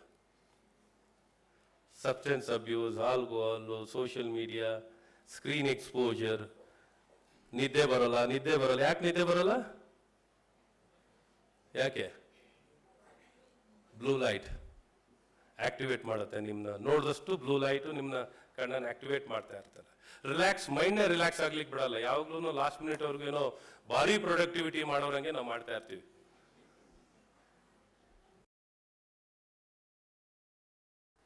ಮಾಡೋ ಟೈಮ್ನಲ್ಲೇ ನಮ್ಮ ಕೆಲಸ ಸರಿ ಮಾಡಲ್ಲ. ಕ್ವಾಲಿಟಿ 8 hours ನೀಟ್ ಒಂದು 8 ಗಂಟೆ ಕಾಲ ಅಚ್ಚುಕಟ್ಟಾಗಿ ಕೆಲಸ ಮಾಡಿಬಿಟ್ರೆ ಅದ್ಭುತವಾಗಿ ಕೆಲಸ ಮಾಡ್ಬೋದು. ಒಬ್ಬರ ವಿರುದ್ಧವಾಗಿ ಒಬ್ರು ಕೆಲಸ ಮಾಡ್ತಾ ಕೂತಿರ್ತೀವಿ. ಸಿನರ್ಜೈಸ್ ಆಗಬೇಕು, ಆಗ ಮಾತ್ರ ಎಲ್ಲ ರೀತಿಯಾದಂಥ ಪರಿಹಾರ ಕಂಡುಹಿಡ್ಲಿಕ್ಕೆ ಸಾಧ್ಯವಾಗುತ್ತೆ. ಹಾಗಾಗಿ ನಾವು ಚುನಾಯಿತ ಪ್ರತಿನಿಧಿಗಳಾಗಿ ಸಮಸ್ಯೆಗಳು ಹಲವಾರು ನೋಡ್ತಾ ಇದ್ದೀವಿ. ಎಷ್ಟು ಲಕ್ಷ ಕೋಟಿ ಖರ್ಚು ಮಾಡಿ, if you don't know how to take care of our self, everything will go down the drain. ಹಾಗಾಗಿ ನೀವೇನು ಸಸ್ಟೈನಬಲ್ ಹೇಳ್ತಿದ್ದೀರೋ, ಸಸ್ಟೈನಬಿಲಿಟಿ ತರಬೇಕಾದ್ರೆ ಇಂಥ ಬೇಸಿಕ್ ಆಸ್ಪೆಕ್ಟ್ಸ್ನೇ ನಾವು ಅಡ್ರೆಸ್ ಮಾಡಬೇಕಾಗಿದೆ. So that is what we try doing. It is not how much money we were able to spend in higher education was not our vision, but how best we can make each and every person to understand about the life science, human science. Human science is the ultimate. Human science na sariyagi ಎಲ್ಲವನ್ನು ಅರ್ಥೈಸಿಕೊಳ್ಳದೆ ನಾವು ಏನೇನೋ ಮಾಡ್ತಾ ಇರ್ತೀವಿ. So ಹಾಗಾಗಿ ಎಲ್ಲರಿಗೂ ಈ ವಿಚಾರಗಳನ್ನ ಅರ್ಥ ಮಾಡಿಕೊಂಡು ಕೈ ಜೋಡಿಸಿ ಕೆಲಸ ಮಾಡಿ. ನಿಮ್ಮ ಈ ಪ್ರಯತ್ನ ಡಾಕ್ಟರ್ ಚಂದ್ರಶೇಖರ್ ಒಳ್ಳೆ ಪ್ರಯತ್ನ. ನನಗೂ ಗೊತ್ತಿರಲಿಲ್ಲ ಏನು ನಾನು ಚಂದ್ರಶೇಖರ್ ಕರೆದಿದ್ದಾರೆ ಬರಬೇಕು ಅನ್ನೋದು ಬರ್ತಿದೆ ಅಷ್ಟೇ. ನಾನು ಫೋನಲ್ಲಿ ಬರ್ತಾ ಕೇಳಿ ಏನು ಕಾನ್ಫರೆನ್ಸ್ ಕರೆದಿದ್ದೀರ ನನ್ನನ್ನು, ಯಾಕೆಂದರೆ ಫೋನಲ್ಲಿ ಕರೆದಿದ್ರು, ನೀವು ಬನ್ನಿ 26 ಫ್ರೀ ಇದೆಯಾ ಬಾ ಇಲ್ಲಿ ಅಂತಂದರು. 26 ಬರಬೇಕು ಅಂತ ಹೇಳಿದ್ದೀರ, ನಾವು ಬರ್ತಾ ಇದ್ದೀನಿ ಅಂತ. ನಾವು ಬರ್ತಾ ಮದ್ದೂರಿನಲ್ಲೆಲ್ಲ ಒಂದು 4-5 ಕಾರ್ಯಕ್ರಮ ಪ್ಲ್ಯಾನ್ ಪ್ರೋಗ್ರಾಮೇ ಇರಲಿಲ್ಲ ಮದ್ದೂರಿನಲ್ಲಿ. ನಂಗೆ ಮದ್ದೂರಿನಲ್ಲಿ 4 ಪ್ರೋಗ್ರಾಮ್ ಆಗಿತ್ತು, ಪ್ಲ್ಯಾನ್ ಇಲ್ಲದೇ 4 ಪ್ರೋಗ್ರಾಮ್ ಆಗಿಬಿಡ್ತು. ಸೊ ಅಲ್ಟಿಮೇಟ್ಲಿ ಇಲ್ಲಿ ಬರೋಷ್ಟು ಒಂದು ಸ್ವಲ್ಪ ತಡ ಆಯಿತು, ನಿಮ್ಮ ಕ್ಷಮೆ ಇರಲಿ. ಇಂಥ ಅದ್ಭುತ ವ್ಯಕ್ತಿಗಳನ್ನು, ಪ್ರಕಾಶ್ ಸರ್ ಅಂತ ವ್ಯಕ್ತಿಗಳು ಇಲ್ಲೆಲ್ಲ ದಿಗ್ಗಜರಿದ್ದೀರಾ. ನಿಮಗೆ ನಾನು ಹೇಳೋಕೆ ಹೋದರೆ ಯಾಕೆ ನಾನು ಒಂದಿಷ್ಟು ಮಾತಾಡಿದೆ ಅಂದರೆ ನಿಮ್ಮ ಭಾವನೆಗಳು ನಮ್ಮ ಆಲೋಚನೆಯಲ್ಲಿದೆ ಅನ್ನೋದು ವ್ಯಕ್ತಪಡಿಸ್ತಾ ಇದ್ದೀನಿ ಹೊರತು ನಾವೇನಿಲ್ಲಿ ನಿಮಗೇನೋ ತಿಳಿಸ್ಬೇಕು ಅಂತ ಬಂದಿರೋದಕ್ಕಲ್ಲ ನಾನು. ಯಾಕೆಂದರೆ ನೀವು ಚುನಾಯಿತ ಪ್ರತಿನಿಧಿಗಳು ಏನಪ್ಪ ಮಾಡ್ತಾರೆ, ನಾವು ಒಂದು ದಿಕ್ಕಲ್ಲಿ ಪ್ರಯತ್ನ ಮಾಡ್ತೀವಿ, ಅವರೇನು ಮಾಡ್ತಿದ್ದಾರೆ, ನಮ್ಮ ಆಲೋಚನೆಗಳಿಗೆ ಅವ್ರಿಗೆ ಅರ್ಥ ಆಗಿದೆಯಾ ಇಲ್ವಾ ಅನ್ನುವಂಥ ಪ್ರಶ್ನೆ ನಿಮ್ಮಲ್ಲಿರ್ತದೆ. ಸೊ ನಿಮ್ಮ ಪ್ರಶ್ನೆಗೆ ಉತ್ತರ ಕೊಡಲಿಕ್ಕೆ ನಾವಿಲ್ಲಿ ನಿಂತಿದ್ದೀವಿ. ಸೊ ಹಾಗಾಗಿ ಈ ದಿಕ್ಕಿನಲ್ಲಿ ಸರ್ವ ಪ್ರಯತ್ನವನ್ನು ಮಾಡ್ತೀವಿ. Without cost, we don't believe in cost. ಖರ್ಚು ಮಾಡಿ ಏನೇನೋ ಮಾಡಬೇಕು ಅಂತಲ್ಲ, ಸರಳವಾಗಿ ಏನು ಕಲಿತಾ ಇದೀವಿ ಅದ್ರ ಜೊತೆ ಇಂಟಗ್ರೇಟ್ ಮಾಡಬೇಕು ಅಂತ ಮಾಡ್ತೀವಿ. ಇಷ್ಟು ಹೇಳಿ ನನ್ನ ಮಾತಿಗೆ ಇಷ್ಟೊತ್ತು ತಾವೆಲ್ಲ ಕೇಳಿದ್ದೀರಾ. ತಮಗೆಲ್ಲ ಒಳ್ಳೆಯದಾಗಲಿ. ನಮಸ್ಕಾರ.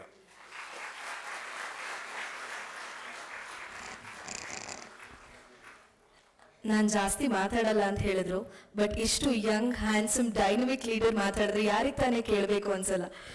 Thank you, sir. His presence at this conference adds immense value as the theme Ahara, Vihara, Arogya, Vichara aligns closely with his vision of a healthy, educated and empowered society.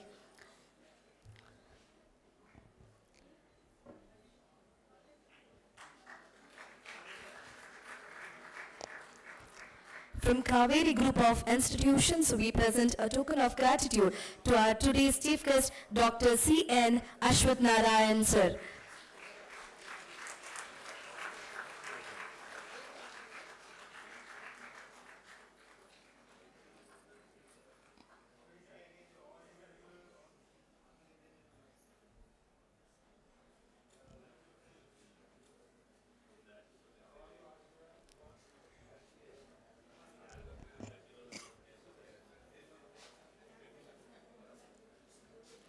Thank you, sir, and thank you, dignitaries.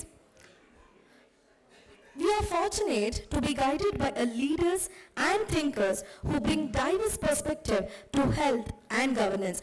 I now invite our guest of honor, Professor Dr. Narayan S. Jadhav, sir, Member, Board of Ethics and Registration, NCISM, New Delhi, to address the gathering.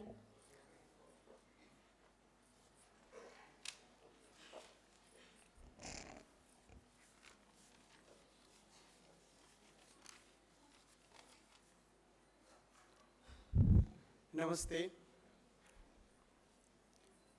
Good evening, all of you. Respected dignitaries on the dais, I think it's a very good combination of spiritual gurus, educationists, politicians, medical professionals, administrators, scientists, and regulators.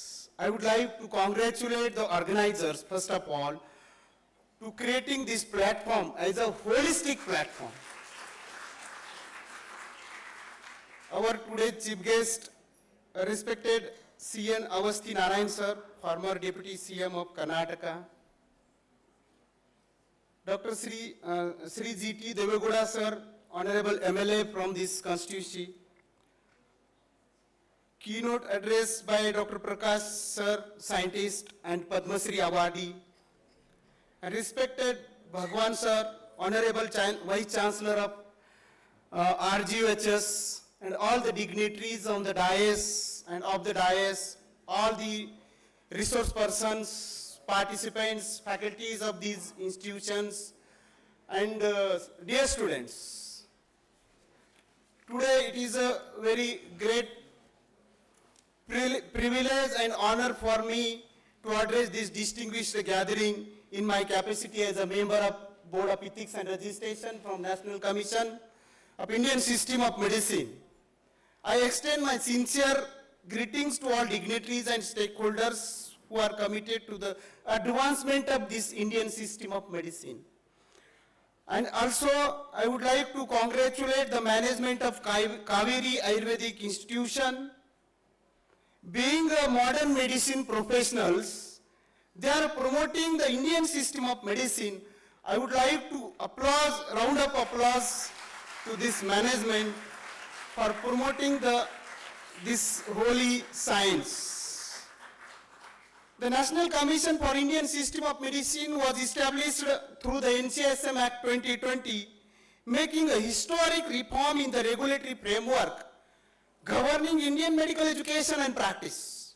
The creation of NCISM reflects the government of India's vision to move away from fragmented and inspection-driven system toward a transparent, technology-enabled, performance-based and trust-oriented regulatory mechanism.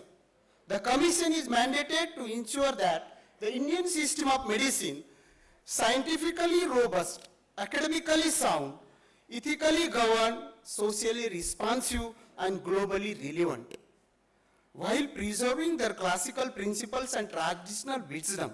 We all know our beloved PM have announced the next century, this 21st century is a century of traditional medicine. Indian system of medicine is India's soft power through which India can become a Vishwaguru. Recently, one example is here. Recently, Government of India hosted second WHO Global Summit on Traditional Medicine in last week in Delhi. I was a part and parcel of that meeting. The WHO Director General, Dr. Tedros, was present whole 3 days there. This is the example. And they, WHO have sponsored one very good center, the only center in developing countries, because the UN, all the UN centers or outpost offices are in developed countries. But India is the first country where WHO have sponsored the Center for Traditional Medicine in Jamnagar, Gujarat. It's a very golden opportunity to, I would like to appeal the faculties and students also. It's a very golden opportunity for all of us and India also to lead the world to develop the traditional medicine. That's why the key objectives of the National Commission of Indian System of Medicine, because one of representative from that commission, I would like to stay here. The commission have maintaining high standards of undergraduate and postgraduate education. First of all, the objectives of the ISM education is to produce clinicians. It may be general practitioners, it may be specialists, it may be super specialists. One thing. Second thing, to produce researchers, preclinical, paraclinical, clinical or health researchers. These are the opportunities to the students. Third is to produce teachers or faculties at UG level, at postgraduate level or super specialty level.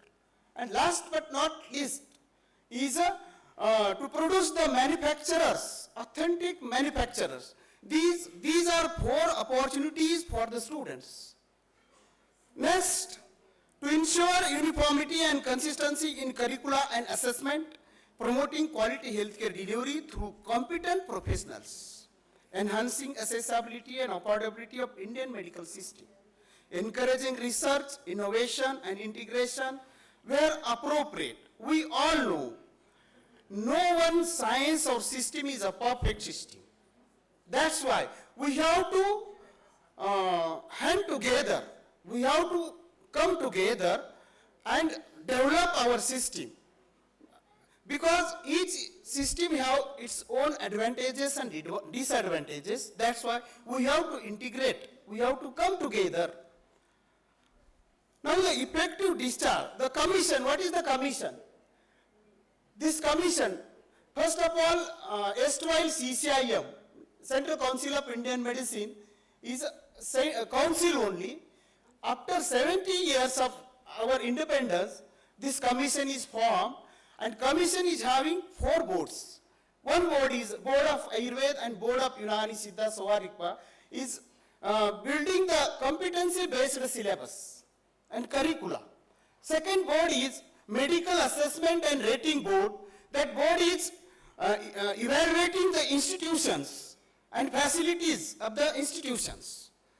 Third board is Board of Ethics and Registration.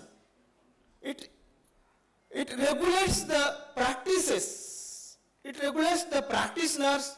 That board is representing, as a member of that board, Next one is what is the functions of Marvism? What are the changes taken place in NCISM in last 4-5 years?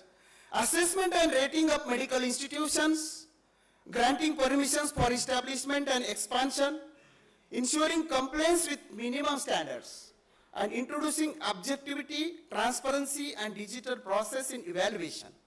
These are the core functions of Medical Assessment and Rating Board. And Board of Ethics and Registration maintains professional ethics, maintains national registration, maintains disciplinary mechanism, and maintains public trust and patient safety. These are the core functions of our NCISM. Ethics in essence is not an external control, but an internal commitment it is, a guiding principle that defines the character of the medical profession. That's why the role of stakeholders. Here are all stakeholders are present here. One concept, one is management, faculty, administrators, students, and society. The management must provide, I would like to appeal the management of, I think 3 institutions are here, to provide infrastructure, human and resources, and excellent environment and facilities to the stakeholders. Teachers must nurture competence and character and integrity. Institution must uphold the academic integrity. Practitioners must adhere to the ethical conduct, and regulators must ensure fairness, transparency, and consistency. And last but not least, I would like to appeal the students. Students must ensure sincere efforts towards basic principles of our science. Don't underestimate ourselves. Don't feel inferiority complex, and do hard work and trust on your own science and practice it in your practice. Only through collaboration can we achieve the shared goal of excellence in Indian system of medicine. NCISM is steadily working towards promotion of research and publication. We all know UG and PG STAR programs. Aligning with National Education Policy 2020, NCISM have transformed a 360-degree approach in the students, because an horizontal and vertical interdisciplinary approach in the teaching. Aligning with National Health Policy 2017 and aligning with the Mental Health Policy 2014. The emphasis, uniform national standards, digitization of regulatory process, continuous professional development, global recognition of Indian medical qualifications. The emphasis is on quality over quantity, ethics over expediency, and service over commercialization. In conclusion, I would like to emphasize that NCISM is not merely a regulatory authority. It is a nation-building institution entrusted with safeguarding the legacy and future of Indian system of medicine. Let us collectively reaffirm our commitment to the ethical practice, academic excellence, and patient-centered care, and work together to take our traditional medical system to new heights of credibility and global acceptance. I would like to congratulate management and organizing committee for conducting this international conference within such a childhood period. I think this institution is entering in the fourth year. I think Cauvery institution is a 4th year institution, established in before 4 years, 3 years. I would like to congratulate for this gathering and academic peace on the subject Ahara, Vihara, Arogya, Vichara.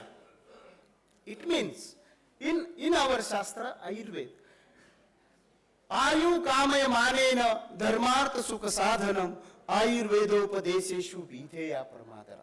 The main objective of our science is swasthasya swastha rakshanam aturasya vikar prashamanam cha. And the subject, very relevant subject of this international conference is Ahara, Vichara, and Arogya, Vichara. It means Sadvrat or Achar Rasayana. I would like to very thankful to the organizer for providing me this opportunity to discuss with my thoughts, and thank you very much. Thank you very much. Jai Hind, Jai Ayurveda, and Jai Bharat.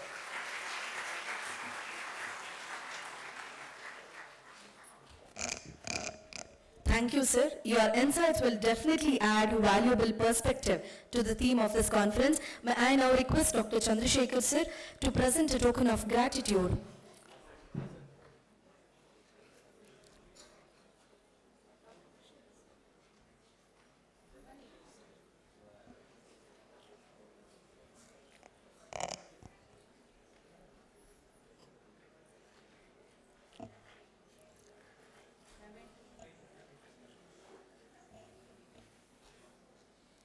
Ladies and gentlemen, let's hear a big round of applause for Professor and Dr. Narayan S. Jadhav, sir.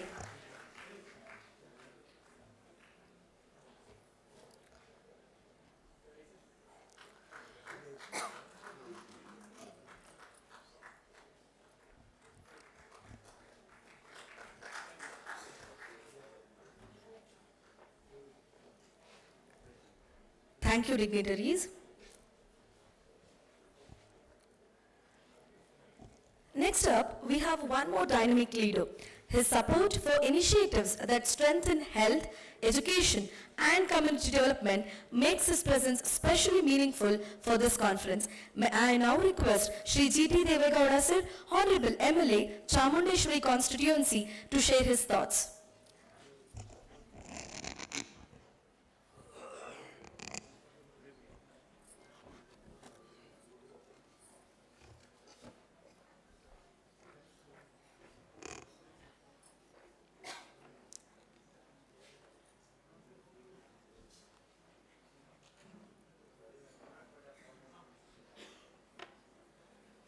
Mysuru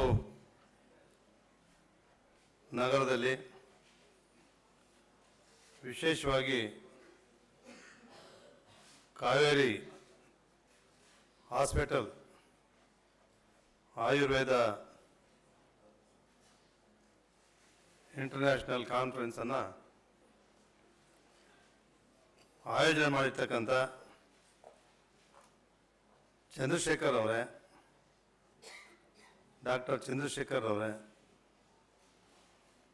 chief guest doctor C N Ashwathnarayan ಅವರು ಯಾವಾಗಲೂ ಕೂಡ ಭಾಳ active ಆಗಿ ರಾಜಕೀಯ ಕ್ಷೇತ್ರದಲ್ಲಾಗಲಿ ಎಲ್ಲ ಕ್ಷೇತ್ರಗಳಲ್ಲೂ ಕೂಡ ತಮ್ಮನ್ನು ತಾವು ನಿರಂತರವಾಗಿ ತೊಡಗಿಸ್ಕೊಂಡು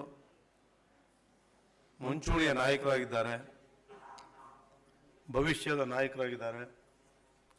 ಅವ್ರಿಗೆ ಚಾಮುಂಡೇಶ್ವರಿ ಇನ್ನೂ ಹೆಚ್ಚಿನ ಅಧಿಕಾರವನ್ನು ಕೊಡಲಿ ಅಂತೇಳಿ ಪ್ರಾರ್ಥನೆಯನ್ನು ಮಾಡ್ತಾ, ಪ್ರೊಫೆಸರ್ ಡಾಕ್ಟರ್ ನಾರಾಯಣ್ ಎಸ್ ಜಾಧವ್ರವರೇ, ಶ್ರೀ ವಿಪಿನ್ ಸಿಂಗ್ರವರೇ, ಡಾಕ್ಟರ್ ವಿ ಪ್ರಕಾಶ್ ಅವರು ಪ್ರಪಂಚಕ್ಕೆ CFTRIನಲ್ಲಿ ಆಹಾರದ ಸಂಶೋಧನೆಯನ್ನು ಮಾಡಿ ಯಾವ ರೀತಿ ಬಳಕೆ ಮಾಡ್ಕೊಳ್ಬೇಕು ಅಂತಕ್ಕಂಥದ್ದನ್ನು ಮಾಡಿ ತೋರಿಸಿರ್ತಕ್ಕಂಥ ನಮ್ಮೆಲ್ಲರ ನೆಚ್ಚಿನ ಡಾಕ್ಟರ್ ವಿ ಪ್ರಕಾಶ್ ಅವರೇ, ಡಾಕ್ಟರ್ ಭಗವಾನ್ ಅವರೇ, ಅದೇ ರೀತಿ ಡಾಕ್ಟರ್ ನರೇಶ್ ಕುಮಾರ್ ಅವರೇ, ಡಾಕ್ಟರ್ LT SM ಪ್ರಸಾದ್ ಅವರೇ, ಹಾಗೂ ಡಾಕ್ಟರ್ ಸರಳಾ ಚಂದ್ರಶೇಖರ್ ಅವರೇ, ಇಲ್ಲಿ ಸೇರಿರ್ತಕ್ಕಂಥ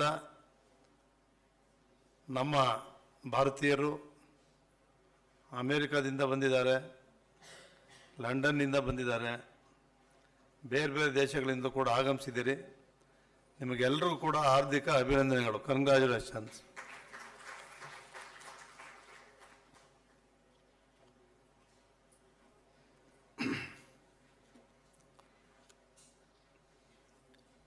ಸಬ್ಜೆಕ್ಟು ಆಹಾರ, ವಿಹಾರ, ಆರೋಗ್ಯ, ವಿಚಾರ. ಮೊದಲನೇದು ಆಹಾರ. ತಮಗೆಲ್ಲರೂ ಕೂಡ ಕೆಲವರು ರಿಸರ್ಚ್ ಮಾಡಿದ್ದೀರಿ, ಸಂಶೋಧನೆ ಮಾಡಿದ್ದೀರಿ, ಆ ಕ್ಷೇತ್ರದಲ್ಲಿ ಜನರಿಗೆ ಸೇವೆಯನ್ನು ಕೂಡ ಸಲ್ಲಿಸ್ತಾ ಇದ್ದೀರಿ. ಜಗತ್ತಿಗೆ ಆಯುರ್ವೇದಿಕ್ ವಿಚಾರಧಾರೆಗಳನ್ನು ಕೂಡ ತಿಳಿಸ್ತಾ ಇದ್ದೀರಿ. ನನಗೆ ಇದ್ಯಾವುದು ಓದಿಲ್ಲ. ನಾನು ಕಂಡಂತೆ ಹಿಂದೆ ಆಯುರ್ವೇದಿಕ್ಕು ಎಷ್ಟು ಪರಿಣಾಮಕಾರಿಯಾಗಿತ್ತು. ಹಳ್ಳಿನಲ್ಲಿ ಹಾಸ್ಪಿಟ್ಲ್ಗಳೇ ಇರಲಿಲ್ಲ. ನಮ್ಮ ಹಳ್ಳಿ ಜನರೇ ಆಯುರ್ವೇದಿಕ್ ಅಂತ ಹೇಳಿದ್ರೆ ನಿಮಗೆ ಗೊತ್ತು, ಆಸ್ಪತ್ರೆಗಳಲ್ಲಿ ಹಾವು ಕಡಿದ್ರೆ ಔಷಧಿನೇ ಇಲ್ಲ. ನಮ್ಮ ಹಳ್ಳಿನಲ್ಲಿ ಯಾರು ಹಾವು ಕಡಿದ್ರೆ ಅಲ್ಲಿ ಇರ್ತಕ್ಕಂಥವನು ಔಷಧಿ ಕೊಟ್ಟು ಗುಣ ಮಾಡ್ತಿದ್ದ. ಆಯುರ್ವೇದಿಕ್ ಮಕ್ಕಳಿಗೆ ದಡಾರ ಅಂತ ಬರುತ್ತೆ, ನಿಮಗೆ ಗೊತ್ತಿದೆ. ನಮ್ಮೆಲ್ಲರೂ ಗೌರ್ಮೆಂಟ್ ಹಾಸ್ಪಿಟ್ಲ್ ಕರ್ಕೊಂಡು ಹೋಗ್ತಾರೆ, ಹಾಸ್ಪಿಟ್ಲ್ಗಳಲ್ಲಿ ಕರ್ಕೊಂಡು ಹೋಗ್ತಾರೆ. ಬೇವಿನ ಸೊಪ್ಪು ಇದು ಮಾಡಿ ಮಾರಿಯಮ್ಮನ ಕರ್ಕೊಂಡೋಗಿ 3 ದಿವಸ ರೆಸ್ಟ್ ಮಾಡಿದ್ರೆ ದಡಾರ ಸಂಪೂರ್ಣವಾಗಿ ಹೋಗ್ತಾ ಇತ್ತು. ಆ ರೀತಿ ಹಲವಾರು ಕಾಯಿಲೆಗಳಿಗೆ ನಮ್ಮ ಹಿರಿಯರು, ಅವ್ರು ಭಾರಿ ವಿದ್ಯಾವಂತಗಳಲ್ಲ, ಅವ್ರು ಹಿರಿಯರು ಕೊಟ್ಟಿರ್ತಕ್ಕಂಥ ವಿಷಯಗಳನ್ನು ಅಳವಡಿಸ್ಕೊಂಡು ಆಹಾರದಲ್ಲೂ ಕೂಡ ಅದನ್ನು ಮಾಡ್ತಾ ಇದ್ರು. ನಿಮ್ಗೆಲ್ಲರೂ ಕೂಡ 100 ವರ್ಷ ಬದುಕ್ತಾ ಇದ್ರು, 110 ವರ್ಷ ಬದುಕ್ತಾ ಇದ್ರು. 10 ಜನ 12 ಜನ ಮಕ್ಕಳಿರ್ತಾ ಇದ್ರು ಅವ್ರಿಗೆ, ಚಿಲ್ಡ್ರನ್ಸ್ 10, 12, ಅದು ಕಡಿಮೆ ಇಲ್ಲವೇ ಇಲ್ಲ. 75-80 ವರ್ಷಕ್ಕಿಂತ ಕಡಿಮೆ ಬದುಕ್ತವರೇ ಇಲ್ಲ. ಅಂದರೆ ಅವರ ಆಹಾರ ಪದ್ಧತಿ, ಅವ್ರ ಕೆಲಸ, ಅವ್ರ ಕಾಯಕ, ಅವ್ರ ನಿಷ್ಠೆ, ಬೆಳಿಗ್ಗೆಯಿಂದ ಸಾಯಂಕಾಲದವ್ರು ಕೆಲಸ ಮಾಡಿ ರಾತ್ರಿ ಬಂದು ಮಲಗಿದ್ರೆ 6 ಗಂಟೆ 7 ಗಂಟೆ ಊಟ ಮಾಡಿ ಮಲಗ್ತಾ ಇದ್ರು. ಸುಖವಾದ ನಿದ್ದೆ ಹೊಡೆಯೋರು, ಎಲ್ಲ ಗೊರಕೆ ಹೊಡೆಯೋರು. ಬೆಳಿಗ್ಗೆ 4:15 5 ಗಂಟೆಗೆ ಎದ್ದು ಕೆಲಸ ಮಾಡೋರು. ಆದರೆ ನಮ್ಮ ಹಳ್ಳಿಯಲ್ಲಿ ಇರ್ತಕ್ಕಂಥ ಪ್ರತಿಯೊಂದು ಗಿಡನೂ ಕೂಡ, ಅದು ಯಾವುದೇ ಗಿಡಗಳಿರಲಿ, ಇವತ್ತೆಲ್ಲವೂ ಆಯುರ್ವೇದಿಕ್ ಮೆಡಿಸಿನ್ ಅಂತ ಗೊತ್ತಾಗ್ತಾ ಇದೆ. ಪ್ರತಿಯೊಂದು ಬೇಕಾಗಿದೆ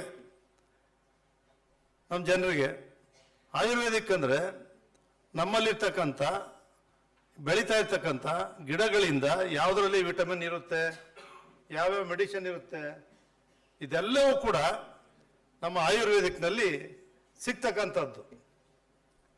ಆಹಾರ ಇವತ್ತೇನಾಗ್ತಾ ಇದೆ, ಎಲ್ಲವೂ ಕೂಡ ನಮ್ಮ ಮೆನ್ಯೂರ್ ಬೆಳೆಗಳಿಗೆ ಉಪಯೋಗಿಸಿ ಭೂಮಿನೇ ಫರ್ಟಿಲಿಟಿ ಆ ಒಂದು ಚೇಂಜ್ ಆಗ್ಬಿಟ್ಟಿದೆ. ನಿಮಗೆ ವಾಟರ್ ಆಗ ಶುದ್ಧ ಕುಡಿಯೋ ನೀರು ಸಿಗ್ತಾ ಇತ್ತು, ಶುದ್ಧ ಕುಡಿಯೋ ನೀರು. ಈಗ ನೀವೆಲ್ಲೂ ಶುದ್ಧ ನೀರು ಕುಡಿಯೋಕ್ಕಾಗಲ್ಲ. ನಿಮ್ಮ ಬಿಸ್ಲೇರಿ ವಾಟ್ರಲ್ಲಿ ಶುದ್ಧ ಕುಡಿಯೋ ನೀರಲ್ಲ ಅದು. ಅವನ್ನೆಲ್ಲ ಹೋಗ್ತಾನೆ ಬೋರ್ವೆಲ್ಲಲ್ಲಿ ಟ್ಯಾಂಕ್ ಫಿಲ್ ಮಾಡ್ತಾನೆ, ಅಲ್ಲಿಂದ ಬಂದು ಬಾಟ್ಲ್ ಮಾಡ್ತಾನೆ. ನಾವು ಅದಕ್ಕೆ 15 ರೂಪಾಯಿ 25 ರೂಪಾಯಿ ಕೊಟ್ಟು ಆ ನೀರನ್ನೇ ಕುಡಿತಾ ಇರೋದು ನಾವೆಲ್ಲರೂ ಕೂಡ. ಕಲುಷಿತ ನೀರು ಎಲ್ಲೇ ಹೋಗಿ ನೀವು ಪ್ರಪಂಚದ ಎಲ್ಲೆಡೆ ನದಿಗಳಲ್ಲಿ ಕಲುಷಿತ ನೀರು ಕುಡಿತಾ ಇದ್ದೀವಿ ಅನ್ನೋದ್ರೆ ತಪ್ಪಾಗಲಿಕ್ಕಿಲ್ಲ ಅಂತೇಳಿ ನನ್ನ ಒಂದು ಭಾವನೆ, ನನ್ನ ಅನುಭವ. ಈ ರೀತಿ ಪ್ರತಿಯೊಂದು ಕೂಡ ಕಲುಷಿತ ವಾತಾವರಣದಲ್ಲಿ ಆಹಾರ, ನಾವೆಲ್ಲರೂ ಕೂಡ ಯಾವ ಆಹಾರ ಊಟ ಮಾಡಿದ್ರೆ ನಮಗೆ ಯಾವುದಕ್ಕೆ ಒಳ್ಳೇದು, ಕೆಮ್ಮು ಬಂದರೆ ಏನೋ ಕೊಡ್ತಾ ಇದ್ರು, ಒಂದು ಯಾವುದೋ ಒಂದು ಕೊಡ್ತಿದ್ರು, ಕಷಾಯ ಮಾಡಿಕೊಡ್ತಾ ಇದ್ರು, ಕೆಮ್ಮು ನಿಂತು ಹೋಗ್ತಿತ್ತು. ಡಿಸೆಂಟ್ರಿ ಆದರೆ ಕೊಡ್ತಿದ್ರು, ನಿಂತು ಹೋಗ್ತಿತ್ತು. ಏನು ಪ್ರತಿಯೊಂದು ಕೂಡ ಆವತ್ತಿನ ನಮ್ಮ ಆಹಾರ ಪದ್ಧತಿನೂ ಕೂಡ ಅದೇ ರೀತಿ ಇರ್ತಿತ್ತು. ಶುದ್ಧವಾದ ಆಹಾರ, ಶುದ್ಧವಾದ ಗಾಳಿ, ಶುದ್ಧವಾದ ನೀರು, ಪ್ರತಿಯೊಂದು ಕೂಡ ಶುದ್ಧವಾಗಿರ್ತಿತ್ತು. ಇವತ್ತು ನೀರು ಕಲುಷಿತ ಆದರೆ ನಮ್ಮ ಆಯಿಲ್ ಇದೆಯಲ್ಲ, ಆಯಿಲ್ ಎಷ್ಟು ಕಲುಷಿತ ಇದೆ ಗೊತ್ತಿರ್ಬೇಕು ನಿಮಗೆ. ಶುದ್ಧವಾದ ಆಯಿಲ್ಲು ಕಡಲೆಕಾಯಿ ಇರಲಿ, ಎಳ್ಳಿರಲಿ, ಬೇರೆ ಯಾವುದೇ ಸೂರ್ಯಕಾಂತಿ ಇರಲಿ, ಆಯಿಲ್ ಎಷ್ಟೊಂದು ಕಲುಷಿತ ಇರುತ್ತೆ ಅಂದರೆ ಆಯಿಲ್ನೇ ಜಾಸ್ತಿ ಉಪಯೋಗಿಸಿ ನಮ್ಮ ಮಕ್ಕಳುಗಳೆಲ್ಲ ಬೇಕರಿಗಳಲ್ಲಿ ಅಲ್ಲಿ ಇಲ್ಲಿ ಹೋಗಿ ನಾವೆಲ್ಲ ಮಾಡ್ತೀವಲ್ಲ, ಶುದ್ಧ ಆಯಿಲ್ ಎಲ್ಲಿ ಸಿಗ್ತಾ ಇದೆ ಈಗ? ದುಡ್ಡು ಮಾಡ್ಲಿಕ್ಕೋಸ್ಕರ ಡಾಕ್ಟರ್ ಹೇಳ್ದಂಗೆ ಈ ರೀತಿ ಬರ್ತಾ ಇದೆ ನಮಗೆ. ಇದನ್ನೆಲ್ಲನೂ ಕೂಡ ಯಾರು ಹೇಳಬೇಕು? ಫ್ಯಾಕ್ಟ್ರಿಗಳಿಂದ ನಿಮ್ಮ ಮೆಡಿಸಿನ್ ಬರ್ತದೆ, ಇಂಗ್ಲಿಷ್ ಮೆಡಿಸಿನ್. ನಿಮ್ಮ ಆಯುರ್ವೇದಿಕ್ ಮೆಡಿಸಿನ್ ಯಾವುದು ಫ್ಯಾಕ್ಟ್ರಿಗಳಿಂದ ಬರೋದಲ್ಲ, ಅದು ಇಲ್ಲೇ ತಯಾರು ಮಾಡ್ತಕ್ಕಂಥದ್ದು, ಗಿಡಮೂಲಿಕೆಗಳಿಂದ ತಯಾರು ಮಾಡ್ತಕ್ಕಂಥದ್ದು. ನಾವೆಲ್ಲರೂ ಕೂಡ ಇದೆಲ್ಲವನ್ನು ಕೂಡ ಆಹಾರ ಪದ್ಧತಿಯಿಂದ ಕಾಯಿಲೆಯನ್ನ ತಡಿತಕ್ಕಂಥದ್ದಕ್ಕೆ ಏನೇನು ಮಾಡಬೇಕು ಅಂತಕ್ಕಂಥದ್ದೇ ಮೊದಲನೇ ಔಷಧ. ಕಾಯಿಲೆಯನ್ನ ತಡೆಗಟ್ಟತಕ್ಕಂಥದ್ದೇ ಮೊದಲನೇದು. ಕಾಯಿಲೆ ಬಂದ್ಮೇಲೆ ಮಾಡೋದಕ್ಕಿಂತ ಕಾಯಿಲೆ ಯಾಕೆ ಬರುತ್ತೆ, ಯಾವ ಆಹಾರದಿಂದ ಬರುತ್ತೆ, ಏನು ಪದ್ಧತಿ ಮಾಡೋದ್ರಿಂದ ಬರುತ್ತೆ. ಬೆಳಿಗ್ಗೆ ಎದ್ದು ನೀವು ಯಾರು ಕೂಡ ಯೋಗ ಮಾಡಲ್ಲ. ಬೆಳಿಗ್ಗೆ ರೈತರು 4 ಗಂಟೆ ಎದ್ದು ಹೋಗ್ತಾ ಇದ್ರು. ನೀವು ಹೋಗೋದು ಬೇಡ, ಬೇರೆಯವ್ರಿಗೋಸ್ಕರ, ನಾವು ಉಳ್ಕೊಳ್ಳೋಕ್ಕೋಸ್ಕರನಾದ್ರೂ ಕೂಡ ಬೆಳಿಗ್ಗೆ ಯೋಗ ಧ್ಯಾನ ಬಹಳ ಮುಖ್ಯ. ಸಂಗೀತ, ನಾಟಕ, ಕಲೆ ಇವೆಲ್ಲವೂ ಕೂಡ ನಮ್ಮ ಭಾರತ ದೇಶದ ಸಂಸ್ಕೃತಿ. ಅದನ್ನು ಉಳಿಸ್ಕೊಂಡು ಹೋಗ್ತಕ್ಕಂಥದ್ದನ್ನ ನಾವು ಮಾಡ್ತಿಲ್ಲ. ಡಾಕ್ಟರ್ ಹೇಳಿದಾಗ ಎಲ್ಲದರಲ್ಲೂ ಕೂಡ ದುಡ್ಡು ಮಾಡಬೇಕು ಅಂತಕ್ಕಂಥದ್ದು. ನಮ್ಮ ಮಕ್ಕಳಿಗೆ, ಹಾಸ್ಟೆಲ್ ಮಕ್ಕಳಿಗೆ ಫುಡ್ ಹಂಚ್ತಾರೆ, ಕಳಪೆ ಫುಡ್ ಕೊಡೋದು ಮಕ್ಕಳಿಗೆ, ಸರ್ಕಾರದಿಂದ ಕೊಡ್ತಕ್ಕಂಥದ್ದು. ಮಕ್ಕಳಿಗೆ ಕಳಪೆ ಫುಡ್ಡು. ಅವರೆಷ್ಟು ಆರೋಗ್ಯವಂತರಾಗ್ತಾರೆ, ಎಷ್ಟು ದೃಢಕಾಯವಂತರಾಗ್ತಾರೆ. ಇದೆಲ್ಲಕ್ಕೂ ಕೂಡ ಆಯುರ್ವೇದಿಕ್ಕು ಹಿಂದೆ ನಮ್ಮ ಹಳ್ಳಿಯವರು ಅದನ್ನು ಮಾಡ್ಕೊಂಡು ಬರ್ತಾ ಇದ್ರು. ನಾವೀಗ ನಮ್ಮ ಡಾಕ್ಟರ್ ಪ್ರಕಾಶ್ ಅವರು ಪ್ರತಿಯೊಂದು ಆಹಾರ ಯಾವುದು ಉಪಯೋಗ ಇಲ್ಲ ಅಂತಿದ್ರು, ಆ ಎಲ್ಲ ಆಹಾರಗಳಲ್ಲೂ ಏನೇನು ಅಂಶ ಇದೆ, ಯಾವುದು ಉಪಯೋಗ ಬರುತ್ತೆ ಅಂತಕ್ಕಂಥದ್ದನ್ನ ಮಾಡಿ, ರಿಸರ್ಚ್ ಮಾಡಿ, ಅದನ್ನ ಮಾಡಿ ಮಾರ್ಕೆಟಿಂಗ್ ಮಾಡಿ ತೋರಿಸ್ಕೊಟ್ಟಿದ್ದಾರೆ ಪ್ರತಿಯೊಬ್ಬರು ಕೂಡ. ಡಾಕ್ಟರ್ ಪ್ರಕಾಶ್ ಅವರು ಸೇಫ್ಟಿ ಆರ್ ಐ ಮೂಲಕ ಇವತ್ತು ನಮ್ಮ ಮೊದಲನೇದು ಅದನ್ನ ಆಹಾರ ಪದ್ಧತಿಯನ್ನ ಅವ್ರಿಗೆ ಹೇಳ್ತಕ್ಕಂಥದ್ದು ಬಹಳ ಮುಖ್ಯ. ಏನಾಗಿದೆ, ಇಂಗ್ಲಿಷ್ ಮೆಡಿಸಿನ್ಗೆ ಡಾಕ್ಟರ್ಗೆ ಹೋಗ್ಬೇಕು. ನನ್ನ ಪ್ರಕಾರ ಆಯುರ್ವೇದಿಕ್ಕು ಏನ್ ಮಾಡಬೇಕು ಅಂತ ಹೇಳಿದ್ರೆ ಮನೆ ಮನೆಗೆ ಹೋಗಿ ಅವ್ರ ಕುಟುಂಬ ಜೊತೆ ಕೂತು ನೀವು ಯಾವ ರೀತಿ ಏನ್ ಆಗ್ತಾ ಇದೆ, ಏನ್ ಮಾಡಬೇಕು ಅನ್ನೋದನ್ನ ತಿಳಿಸಿದ್ರೆ ಒಳ್ಳೇದು ಅಂತಕ್ಕಂಥದ್ದು ನನ್ನ ಮನಸ್ಸಿಗೆ ಬರ್ತದೆ. ಯಾಕೆ ಅಂತ ಹೇಳಿದ್ರೆ ಬಹಳ ಜನ ಆಯುರ್ವೇದಿಕ್ ಅಂದ್ರೆ ಇವತ್ತು ಕೊಟ್ಟರೆ ಬೆಳಿಗ್ಗೆನೆ ಹುಷಾರಾಗ್ಬಿಡ್ಬೇಕು, ಕಾಯಿಲೆ ಬಂದ್ಬಿಟ್ಟಿದೆ, ನಿಮ್ಮ ಆಯುರ್ವೇದಿಕ್ ಇವತ್ತು ಕೊಟ್ಟರೆ ನಾಳೆ ಹುಷಾರಾಗಲ್ಲ, ಅದು ಪ್ರಿಲಿಮಿನರಿ ಮೊದಲೇ ತಗೊಂಡಿರ್ಬೇಕು. ಆ ರೀತಿ ಮಾಡ್ತಾ ಇದ್ದೆ ಇಮಿಡಿಯೇಟ್ ಎಲ್ಲರೂ ಕೂಡ ಗುಣವಂತರಾಗ್ತಾರೆ, ಆರೋಗ್ಯವಂತರು ಕೂಡ ಆಗ್ತಾರೆ. ಇನ್ನು ವಿಹಾರಕ್ಕೆ ಹೋದ್ರೆ ಗಾಳಿ ಬಹಳ ಮುಖ್ಯ, ಗಾಳಿ ನೀರು ಬಹಳ ಮುಖ್ಯ. ಎಲ್ಲಿದೆ ಶುದ್ಧವಾದಂತ ಗಾಳಿ? ನೀವು ನೋಡ್ತಾ ಇದ್ದೀರಿ ಎಲ್ಲ ಕಡೆಯಿಂದ, ಒಂದ್ ಕಡೆಯಿಂದ ಸುತ್ತಲೂ ಕೂಡ ಕಸದ ರಾಶಿಗಳು ಬಿದ್ದಿರ್ತದೆ. ಎಲ್ಲ ನಗರಗಳಲ್ಲೂ ಕೂಡ ಕಸದ ರಾಶಿಗಳು ಬಿದ್ದಿರುತ್ತೆ, ಅದ್ರ ಸ್ಮೆಲ್ಲೇ ಬರ್ತಾ ಇದೆ. ಪಾರ್ಕ್ಗಳಲ್ಲೂ ಕೂಡ, ಪಾರ್ಕಲ್ಲಾದ್ರೂ ವಿಹಾರ ಮಾಡಿ ಶುದ್ಧವಾದ ಗಾಳಿ ಇದೆಯಾ? ಅದು ಶುದ್ಧವಾದಂಥ ಗಾಳಿ ಇರಬೇಕು, ಆಗ ಎಲ್ಲರೂ ಕೂಡ ಆರೋಗ್ಯವಂತರಾಗಿರ್ತಾರೆ. ಮಕ್ಕಳಲ್ಲಿ ನಿಮ್ಗೆಲ್ಲರೂ ಕೂಡ ಗೊತ್ತಿದೆ, ಮಕ್ಕಳನ್ನ ಹಿಂದೆ ತಾಯಂದಿರು ಏನಾದ್ರು ಸ್ನಾನ ಮಾಡಿಸಿ ಅವ್ರು ಮಲಗಿಸಿದ್ರೆ ಅವರೆಲ್ಲ ಹಾಕಿ ಒಂದು ಸ್ಮೆಲ್ ಬರೋದು, ಒಳ್ಳೆ ಸುವಾಸನೆ ಬೀರ್ತಿತ್ತು. ಮಕ್ಕಳಿಗೆ ಸ್ನಾನ ಮಾಡಿಸಿ ಆ ಸ್ನಾನ ಮಾಡಿಸೋರು ಸೂಲ್ಗಿತ್ತಿ ಯಾರು ಇರ್ತಿತ್ತು, ಡಾಕ್ಟರ್ ಬಂದು ಡೆಲಿವರಿ ಮಾಡಿಸ್ತಾ ಇದ್ರ. ಒಂದು ಊರುಗಳಲ್ಲಿ 100 ಮನೆ ಇರಲಿ 200 ಮನೆ ಇರಲಿ, ಒಬ್ಳು ಸೂಲ್ಗಿತ್ತಿ ಡೆಲಿವರಿ ಮಾಡಿಸ್ತಾ ಇದ್ಲು. ಒಂದು ಅಪಾಯ ಇಲ್ಲದೆ, ಯಾರಿಗೂ ಡೇಂಜರ್ ಇಲ್ಲದೆ ಸೂಲ್ಗಿತ್ತಿ ಡೆಲಿವರಿ ಮಾಡಿಸ್ತಾ ಇದ್ದ ಹಳ್ಳಿನಲ್ಲಿ. ಇವತ್ತೇನಾಗಿದೆ, 5 ತಿಂಗಳಾಗಿರಲ್ಲ 3 ತಿಂಗಳಿಂದನೇ ಟೆಸ್ಟಿಂಗ್ ಶುರುವಾಗಿರುತ್ತೆ ಗರ್ಭಿಣಿಯರಿಗೆ. 3 ತಿಂಗಳು ನನಗೆ ಶುರುವಾಗಿ ಡಾಕ್ಟರ್ ಹತ್ರ ಮಾಡಿ ಡೆಲಿವರಿ ಆಗಿ ಅದಾದ್ಮೇಲೆ 6 ತಿಂಗಳು ವರ್ಷ ಡಾಕ್ಟರ್ ಹತ್ರನೇ ಹೋಗುವಂತ ಪದ್ಧತಿ ಹೆಚ್ಚು ನಮ್ಮಲ್ಲಿ ವಿದ್ಯಾವಂತರಾಗ್ತಾ ಇದು ಹೆಚ್ಚೆಚ್ಚು ಆಗ್ತಾ ಇದೆ. ಬೇರೆಯವ್ರ ಮೇಲೆ ಅವಲಂಬನೆ ಆಗ್ತಕ್ಕಂಥದ್ದು ವಿದ್ಯಾವಂತರಾಗ್ತಾ ಇದು ಹೆಚ್ಚಾಗ್ತಾ ಇದೆ. ಇದೆಲ್ಲರೂ ಕೂಡ ತಡಿತಕ್ಕಂಥ ವಿಚಾರ ನಿಮ್ಮ ಕೈಯಲ್ಲಿದೆ. ಈ ಆಯುರ್ವೇದ ಕ್ಷೇತ್ರ ಬಹಳ ಪ್ರಮುಖವಾದಂಥದ್ದು. ಇದು ದೇವರಿಗೆ ಸಲ್ಲಿಸ್ತಕ್ಕಂಥದ್ದು, ನಿಮ್ಮ ಸೇವೆ ದೇವರಿಗೆ ಸಲ್ಲಿಸ್ತಕ್ಕಂಥ. ನಿಜವಾಗಿ ಹೇಳ್ತೀನಿ, ಆಯುರ್ವೇದಿಕ್ ಕ್ಷೇತ್ರ ಬಹಳ ಅತ್ಯುತ್ತಮವಾದಂಥದ್ದು. ಆಯುರ್ವೇದ ಕ್ಷೇತ್ರದಲ್ಲಿ ನೀವೆಲ್ಲರೂ ಕೂಡ ಕಲ್ತಿದ್ದೀರಿ, ಈಗಾಗಲೇ ಆರೋಗ್ಯ ಸೇವೆ ಮಾಡ್ತಾ ಇದ್ದೀರಿ. ನೀವು ಹೆಚ್ಚು ಪರಿಣಾಮಕಾರಿಯಾಗಿ ನೀವು ಕಲಿತಕ್ಕಂಥದ್ದು ಹಳ್ಳಿಯಿಂದ ಆ ಗಿಡಮೂಲಿಕೆಗಳನ್ನ ನೀವು ಕೂಡ ತಿಳ್ಕೊಂಡು ಯಾವ್ಯಾವ ಗಿಡಮೂಲಿಕೆಯನ್ನ ನಿಮ್ಮ ಟ್ರೈನಿಂಗ್ ಕೊಡ್ತಾರೆ. ಈಗ ಎಲ್ಲ ಅಂತಾರಾಷ್ಟ್ರೀಯ ಈಗ ವಿಚಾರ ಸಂಕಿರಣದಲ್ಲಿ ಇವೆಲ್ಲನೂ ಕೂಡ ನೀವು ತಿಳ್ಕೊಂಡಿರ್ತೀರಿ. ಪಾರ್ಟಿಸಿಪೇಟ್ ಮಾಡ್ತಕ್ಕಂಥವ್ರು ಪ್ರತಿಯೊಂದನ್ನು ಕೂಡ ನೋಟ್ ಮಾಡ್ಕೊಳ್ಬೇಕು. ನಾವು ಕೂತಿರ್ತೀವಿ, ಕೇಳ್ತೀವಿ, ಹೋಗ್ತೀವಿ, ಬುದ್ಧಿವಂತರಿದ್ದೀರಿ, ಆದರೆ ನೀವು ಗ್ರಹಿಸ್ತೀರಿ, ಅದು ಎಲ್ಲವೂ ನೆನಪಿರಲ್ಲ. ಅವ್ರು ಹೇಳ್ತಕ್ಕಂಥದ್ದು ನೀವು ವರ್ಷಕ್ಕೊಂದ್ಸಾರಿನೋ 6 ತಿಂಗಳಿಗೋ 2 ಸಾರಿನೋ ಪ್ರಕಾಶ್ ಅವ್ರು ಮಾತಾಡ್ತಾರೆ, ಇಲ್ಲಿ ನರೇಶ್ ಅವ್ರು ಮಾತಾಡ್ತಾರೆ. ಎಲ್ಲರೂ ಕೂಡ ಈ ರೀತಿ ಮಾತಾಡೋದನ್ನ ನೋಟ್ ಮಾಡ್ಕೊಂಡು ನಾವು ಜೀವನದಲ್ಲಿ ಅದನ್ನ ಇಟ್ಕೊಂಡು ಅದನ್ನ ನೋಡ್ಕೊಂಡು ಕಲಿತು ನೀವು ಕೂಡ ಉನ್ನತವಾದಂಥ ಶ್ರೇಣಿಗೆ ಬಂದು ಉತ್ತಮ ಆಯುರ್ವೇದಿಕ್ ವೈದ್ಯರಾಗಬೇಕು. ಈ ಸಮಾಜ ಸುಂದರವಾದಂಥ ಆರೋಗ್ಯವಾದಂಥ ಸಮಾಜವನ್ನ ನಿರ್ಮಾಣ ಮಾಡಲಿಕ್ಕೆ ಸಾಧ್ಯ ಇದೆ. ಅದನ್ನು ಮಾಡ್ತಕ್ಕಂಥ ಅವಕಾಶ ತಮಗೆಲ್ಲ ಕೂಡ ಸಿಕ್ಕಿದೆ. ಇಲ್ಲಿ ಬಂದು ಪಾರ್ಟಿಸಿಪೇಟ್ ಮಾಡಿದ್ದೀರಿ. ಪೂರ್ತಿ ಎಲ್ಲರ ಕಾರ್ಯಕ್ರಮಗಳು ಕೂಡ ಭಾಗವಹಿಸಿ ಈ ಕಾರ್ಯಕ್ರಮದಲ್ಲಿ ತಾವೆಲ್ಲರೂ ಜೀವನದಲ್ಲಿ ಅಳವಡಿಸ್ಕೊಂಡು ಉತ್ತಮ ಸೇವೆ ಸಲ್ಲಿಸುವ ಮೂಲಕ ಸಮಾಜ ಆರೋಗ್ಯ ಸಮಾಜವನ್ನು ನಿರ್ಮಾಣ ಮಾಡ್ತಕ್ಕಂಥ ಶಕ್ತಿ ಆ ಚಾಮುಂಡೇಶ್ವರಿ ನಿಮಗೆ ಕೊಡಲಿ ಅಂತೇಳಿ ತಮಗೆಲ್ಲರಿಗೂ ಕೂಡ ಶುಭಾಶಯಗಳು. ನಮಸ್ಕಾರ.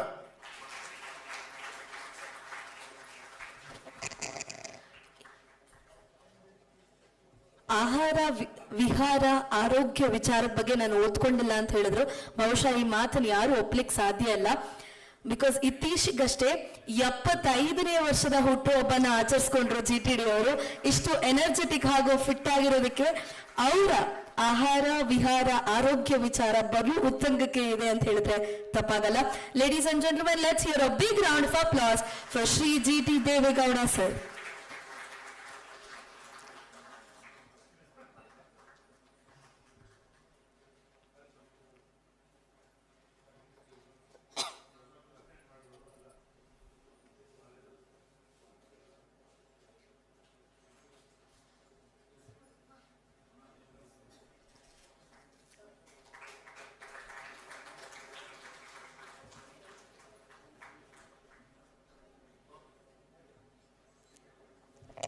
Thank you, dignitaries.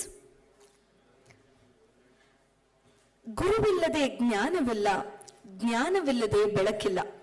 True leadership in education is not about authority, but about nurturing excellence and integrity.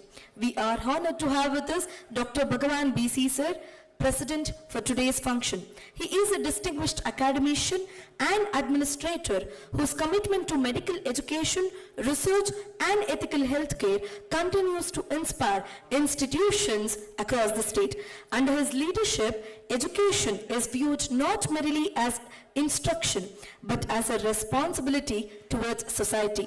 May I now request Dr. Bhagavan BC Sir, Honorable Vice Chancellor, Rajiv Gandhi University of Health Sciences, Karnataka, to address the gathering.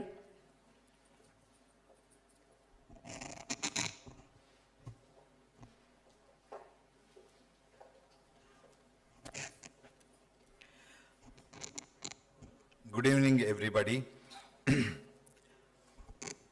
I think I should be, my time given is only, it was 15 minutes. I think I should just keep it for 5 minutes, not more than that. So many speakers have already spoken, and all the dignitaries on the dais, the blessings of Shri Shri Shri Nirmalanandanatha Mahaswamiji, my Adhyatma Guru, Dr. C.N. Ashwath Narayan sir, former Deputy CM of Karnataka and very good friend of mine. Not many people know probably he was one of the responsible person for starting Rajiv Gandhi University of Health Sciences in the state of Karnataka. And through his organizational skills and fights, and today we are imparting Ayurvedic education in more than 100 institutions under Rajiv Gandhi University of Health Sciences, making it one of the biggest. And we have 1,500 institutions in the under the university, making it one of the biggest in the globe in the healthcare sciences. And Shri GT Devegowda ji, honorable member of the cooperative field, always remembers him for his yeoman service in the field of cooperation in the state of Karnataka and in India. And Shri Narayan Jadhav sir has come down from Delhi from NCISM. He gave a very detailed report about the NCISM and its functioning and what it could be doing for the students, benefit of the students and teachers. Thank you very much for that, sir. And Prakash sir, innovative food technologist and former director, and Dr. Chandrasekhar, who has organized this, and he and his wife, sir, I have taken this initiative along with Dr. KP Krishna Prasad. Amazing work by them. It's ever growing since last 10-15 years, and he has been pushing the university in getting many institutions under his belt, and I'm happy that he is giving quality education to everybody in this field. So Rajiv Gandhi University is proud to have such institution, and because of the institutions like this, our university gets good name. And research activity is the much more required one, and the enclave like this always gives very informative insight into all the things that are very relevant to the society, very relevant to the students today. I recognize the presence of Dr. Vijay Lakshmi, ma'am, who is also a very good educator, renowned pediatric cardiologist, and also who brought intervention cardiology in the field of pediatric care, in the interventional cardiology to the state. We had a little bit of difference when she started her work, and then we realized that what a service she did. I really congratulate her, and with her writings and books and scripts, it will only enrich everybody here. And Dr. Sarveshkar, Gajanan, Dr. Gajanan Hegde, and so many are there in this field. So they all contributed to Rajiv Gandhi University of Health Sciences, and just now our former DCM sir and also Devegowda sir rightly put it about the nutrition and the lifestyle which our ancestors followed and which we are not following. I was just making a mention to him that, see, we always talk about the food technology, the relevance of today, the education about the lifestyle for our own students. But till now, today, nothing is structured. All of us from different organizations, from different bodies, we advocate different food culture, different food things, as Dr. Prakash put it. CFTRI produces something, then the Defense Food Research Laboratory tells us something. Every day we watch thousands of videos. All of you spend time on YouTube watching, and so many other medias watching. So many people talk about good fat, bad fat. No, fat is not the culprit. No, it's only the calcium that is culprit. Then the next day somebody else say, no, it's the water that you drink, it's the pollution that is causing. Every day we are getting all the informations which are confusing. I always think that as the Vice Chancellor, we should bring a body, a policy making body, an academic body and a policy making body together to validate all this, to validate everything and come out with a proper policy for our own people. Unfortunately, each individual, we have come to know that each individual behaves in a totally different way for different food, different environment. I feel very cold sitting under this AC, but somebody might be feeling very hot. And if I eat chapati, my sugar goes low, somebody else's sugar goes up. So it is a personalized medicine and individual thing that every man requires. So it only goes to say that we need more and more people, the trained ones, who can advocate health policies for an individual one. So this is why, and also the other problems which the whole, the student fraternity today is facing about the lifestyle, which all our respected speakers mentioned about the drug addiction, about the lifestyle and consuming junk food, especially by the youngsters. It's a very, very alarming situation. I always mention that 20 to 30% of our students are into substance abuse. Not just under Rajiv Gandhi University of Health Sciences, the whole world is facing this problem. And crores of rupees drugs are unearthed every day, and alcohol abuse and tobacco abuse is just killing the whole society. On top of that, we have a very bad environment all around us, which we are polluting. The food that we eat is adulterated. The air that we breathe today is poisonous, and the water is polluted. When I went to Cambridge recently, the study also said that 30 to 40% of the students are getting into depression, into mania, into addiction. So how do we take care of all these things? It's a very alarming situation for the political system, for the government agencies, for the academic bodies, and as parents, we need to address this. And from Rajiv Gandhi University of Health Sciences, we have taken it in a war footing. In about 8 districts have already conducted walkathon for 30,000 students, thanks to all the constituent college of Rajiv Gandhi University of Health Sciences, who have taken pledge to make every campus under Rajiv Gandhi University of Health Sciences Nasha Mukt.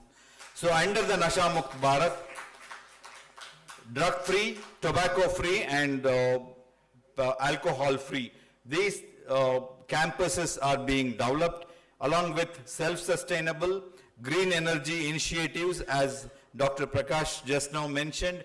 We are coming up with that, and organ donation, organ pledge for everyone. Whatever we are trying to do, we are trying to increase the longevity of our own citizens. Earlier it used to be 69 years, now it has gone up to 71, 72 years with the invent of medicines, preventive and the curative medicines, and the lifestyle, which is getting, of course, little bit changes are being done. But still, for a common man, it is 71, 72 years, and for doctors, ma'am is here, it's still 59 to 60 years for health educators. So that's a tragedy. As Dr. Ashwath Narayan rightly put it, we advocate everything, we talk about it, we discuss today in the forum, but we ourselves never follow what has to be done. So we just forget that it's another day, and today, only today, we let it be a cheating day, and from tomorrow I'm going to do that. It's not going to be happening. So Ayurveda, which means it's life, science, and education about Veda, is knowledge and education about life itself, about human being itself. It's not a science, it's not a medicine, it's a way of life. It's been accepted, and it's been taught by Charaka, taught by Shushruta, long centuries ago. They have invented hundreds of surgeries, they have advocated hundreds of best practices in life, and thousands of instruments have been invented by them. All those things have been passed on to, but in the middle of it, we lost everything. Maybe colonial rule, maybe many other occasions, and thousands of scripts were destroyed by the Britishers. When you go to BHU, you understand, Banaras Hindu University, there are scripts stored in the buildings, but thousands of lakhs of scripts were burnt by them, which all led to a lot of, probably it would have led to a lot of inventions, modern medicines, things like that, and our own lifestyle. But anyway, even the modern allopathy medicine has so many drugs derived from the roots and the plants, and so it's all, as they put it, holistic, integrative, interdisciplinary medicine. So a proper approach, a proper policy, we are looking forward as a university. Vice Chancellor, when I took over, there's an individual, my friend, called Vasan from Mysore, and another one is Amitash, Dr. Ashwath Narayan also knows. They all come, Amitash, who advocates cacao. So they all came to me, and Mr. Vasan, who is an environmentalist, they all came to me and said, you're a Vice Chancellor now, you should first talk about the lifestyle, you should first talk about the food that we eat, you should develop some sustainable food and environment, and what do you do from Rajiv Gandhi University? I said, my job is not that. See, I can advocate, but I can't grow. I can't, make a sustainable environment and all that. I can only advocate. But inside, I always feel that we are not just educating our children into that at all. They don't know about Even as a doctor, when I was studying, I never knew that what to do. One day my professor asked me, "Hey, Dr. Bhagwan, you're chewing mint tea. Tell me how many types of mint teas are there. Tell me what are the contents of mint tea." And then he asked me, when I didn't answer, he asked me, "What did you eat today?" I said, "Uppittu." So what did Uppittu contain? How did it help you? How long can you stand with this Uppittu which you have eaten today? I didn't know, honestly. So then I started studying, so what is this food and how often we should eat. There's so many advocacies which I don't want to go into. Rajiv Gandhi University is trying to do all this, researchers. We are coming up with a huge research center. We would like to take up, along with cancer research, molecular research, and then the skill labs and all that, even nutrition, food products and lifestyle. I'm trying to bring in and make a big research on that. So these programs like this, what you are conducting, Dr. Chandrasekhar, kudos to him, and fantastic job, KP and Chandrasekhar Sarla, and all the stakeholders today, Raghavendra and so many, Dr. Ramakrishna, there's so many people, Krishnamurthy, and so many people who are involved in this. Please come back to us with the policy making. Thanks to the delegates who have come from abroad, and they probably learn more than what we learn from them, because they look forward to India as the godfather, the mother of this education and system. So anyway, all these interdisciplinary things, whatever advocacies that you do, whatever decisions you come out with, do come back to Rajiv Gandhi University of Health Sciences. We'll be grateful to adopt, take it, and deliberate more on these structures and implement what is best for our students, our teachers, and our community. Thank you very much for giving me an opportunity, because there is a long way to go. All of you will be deliberating on the food, the environment, and our thoughts about it. Thank you very much.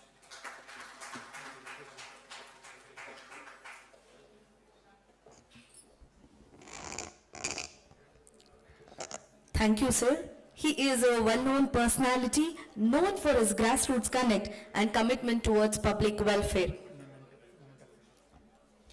May I now request Dr. Chandrasekhar sir and the dignitaries to present a memento to our president of today's evening, Dr. Bhagavan B.C. sir, Honorable Vice Chancellor, Rajiv Gandhi University of Health Sciences.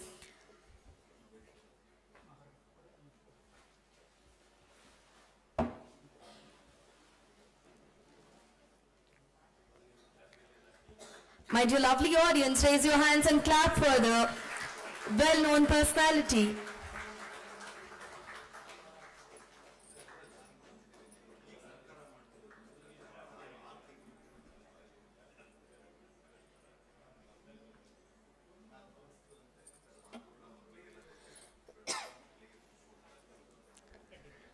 Thank you, everyone. We are now fortunate to be guided by leaders and thinkers in today's event who bring diverse perspectives to health, education, and nutrition. We are delighted to facilitate such personalities. Firstly, we have Dr. Naresh Kumar BG, President MET Mandya. May I request all the dignitaries to please felicitate Dr. Naresh Kumar sir.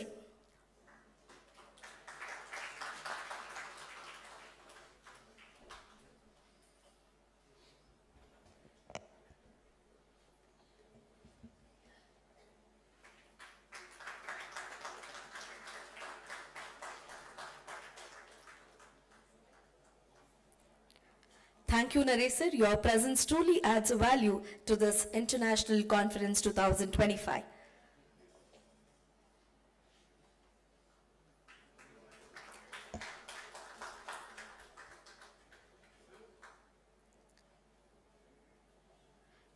Next up we have Dr. and Lieutenant Colonel S.N. Prasad, Director of SDM IMD Mysuru, which has provided a beautiful environment for this International Conference 2025.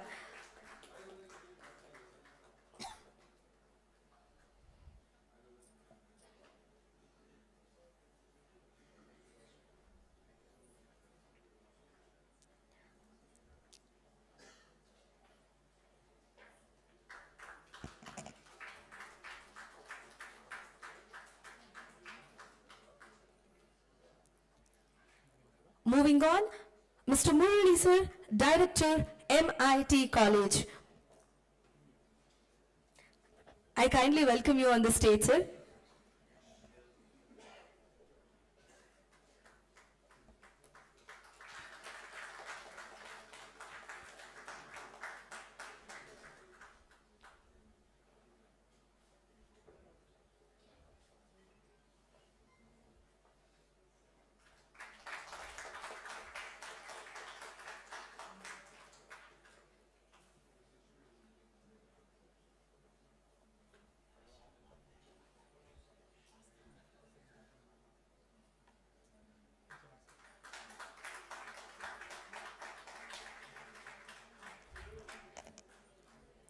Next up, we have Dr. Vijay Lakshmi Bale Kundri Madam, a famous cardiologist.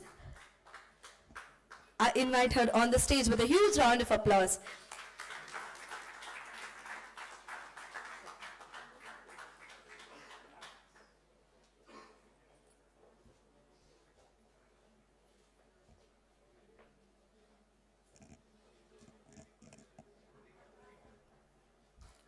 A forever young cardiologist in Mysuru.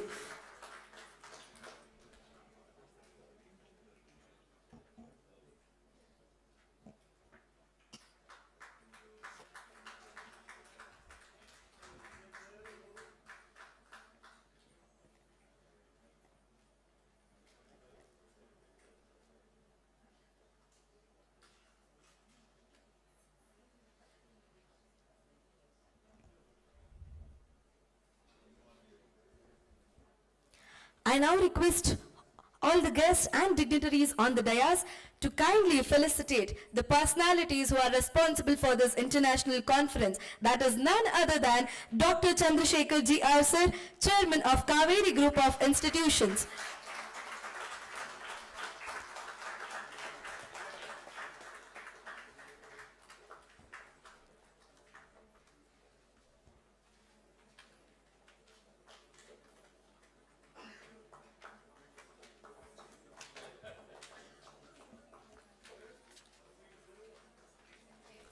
Ladies and gentlemen, let's hear a big round of applause to Dr. Chandrasekhar sir, a man who is responsible for this international conference. And his mistress, Dr. Sarala Chandrasekhar Madam, Managing Director of Cauvery Group of Institutions, Mysuru, who is also the backbone to conduct this international conference 2025.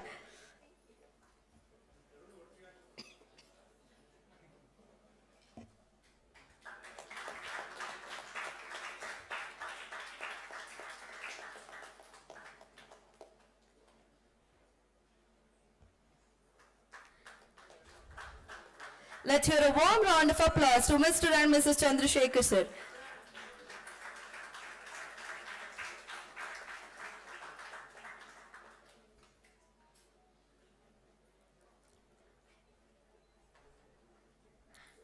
Thank you everyone for being a part of this felicitation program. Gratitude is the quiet strength behind every successful event. As we come to the end of this event, I now invite Dr. N.V. Krishnamurthy sir, Principal, MIAMSCH Mandya, to propose the vote of thanks.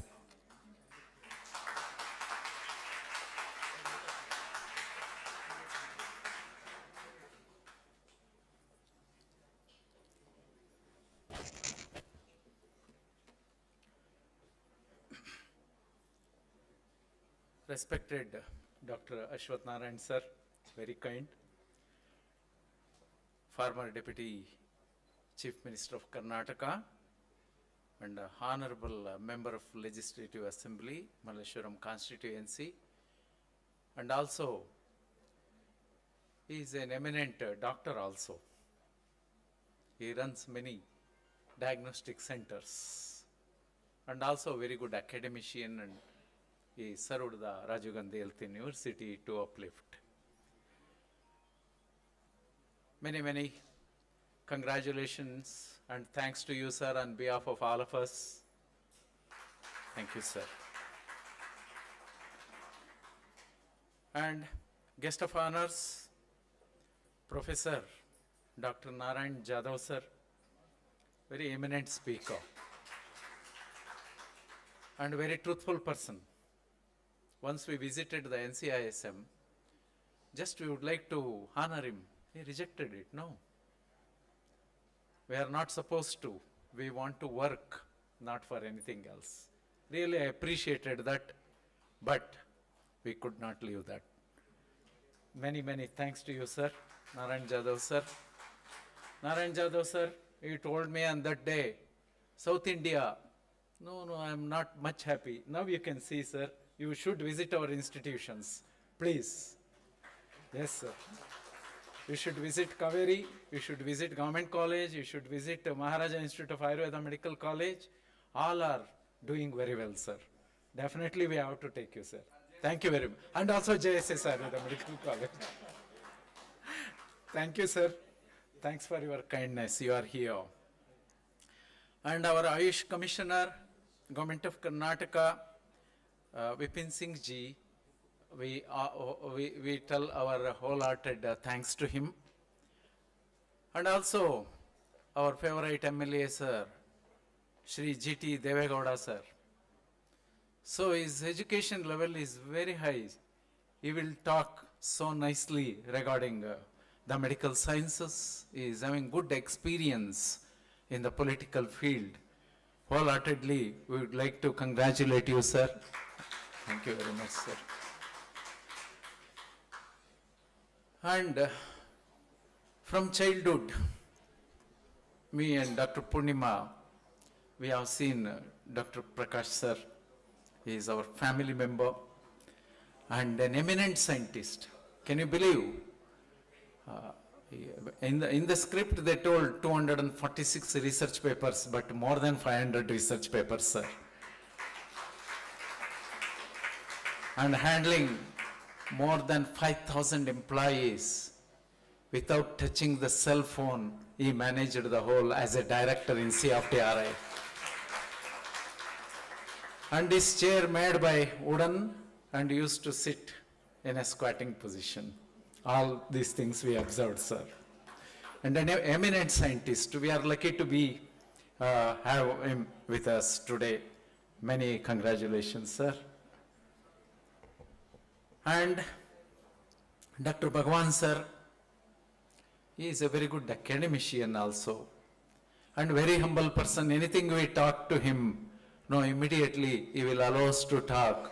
Such an eminent Vice Chancellor of the Rajiv Gandhi Health University. We would like to give special thanks to you, sir, Dr. Bhagwan, sir.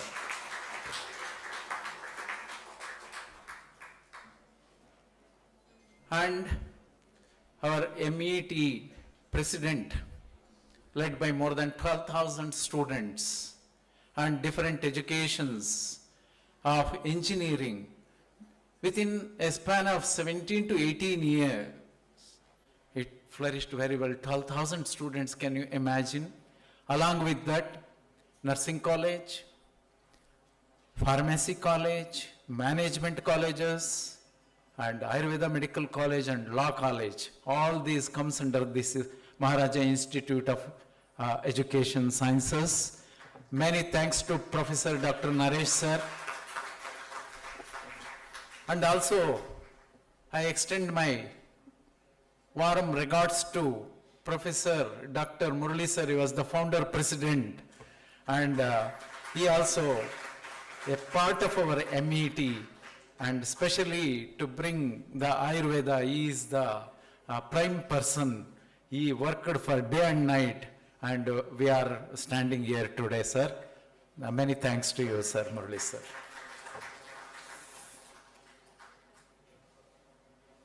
And Dr. S.N. Prasad, sir, Director of SDM IMD, probably all students, postgraduates, and all professors, you enjoyed this campus, so beautiful, and very good ambience created by Dharmasthala Manjunatheshwara Trust. Thanks to Hegde ji, sir, led by Prasad, sir. Many thanks to you, sir. You are here today. Next, for this conference, to held an eminent surgeon, Dr. Chandrasekhar sir. He is so humble and he is reachable to everyone. And also he is having his own super speciality hospital, and also he is kind enough to extend his tentacles to the Ayurveda also. We must be very thankful to you, sir. Very, very thankful to you, sir. And also an eminent gynecologist in Mysore, Dr. Sarala ma'am. So with that super speciality hospital, and also she is having a lot of love and affection on Ayurveda. We must extend our special thanks to Sarala ma'am. Thank you very much, ma'am. And our special thanks to Dr. Krishna Prasad.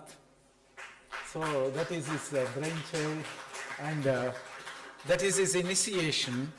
And also he included Dr. Ramachandra Nisargi sir, principal of Cauvery Ayurveda Medical College. And with the team, I should express Dr. Purnima. We, as an organizing secretary, she worked with the team very well, and she brought very good ambience and also well organized. It is thanks to you, Dr. Purnima ma'am. And also the conveners and many officers to conduct this international conference. Dr. Jairaj sir is the MSF, MIAMS, and also all the staff of Ayurveda Medical College of Cauvery, and also Maharaja Institute of Ayurveda Medical College, and also the dignitaries and our own close friend, Dr. Vijendra Murthy sir. He is all the way from UK, and earlier he was in Auckland. He created Ayurveda in the Western countries. Many thanks to you, sir. And also,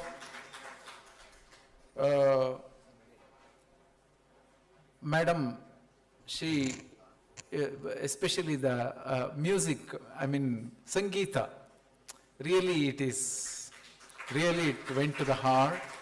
So, thank you very, very much, ma'am.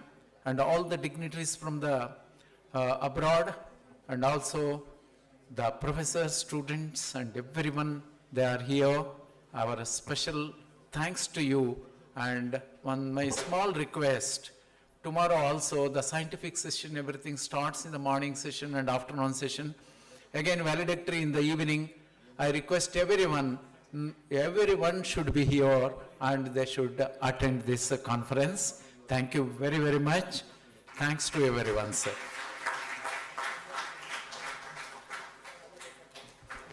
Thank you, sir. Also, I would like to add one thing. Politicians ಅಂದ್ರೆ Ashwath sir ಆಗಿರ್ಬೋದು, JTD ಆಗಿರ್ಬೋದು, ಇಷ್ಟು ಹೊತ್ತು ಕೊನೆಯವರೆಗೂ ಕಾರ್ಯಕ್ರಮದಲ್ಲಿ ಕೂತಿರೋದು ನಾವು ನೋಡೇ ಇಲ್ಲ. ಬಹುಶಃ ಅವರ ಪ್ರೀತಿ ವಿಶ್ವಾಸಕ್ಕೆ ಮತ್ತೊಮ್ಮೆ ನಾವೆಲ್ಲರೂ ಚಿರಋಣಿ ಅಂತ ಹೇಳ್ತಾ, thank you so very much, dignitaries. May the deliberations of this conference translate into action, impact, and positive change. Thank you to all the dignitaries and my lovely audience. I request all of you to please stand and pay respect to the national anthem.